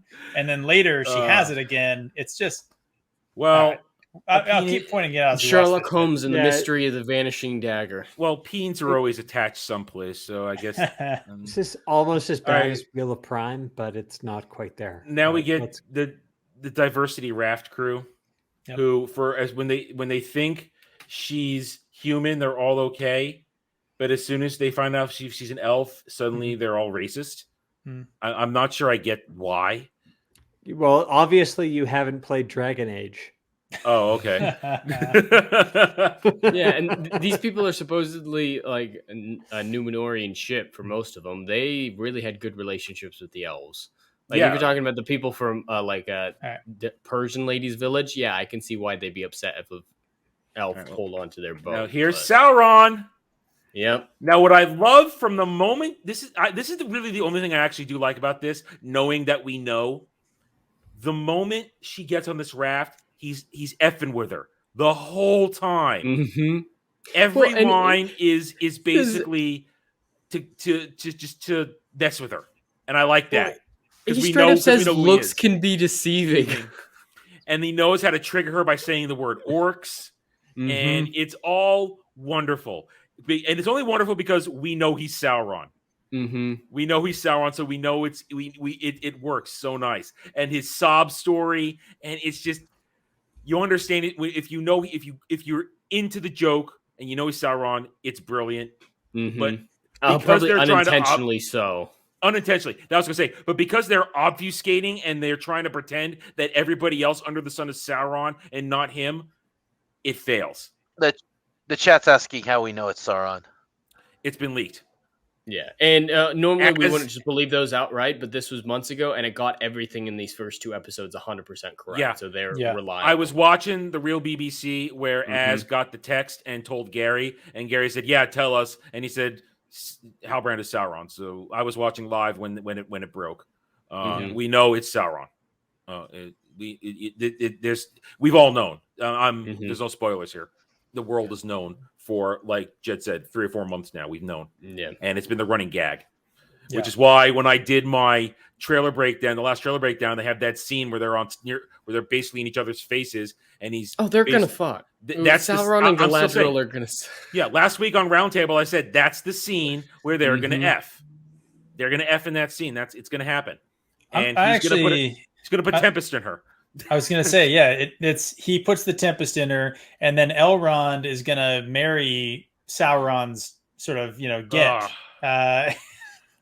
There's I cannot wait, Lord. I am thankful for the bounty you're gonna give me when these two do the horizontal mambo. Amen. I am proud and happy when that happens. I'm gonna love it. That's gonna be the greatest moment in this for me. It really is. Will it be anal?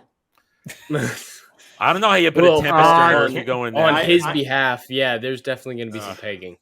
That's what the dagger's for. When you think about it, it's obviously Sauron because he's the one traditional male character, like Aragorn type in this show.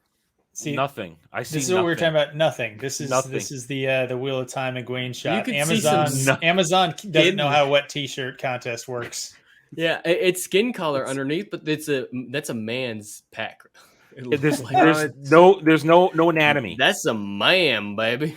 So in this shot, right, her climbing up onto the boat. So you see both of her hands while she's clambering onto the boat, and she has the knife in neither hand. Yeah, all right, and she has no belts or anything else on. She got to have a belt, or else it's up her ass. So this is why, I said it's unfortunate. Hand 2, okay. It's unfortunate to have to swim. It's unfortunate to have to swim that whole way and get picked up and go to Numenor while keeping that dagger in her prison wallet. But I can see some cracks there. It's just like, oh, you're right. There's no knife. She lost her penis. I don't know where it went. No, she lost her tits. Yeah, I know. There's nothing there. Galadriel just is the master of the tuck, is what we've learned there.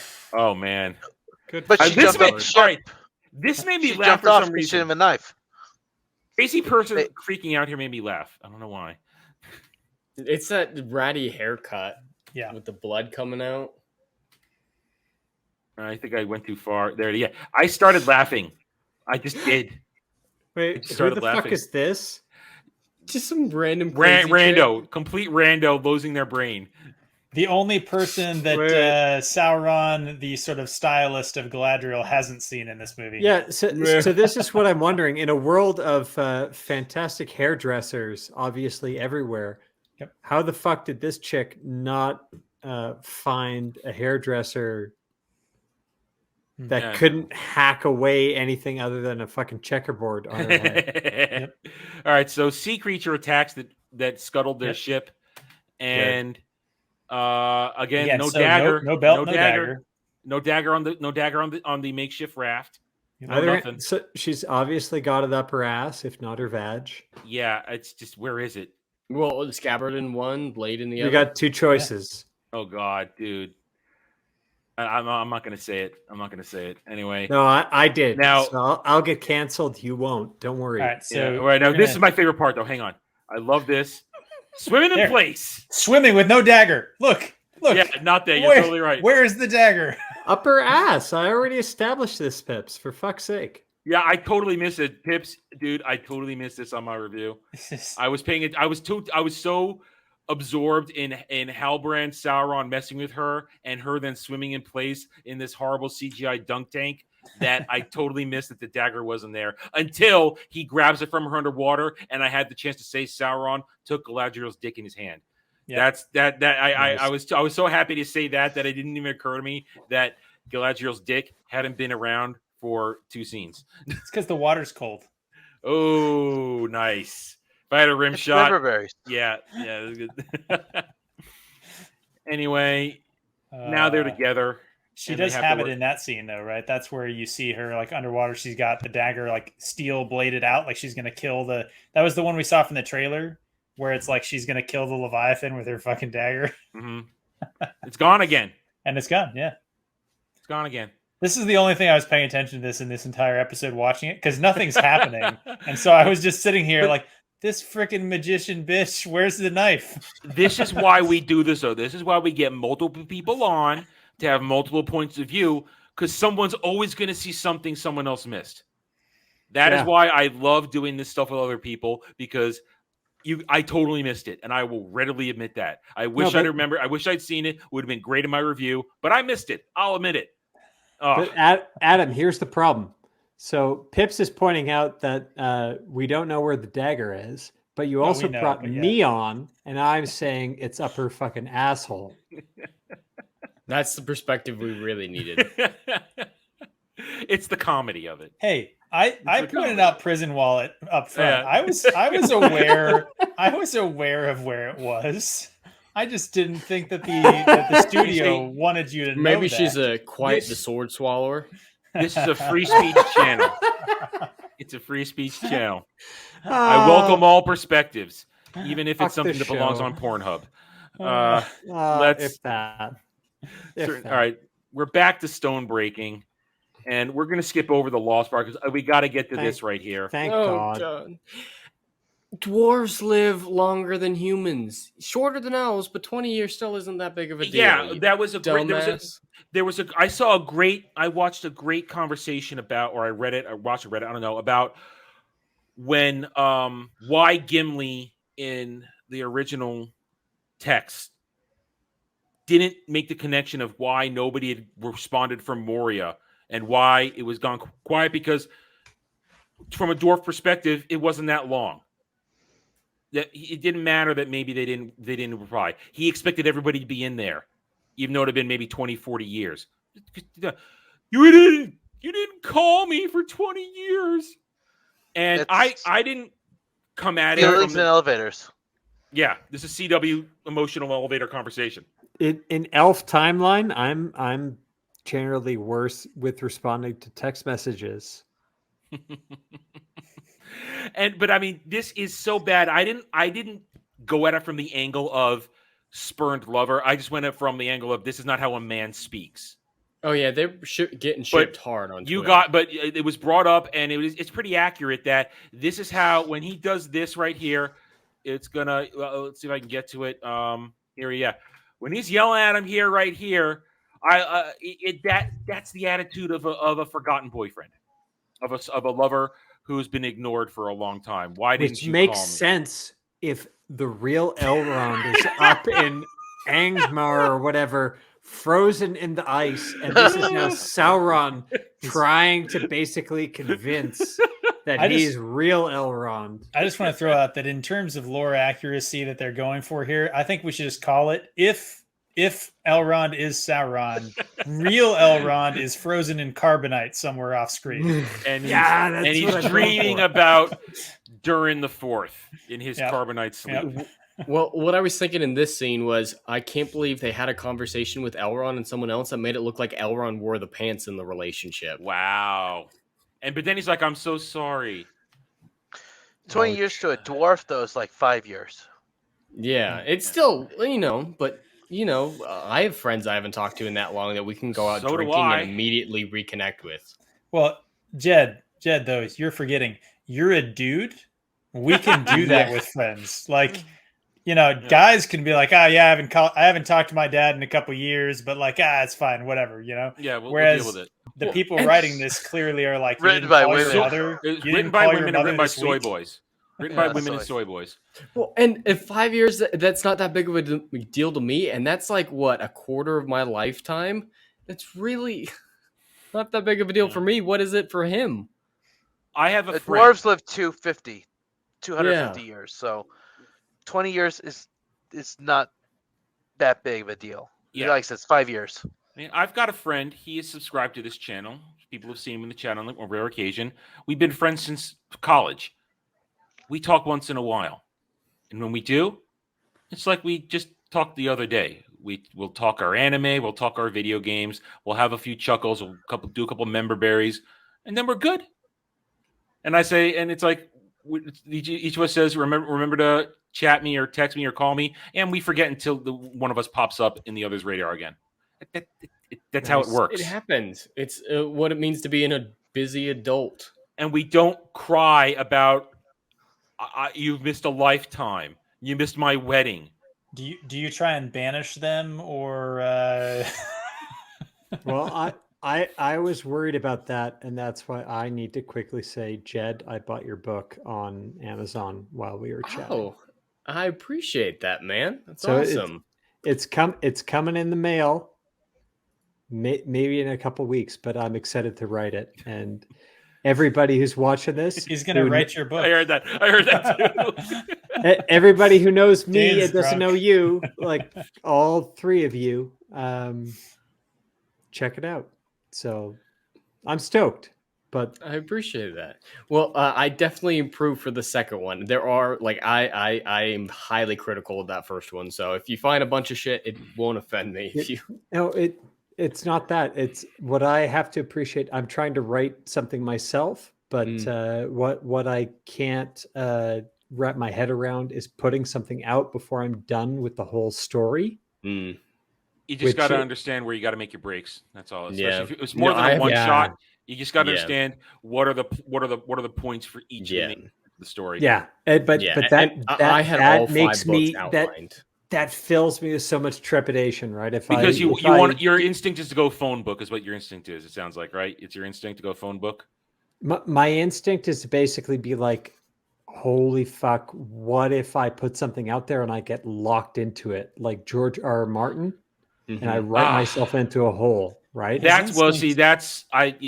plan it all out. You plan your major points and worry about filling in the middle. Because sometimes you might have to make a left turn instead of a right turn. Yeah, I don't want to plot out my points because I feel like I write well when I'm discovering things as I'm going. Well, we all have our own styles. That's the thing. I mean, I'm a planner. I've got my beginning and end before I start anything. True enough, but the whole middle is what you digest. But sorry to distract everyone from this fantastic discussion. This is a bit of a tangent. That's fine. That's fine.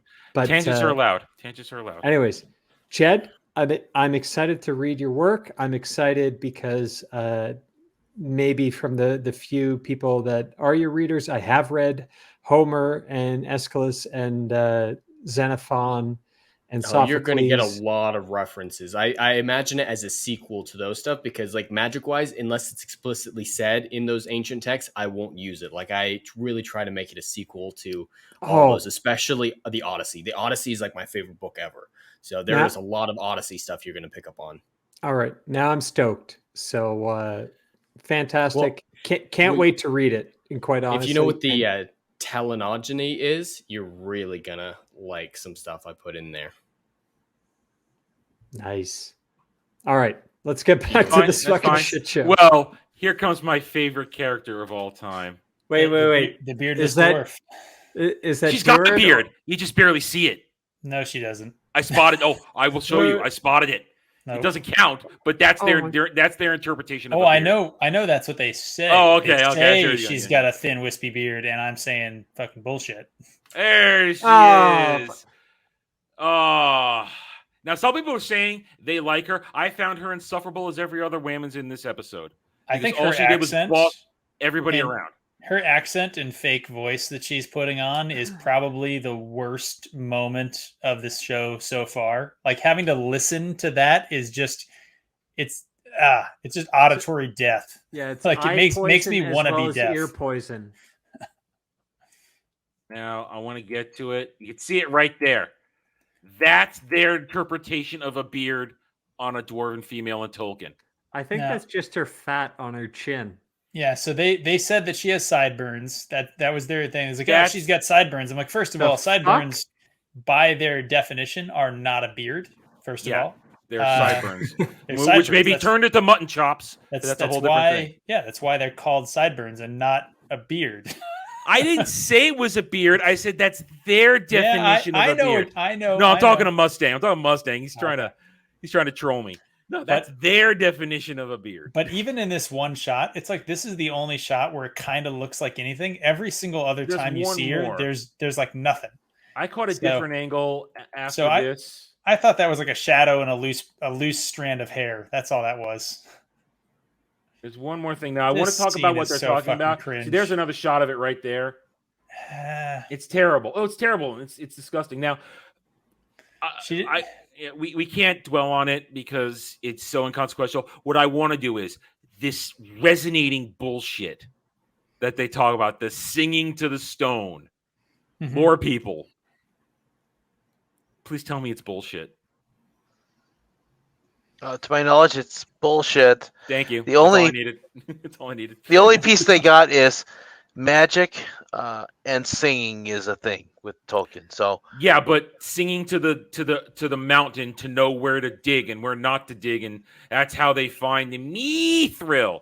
And I'm saying mithril because it's not mithril, it's mithril. So there's a lot of really shitty people from the Wheel of Time project that got pulled over into Amazon Rings of Power here. Yeah. And I think that this is somebody who got like Ogier tree singing, and they just sort of like singing to trees, like singing to stone will be a good idea. This is just bad Amazon employees Let's just porting keep generic this IP out of Wheel of Time. Let's just keep all tree singing out of that show. Let's just put it into this. But dwarf singing isn't a thing, so it's not a thing. Yeah, as far as I know. Well, I was pretty sure it wasn't a thing. During this whole scene, I just thought of the Entertainment Weekly deal where she's singing it and she's like going all. Oh, we're gonna get that soon enough, where they're all gonna be standing there. The other thing I wanted to point out here, so the dialogue between Durin and Elrond, right, is Durin getting pissed off that Elrond like didn't meet his wife, didn't meet his kids, missed all of his stuff, right? Where are the kids at this family dinner with Elrond, who apparently got an ass chewing for being a shitty friend and not meeting the children? They played with helmets on. Helmets. Yeah, and then they told to leave and go to bed. They're supposed to be in bed. It just seemed weird to me that you know. Because they didn't want to take the time to try and make dwarf children. That's why. Yes, No. yes. They On a $500 million budget, it was too expensive to have dwarf children. They didn't want to take the time to make dwarf children that would be biracial and at the same time ambiguous about when they got their facial hair. Yeah, nice, dude. Dude, that is absolutely in the equation. I am totally with you there. They don't want to waste time trying to make dwarf children because they're too freaking lazy. On the sort of point of the biracial dwarf children, I felt like watching the elves and the dwarves here. Did you guys see any other sort of person of color, elves or dwarves, other than the two sort of token characters? I might have caught one dwarf in the hall scene. Yeah, maybe one, but that might have been it. Yeah, with the Harfoots I saw a couple, but that was the only race. Well, the Harfoots, that's a whole different. That's a whole commie hippie commune there of diversity. I think there was at least two dwarves. There were two dwarves that like might have been in the shadows, might have been dirty. I don't know. Yeah, but they're not black. It's just dark outside. but it wasn't. It wasn't as jarring as when Elrond was invited into the whole fucking Hall of Khazad-dûm and someone tried to nudge him in his back, and nothing moved. Not even like Elrond's back. Like you're not gonna like move on. It's like. That scene, the door to Khazad-dûm, reminded me of Luke entering Jabba's palace, and the little door opens and the eye thing comes out, and then it like closes again, and then it opens up, and like the little pig guys come out with their big double bladed axes. Yeah, but that was C-3PO and R2-D2. Pips, Jesus. What are you talking about? That was when Luke arrives in episode 6. Jedi. When Luke arrives here, the door's already opening and he's coming in. We never see him come from the outside. That's right. I'm combining the two different scenes. Yeah. Then he chokes the Gamorreans. He chokes out the Gamorreans. Yeah. The thing is, the dwarves. Executor victory lap. Well, it's one female for every 10 males. So there's something one could write there. That is a beautiful. That's beautiful. Gotta be careful, Dane. You're too drunk. You might drop be that. careful. Be careful. We're gonna get claimed. Yeah, for off key singing. Yeah, sure. See, now that's a sexy funny. time right there. That's sexy. That is sexy. I love that. That is awesome. So Dane has never once been looked at twice by a woman after showing her that. All right, this whole ridiculous scene ends with Durin promising to hear Elrond. Give me a second, Pips. Lady Balefire, please respond in the chat. She says girls love Star Destroyers. I'm not buying it. It's pandering. It's pandering. What were you going on, Adam? Give her some time to get in the chat. Just moving on. Come on. All right. We're over the 4-hour mark. We have to push forward here. not Fortunately, over every till the week fat is not going to lady go this long. This is 2 episodes worth of garbage. It ends with Durin willing to hear Elrond's proposal of dwarf workers, and now this is just more of Halbrand messing with Galadriel. That's all it is. It's awesome. I love it. He's pushing her buttons. He tells a bullshit sob story that we know is going to be fake because he's freaking Sauron. And then here comes the storm. No dagger yet either. You see dagger? Except if Elrond is Sauron. Well, no dagger. I doubt. I just find it funny that it keeps going back. Yeah. Well, the scene it kind of implies that Galadriel is incompetent if there's whole villages being destroyed by orcs, but then that's taken away because of the fact that he's Sauron, so they can't have her be incompetent in her hunt for Sauron. So yeah, it's definitely him lying about the orcs. It's fun, and I because we're already in on the joke. That's why it's fun. It's the only entertainment I'm really finding from this in terms of ha ha ha ha. Mm-hmm. And now here comes the storm, which is going to give us the brilliant scenes that we want. Meanwhile, Whammons of Persian persuasion tries to tell the patriarchy, "Yep, we have to get out of here," and then patriarchy says, "Get the fuck out." That's basically it. Meanwhile, badass teenage mustache decides to have apparently he doesn't like mice, and he rages out when he. That is plastic. That's like plaster floorboard, like linoleum. That's linoleum. I love it that he rages out. Oh, we get a shot of his ear right there. I can't tell. You got to boost. You got to boost some brightness. Enhance. I can't. VLC isn't very good like that. Enhance. Can I zoom in? I don't even think I can zoom in on this. I'd have to make a screenshot. I'll do snapshot. And let's take a close look. Let's see if we can get a good look there. I'll snapshot it. I'm curious because we've been talking about it, and now full screen it. It's taking forever. Boomer time. No, not video file. God damn it. We need like Jesus Christ, Lady Bellfire. What'd she say now? Oh, Lady Bellfire, you're coming on at one point now. You're coming on. Wait, what'd she say now? It's school shooter vibes. Okay, wrong button. Damn it. Wrong screen. Wrong screen. All right, so let's zoom in. Enhance. Enhance. We see point. I see point. You gotta change the brightness on that thing. Yeah. Okay. Let me. All right. I can do that. I can do that. Some contrast. You've got a fucking Mac, Adam. I didn't know you had a Mac. PC Okay. superiority. Hashtag PC Dude, superiority. I have partition to Windows. I can go either way, baby. Oh, you go both ways? I go both ways. Now, does this guy have his fucking pointy ears? I see pointy ear. Oh shit! I see pointy ear. So not only is Black Elf a black elf, he's also a deadbeat dad. Stereotypes. And I'm canceled. I mean, Amazon really loves to lean into the stereotypes, to be honest. So the races don't exactly match up from an actor perspective. A Persian and a black man don't make a Mexican.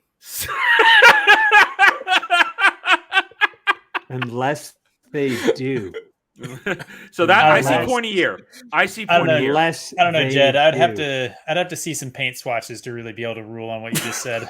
Oh my god. Thanks for point a spelling year. that out, Pips. Chat, do we have point a year? Chat, confirm us on this one. Do we have point a year?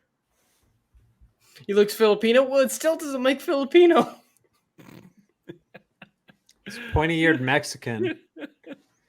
All right. Well, I'm gonna take Puerto Rican say mother and a black year. Puerto Rican dad. Oh fuck! All right. I- I'm gonna You know I'm what? gonna take the win on this. Just don't go there. I went far enough. Yeah. I don't fucking care at the end of the day. Like, We're if 4 all- hours in. The think- censors aren't watching anymore.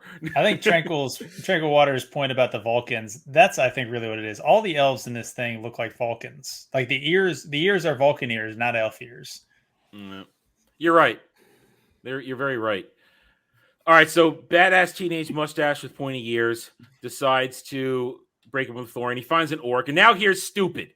Tremors. Here's his stupid dad. His deadbeat dad has decided to crawl. Tremors. Yep. Tremors. Yeah, he's decided to crawl deeper into the hole. You notice he's lost all his weapons. He's also doing the same thing they did before, which is he's taking a light into a dark area and holding it in front of his face, even though he has stupid elf eyes that are supposed to be able to see. How else are you supposed to see that he has blue eyes? And he's got the dark elf had gray eyes. It's all stupid.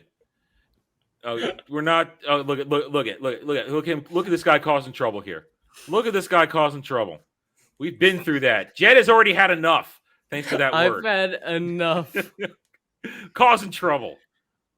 And this was pointed out great on Friday Night Tights when they went over this. Hi, I'm trying to run away from what's coming behind me. I'm going to try and squeeze myself through the smallest possible route. That's how it usually works, right? Yep. And he's so I've lost all my weapons. I go swimming. All I've got is my knife, and you deserve this right here because you're stupid. All right, I have a question here. So they're implying that there's orcs digging these tunnels. Yeah. Why are there just random orcs behind these vines that he can't see for some reason? Because I thought it was Tremors. dumb. Yeah, I thought these were like evil roots that grabbed him the first time I saw Orcs don't have claws like this. Yeah, they're like weird mole people. Yeah, like it definitely wasn't an orc that attacked Mustache Kid. Yeah. Well, we're calling it an orc, I guess. I thought it was a Skaven. No, those are rats. That wasn't ratty enough. That's what I mean. And now look at this. These are claws. Orcs don't have claws like that. Well, he's going to get chained up and chained and enslaved now. Again, not subtle. So now, Persian baby mama comes home. Well, this is the first time she comes home after abandoning him in the previous episode. So it's like, all right, kid, fuck off. And then if she didn't get home in time, she could have gotten killed by these mole people. Like, I mean, she's still a terrible mother. Yeah, but she's still the better parent because dad went out for a pack of smokes. So like at least she did come back. Now, here we get this fight. And for a moment, I gave this fight a little bit of props in my review, saying that it's right that the orc of unknown origins decided to really own them both until the very end when suddenly she got, I said, okay, maybe she got mama bear strength to protect her kid. The question I have is why do they have a noose in their attic? Was he like getting real sad? Was he getting real sad that his daddy wasn't around? Well, maybe he saw his pointy ear and he couldn't handle it anymore. I mean, don't both know. his parents did leave him, so you know. Now, this all right. I have no idea what the thing is. We're calling it an orc right now because what else is there besides ones?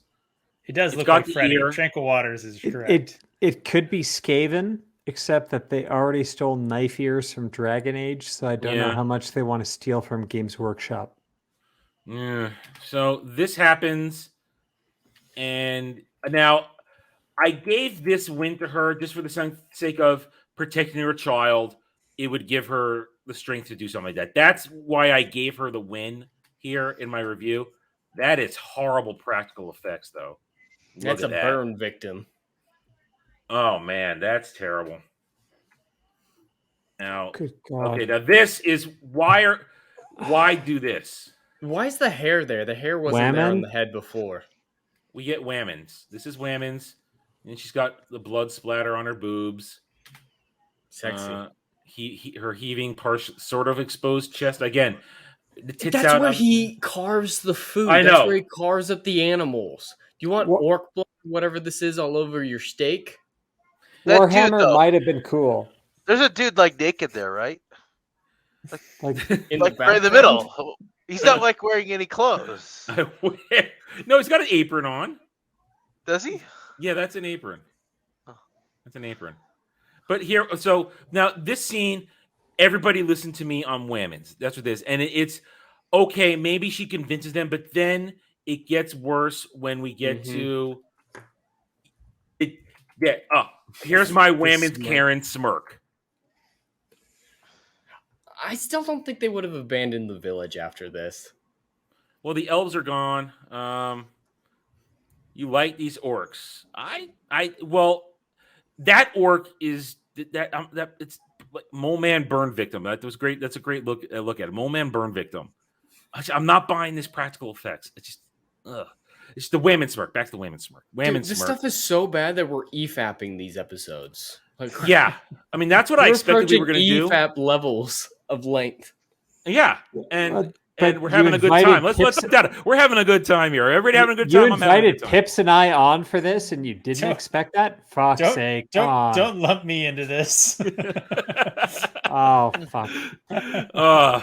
Hey, I know what I'm getting into here. I know what I was getting into when I did this. I'm okay with it. I'm perfectly fine. And so the Whammon smirk, we're actually almost done. See, we burned through this one in only 30 minutes. That's how quick this went. We're almost done here. Just us and 28 of our best friends. It's been fluctuating. A terrible, terrible assault on Tolkien's legacy. But you see, they're loving us assaulting it back. We're doing revenge porn here, I guess. I don't know. Is it though? I don't know. That's just what popped into my head. It's No, that would be good. I'll go with it. I'm gonna go with it. You can quote me on that. So back now, the storm. This is Mordor country revenge porn. Yeah, dude. These guys know where we got the name from, Adam. I have the clip. Oh, okay. We got. So if anybody hasn't seen it, this is where we got it. I mean, we're 4 hours, half hours. I meant to do this in the first 15 minutes, but I forgot because we went off on tangents. But I got the idea from this. We were doing a round table and we were looking at comments in one of the trailers, and it was me, Jed, Mike, and Dragon Lady, and this is what happened. When Frodo destroyed the 7th Horcrux of Sauron in the Battle of Stalingrad, I literally cried. Classic Tolkien masterpiece. Also, the scene where the two Nazguls beat it the fuck out of them.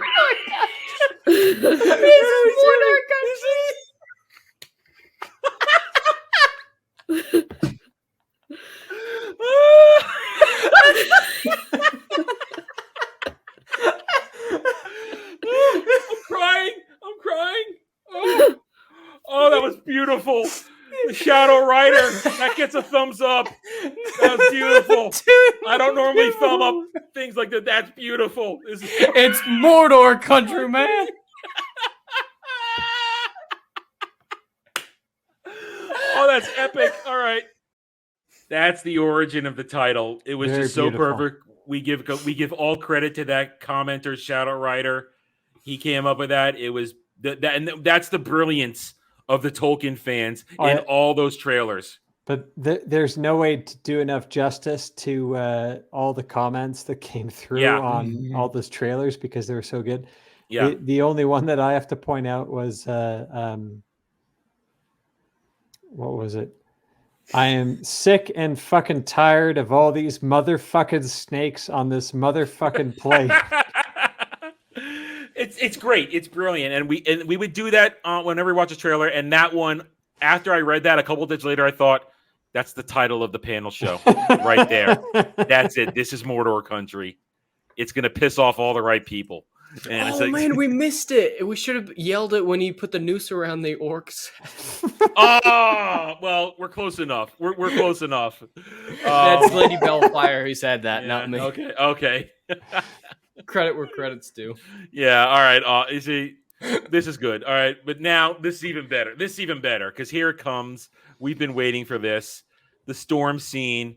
She tells him to strap himself to the thing. And I saw this and I'm thinking to myself, that is not what you do. You do not lash yourself to something that could sink. Yeah, not lashing yourself like to the mast, I believe, is what a certain hunter of white whales might do. Yeah. Well, there is that's an excellent metaphor but for that's that. Right only... That's good. Captain Ahab, come on. That's on the nose. That's pretty on the nose. Well, there is precedence to lashing yourself to the mast when it's a fully fledged ship. When it's a raft like this, that's together by little knots and bit and snot. No, I'm pretty sure. It might be the the only opposite of a good historical. idea. I think the only historical sort of person lashing themselves to the mast that I can think of Odysseus is Odysseus. So there is but that was for Odysseus during sirens. the Sirens. Yep. Yeah. But I think there was also a pirate who had his men lash him to the mast when he was gonna die, and he wanted to stay sort of upright during the fight. There's a couple other random historical incidents and things like that. Well, but probably they didn't do it to the apocryphal. level of this, but like they were always lashing themselves to stuff on big storms when like waves could just snatch. But this is stupid. This is stupid. That's why I'm saying on a What big boat. I just wanted to point out that lightning strike would have killed both of them, not the one that was 6 inches away from the other. I don't know if you guys have ever seen something actually get struck by lightning up close. I've seen it. Slight aftermath. Yeah, that boat would have been obliterated, and both of them. Yeah, like it explodes. I saw Good one. riddance. So we got this, and she tells him to do it, but then boom, she's sinking. Now people have How been very complaining. rock-like of her. People have been complaining that if he's Sauron, why would he save her? Why not? He's having too much fun messing around. Yes. He wants the knife. And he's going to get that knife. She's sinking. I went by it. So here we go. This was my favorite point of both episodes. He can't get it loose. Member berries. It's member berries. This is Frodo, Sam. Where'd it come you're from? right. It is too. It is. Oh, they are. They're going to. They're so going to. Yes, they are. They are going to, and it's going to be glorious. It's going to be an entire section on Pornhub. Mm-hmm. It's going to be great. That's why they did those intimacy coordinators. That's why they got hired. And that's when he grabs Galadriel's dick. Jed, I don't think we're going to be that lucky. That intimacy coordinator is going to be for Durin and Diza, and we're going to have to watch. No. She a top or a bottom? I don't need to hear that. I do not need that in the index. I do not. Okay, now they've bonded. This is why he did it. Because it's Sauron. He did it so she'll be bonded to him, to build the trust, so he can mess with her even more and lead her in all the wrong directions. It's where people who say, why did he bother saving her for Sauron? That's why he did it, so he can lead her in all the wrong directions. I think you're giving them too much credit, the writers. I think they literally just wanted to red herring the audience with the Sauron deal. So it's like, see, he does heroic thing. I'm an actual writer, so I'm putting some thought into this. That would actually, with these writers, I doubt they even made the connection of why would Sauron do this. They're just like, ooh, yeah, hero movement. When they actually have Sauron the reveal, is Elrond, right? When they actually have the reveal, I hope like Ashton Kutcher comes out from the side and it's like, you're on punked. All right, now.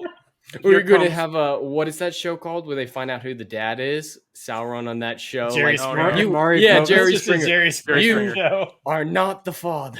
It's the court of Numenor, and it's just the. All right, here comes Nori and Barry Muncher. The sad thing is that would probably make the show better.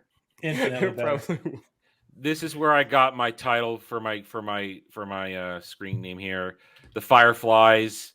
And this is the evidence he's Gandalf, because he starts talking to the flies, like he talks to the moths to go get the eagles, and they do his bidding. That's why I'm saying flag that it's Gandalf. That's why I'm putting it out there. Well, and my thing is, how is this any more helpful than drawing in the dirt? You can literally draw anything, but you're very restricted with some lightning bugs. I would say because in the dirt, you're not necessarily going to make her understand that it's a constellation because she's stupid as a stone. Well, but he was drawing something else. He wasn't drawing he was drawing like a map or something. He was drawing something not remotely constellation-like. So let's see if I can get it. There they go, going up in there. Big old veiny one. That's who he was drawing. Oh. I don't see Galadriel anywhere in this scene. So here comes the constellation. Boom, there it is. And now Nori realized it's my destiny. So now Nori has her story. She had to line up their heads perfectly to see the constellation the same way that he did. That's a good point. That's an excellent point. That's good. And you can see it in his eyes. We can see it in his eyes. Well, and if you look at where they're lining up, they're all lining up in front of actual stars. So they're not making a new constellation; they're highlighting a constellation that is actually there. But then she says we have to find that constellation. But that constellation, so I can get back to it. That constellation is. Let's just come on, get there for me, please. I'll skip ahead. I'll miss it. I just don't see it being anyone besides Gandalf. I don't know if they have the rights to the word Gandalf. They definitely have the rights to the word Mithrandir. So I was going to pose that. Are they just going to call him Mithrandir in season 2? Because according to the leaks, he will not be named whatsoever in season 1 here. Yeah, they could make it one of the 2 blue wizards. They could. I just really don't see them doing it with random people we don't know unless it's their original characters. I'm going to side with Jed on that because where's the member, to use what we're saying, where's the member berries? If it's not Gandalf or another named wizard, where's the member berries to try and fool the normies? And and these writers, no one cares enough about Radagast for that to be a big mystery box reveal. And Sauron should have white hair, so it's really just Gandalf. Yeah, because this guy's already pretty gray. Now again, mystery box. Here comes Durin the Third. A literal. And thank literal. God you're going through this pretty fast. Because what's there? There's nothing. That's all there is. Great. Mystery box. A lot of people thought that this was the Arkenstone. How? How? It's the wrong mountain. Wrong mountain. Exactly. This isn't wrong Erebor. mountain. Wrong people. Well, 2,000 part of the world. It's a normie deal. See glowing stuff with dwarves. Oh, glowing stuff with dwarves. I know it's glowy stuff with dwarves. It's Mithril.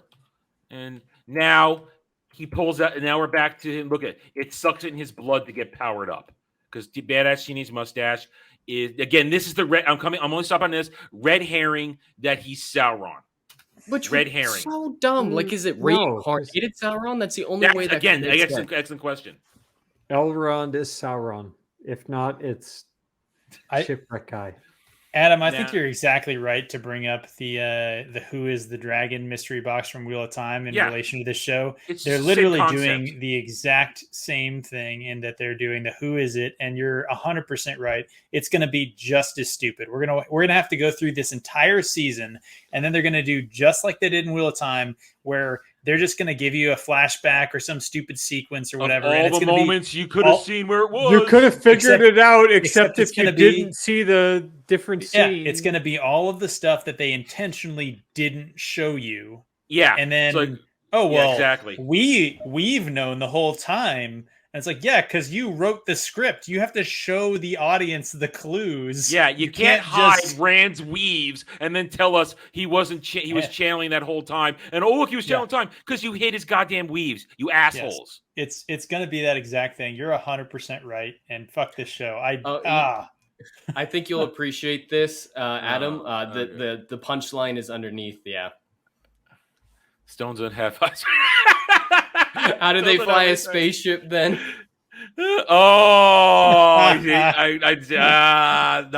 Nice. So we're at, this is it. She comes to get him, and they're all marching off to where they're going. But now, here's our stinger for the end. Numenor man. Probably a Lindil, because it's got to be, because he's the only one that would matter. And he would be wearing cape. So there it is. We made it. We've done it. Yay. I that took 4 hours 38 minutes, and I'm sorry. It took Alex that long. is right. It's clearly Jack Sparrow. It's not Ellen. It's Jack. Well, Sparrow. then we can make Jack Sparrow jokes. No, Isildur wouldn't be wearing a cape. We've seen Isildur in this, and he doesn't wear a cape, and he's too scrawny. That's a bigger man than the guy playing Isildur. Either way, these 2 episodes, they sucked. They sucked. They massively sucked. It was horrible through and through. And we showed you why it was bad. We broke it down. And, I mean, I'm not going to drag this on any further. They sucked and blowed. It sucked and blowed. Did. Simultaneously. And Galadriel has a penis. Halbrand is Sauron. The music is terrible. I mean, unfortunately, we couldn't listen to the music because it doesn't, unless it's a Chrome tab on a, it wouldn't work. But, or I didn't upload anything. I didn't want to upload the clips because then we can't talk over is it. Sauron. I'm calling that. Finkel is Einhorn. Einhorn is Finkel. It's this. This show is a disaster. We've just walked through you step by step in painstaking detail.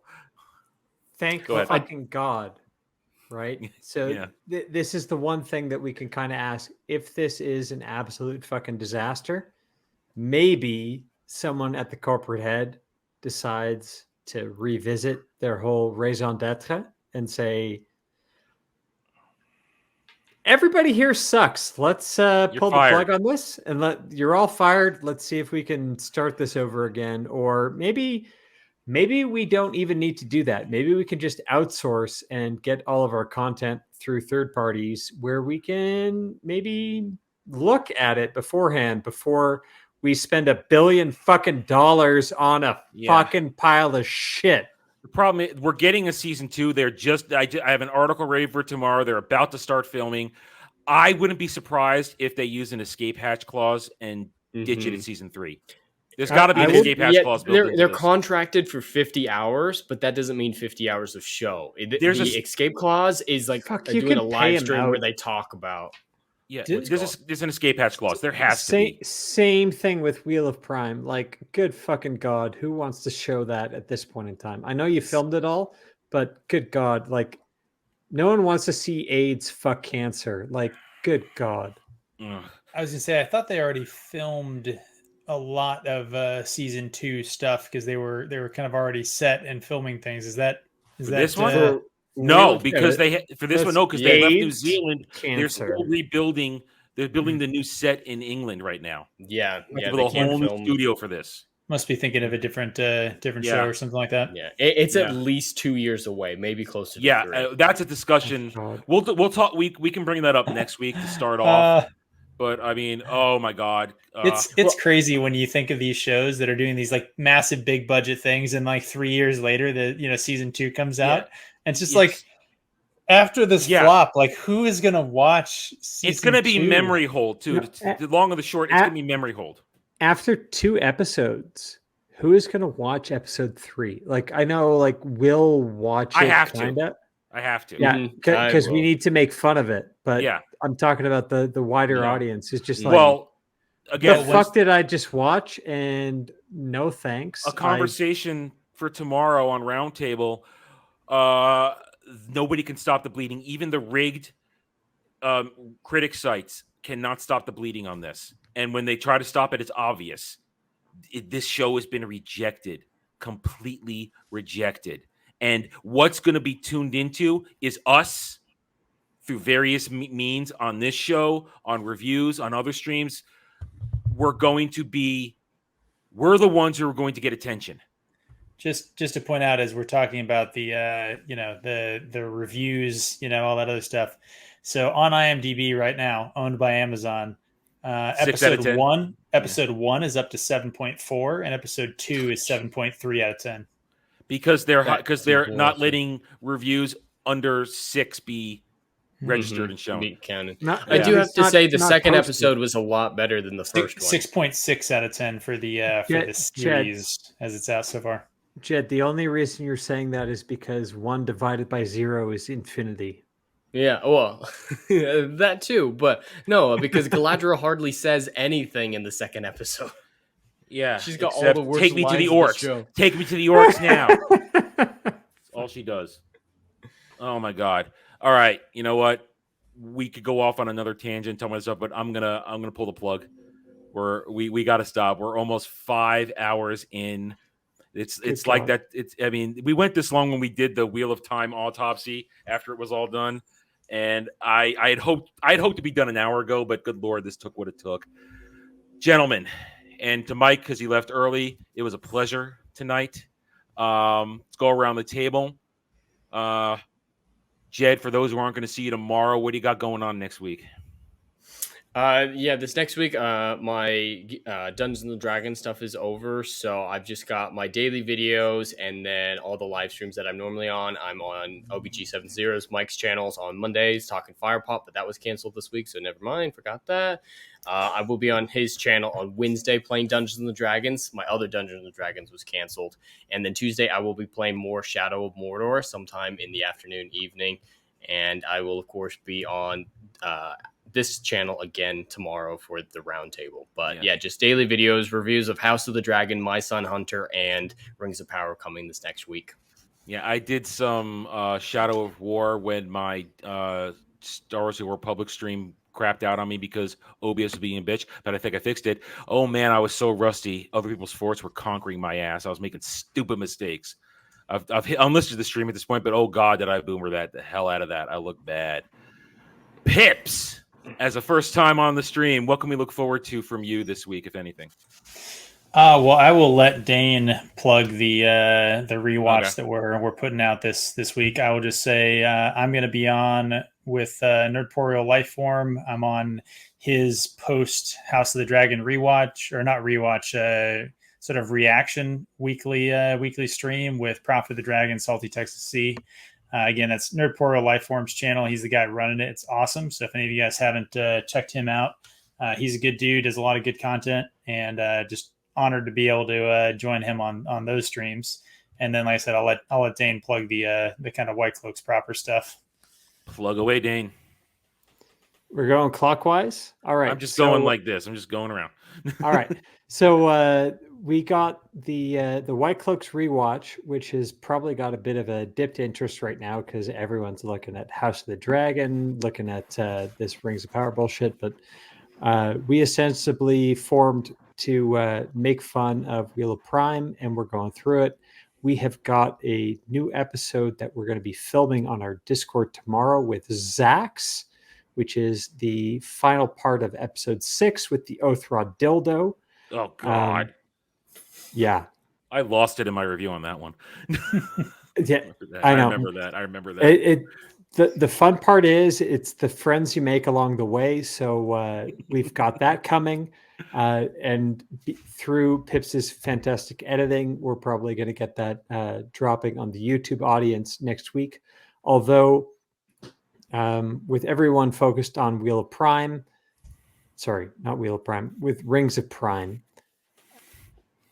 maybe we take a bit of a hiatus, but we got some other content about the review scores and whatnot going on our channel.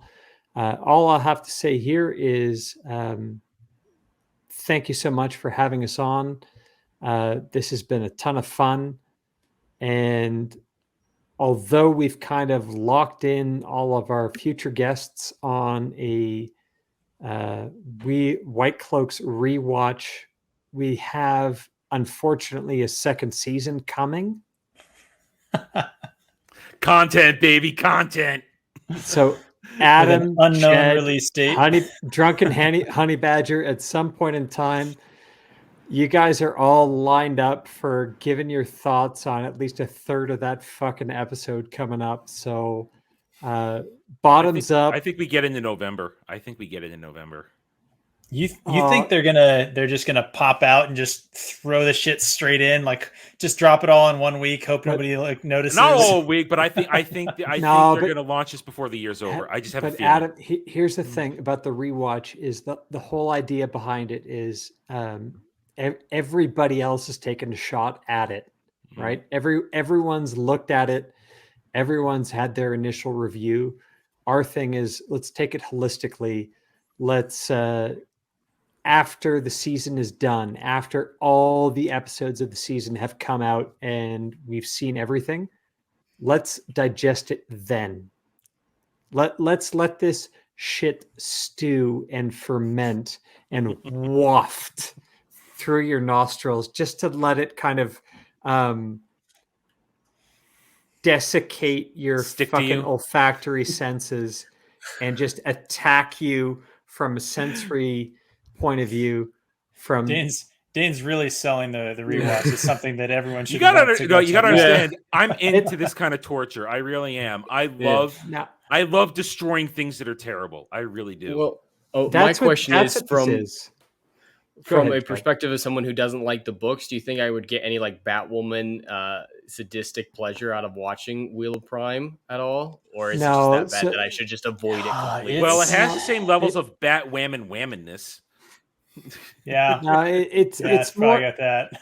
So, Jed, what I'll say here is, as a Wheel of Time aficionado, at least from a literature point of view, is I always find another bit of enjoyment from another reread, and I'm being serious here. It's there is a lot in that series that you don't pick up on the first time, the second time, the third time. There's a lot you don't pick up until you've read other people who point things out. So it's one of those book series that you get more enjoyment the more you read it. This TV show is the exact fucking opposite, because we've only started watching it twice, and good fucking Lord, it's terrible. And there is even worse. There is no greater antithesis to what Robert Jordan was trying to create than that the television adaptation of his series would make you hate the second, the third, the fourth, the 20th viewing that much more, because that just points out how fucking awful the show is. And it was done with malice too. That's the bottom line. Rafie Poo did it with malice. Completely done with malice. Incompetent malice. Like, he was a villain, but he was a shitty villain, and he got away with it. And he's proud of it. Oh, man. That too. Yeah. But Adam, you're definitely on for season 2. I look forward to it, my friend. I look forward to it. Do you, though? Yes, I do. I like finding reasons to shit on horrible things at this point. It's this since starting to do reviews on stuff, and Wheel of Time was my first major review that I did for the channel. And I realized, wow, Adam, I love trashing this stuff. I really do. And I hope those who don't just think I'm a drunk idiot who drinks too much and rambles. But Adam, I had to give you a shout out in our very second rewatch, but it's only because I was too fucking drunk to remember your name in the first rewatch. But it's in there. So if those who like the Renaissance Nerd here and are interested in us, you'll see it. You'll go and see my drunken rambling, and then at the very start of the second rewatch, where I basically said, "All right, I remember now because I took a week off and sobered up." And found out who it was. Anybody who does actually go and watch those, by the way, give us like a little bit. The first ones were pretty rough in terms of the technical skills department. Fantastic. That's my bad. I was learning. I was learning. Slow effort. We are all slow learning at this point early on. They were pretty rough, but they were a good time. Yeah. But Adam, I honestly had to say, so I saw your early videos on Wheel of Time, and I saw your passion, and I was moved by it. And thank you. That's it made me angry. Fantastic, and and it motivated me to basically, like, I was angry too, but I was still kind of on the fence whether I should express my anger or express it to a wider audience. Yeah. But you inspired me. You inspired a bunch. Cool. So. Insofar as that counts for anything, I'm surprised. I don't set out to inspire anybody. I'm just it's just doing this. It's telling like it is. I just want to tell it like it is, And if people agree with me, that's great. And if the stands complain, they can go fuck themselves. Exactly. And that's why I was honored by the invite for today's show. So I guess that's my way of capping this off before stealing all the thunder from our drunken honey badger. Well, I mean, I invited you guys because we've been on streams a couple times together, and I know you guys do know your shit. And I would love to do a full-on season-to-season comparison between Wheel versus Rings when all is said and done. We can make a nice giant-ass list of which one did it worse. We got 6 more episodes to go on this one. The abyss could go deeper. Drunken Honey Badger. Oh yeah, thank you, Adam. You got your new channel. You got anything coming up on there? I know. The Honey Badger is going to get drunk and shit all over the Amazon rings because it is evergreen because they have destroyed something that is beautiful. And like I said, I'm not a passionate guy on this stuff, but Tolkien put an enormous amount of effort, and it's angering and frustrating that these bastards have taken it and warped it, and they ironically are the villains of Tolkien's story. They have taken these beautiful elves and they've warped and contorted them into their fucking orcs and shit. They have if you're more familiar with the song of the Dissidents, everyone's singing and they create the world, and then Morgoth is singing Dissidents and fucking it up. I know that much. I know that much. Yeah, it's frustrating. It's angering. Yeah. So Honey Badger's gonna shit all over that and enjoy talking. We all find that passion. I found it, and I get angry at the Star Wars stuff more than anything. The White Cloaks get angry at Wheel of Time. Jed gets angry at Doctor Who. Mm-hmm. You're getting angry at Tolkien. We all have our specialties, but the beauty of this, why I put this panel together, why I'm going to keep inviting people back every week for the next 6 weeks, is the fact that we all have a stake, even though each one of us don't have a major level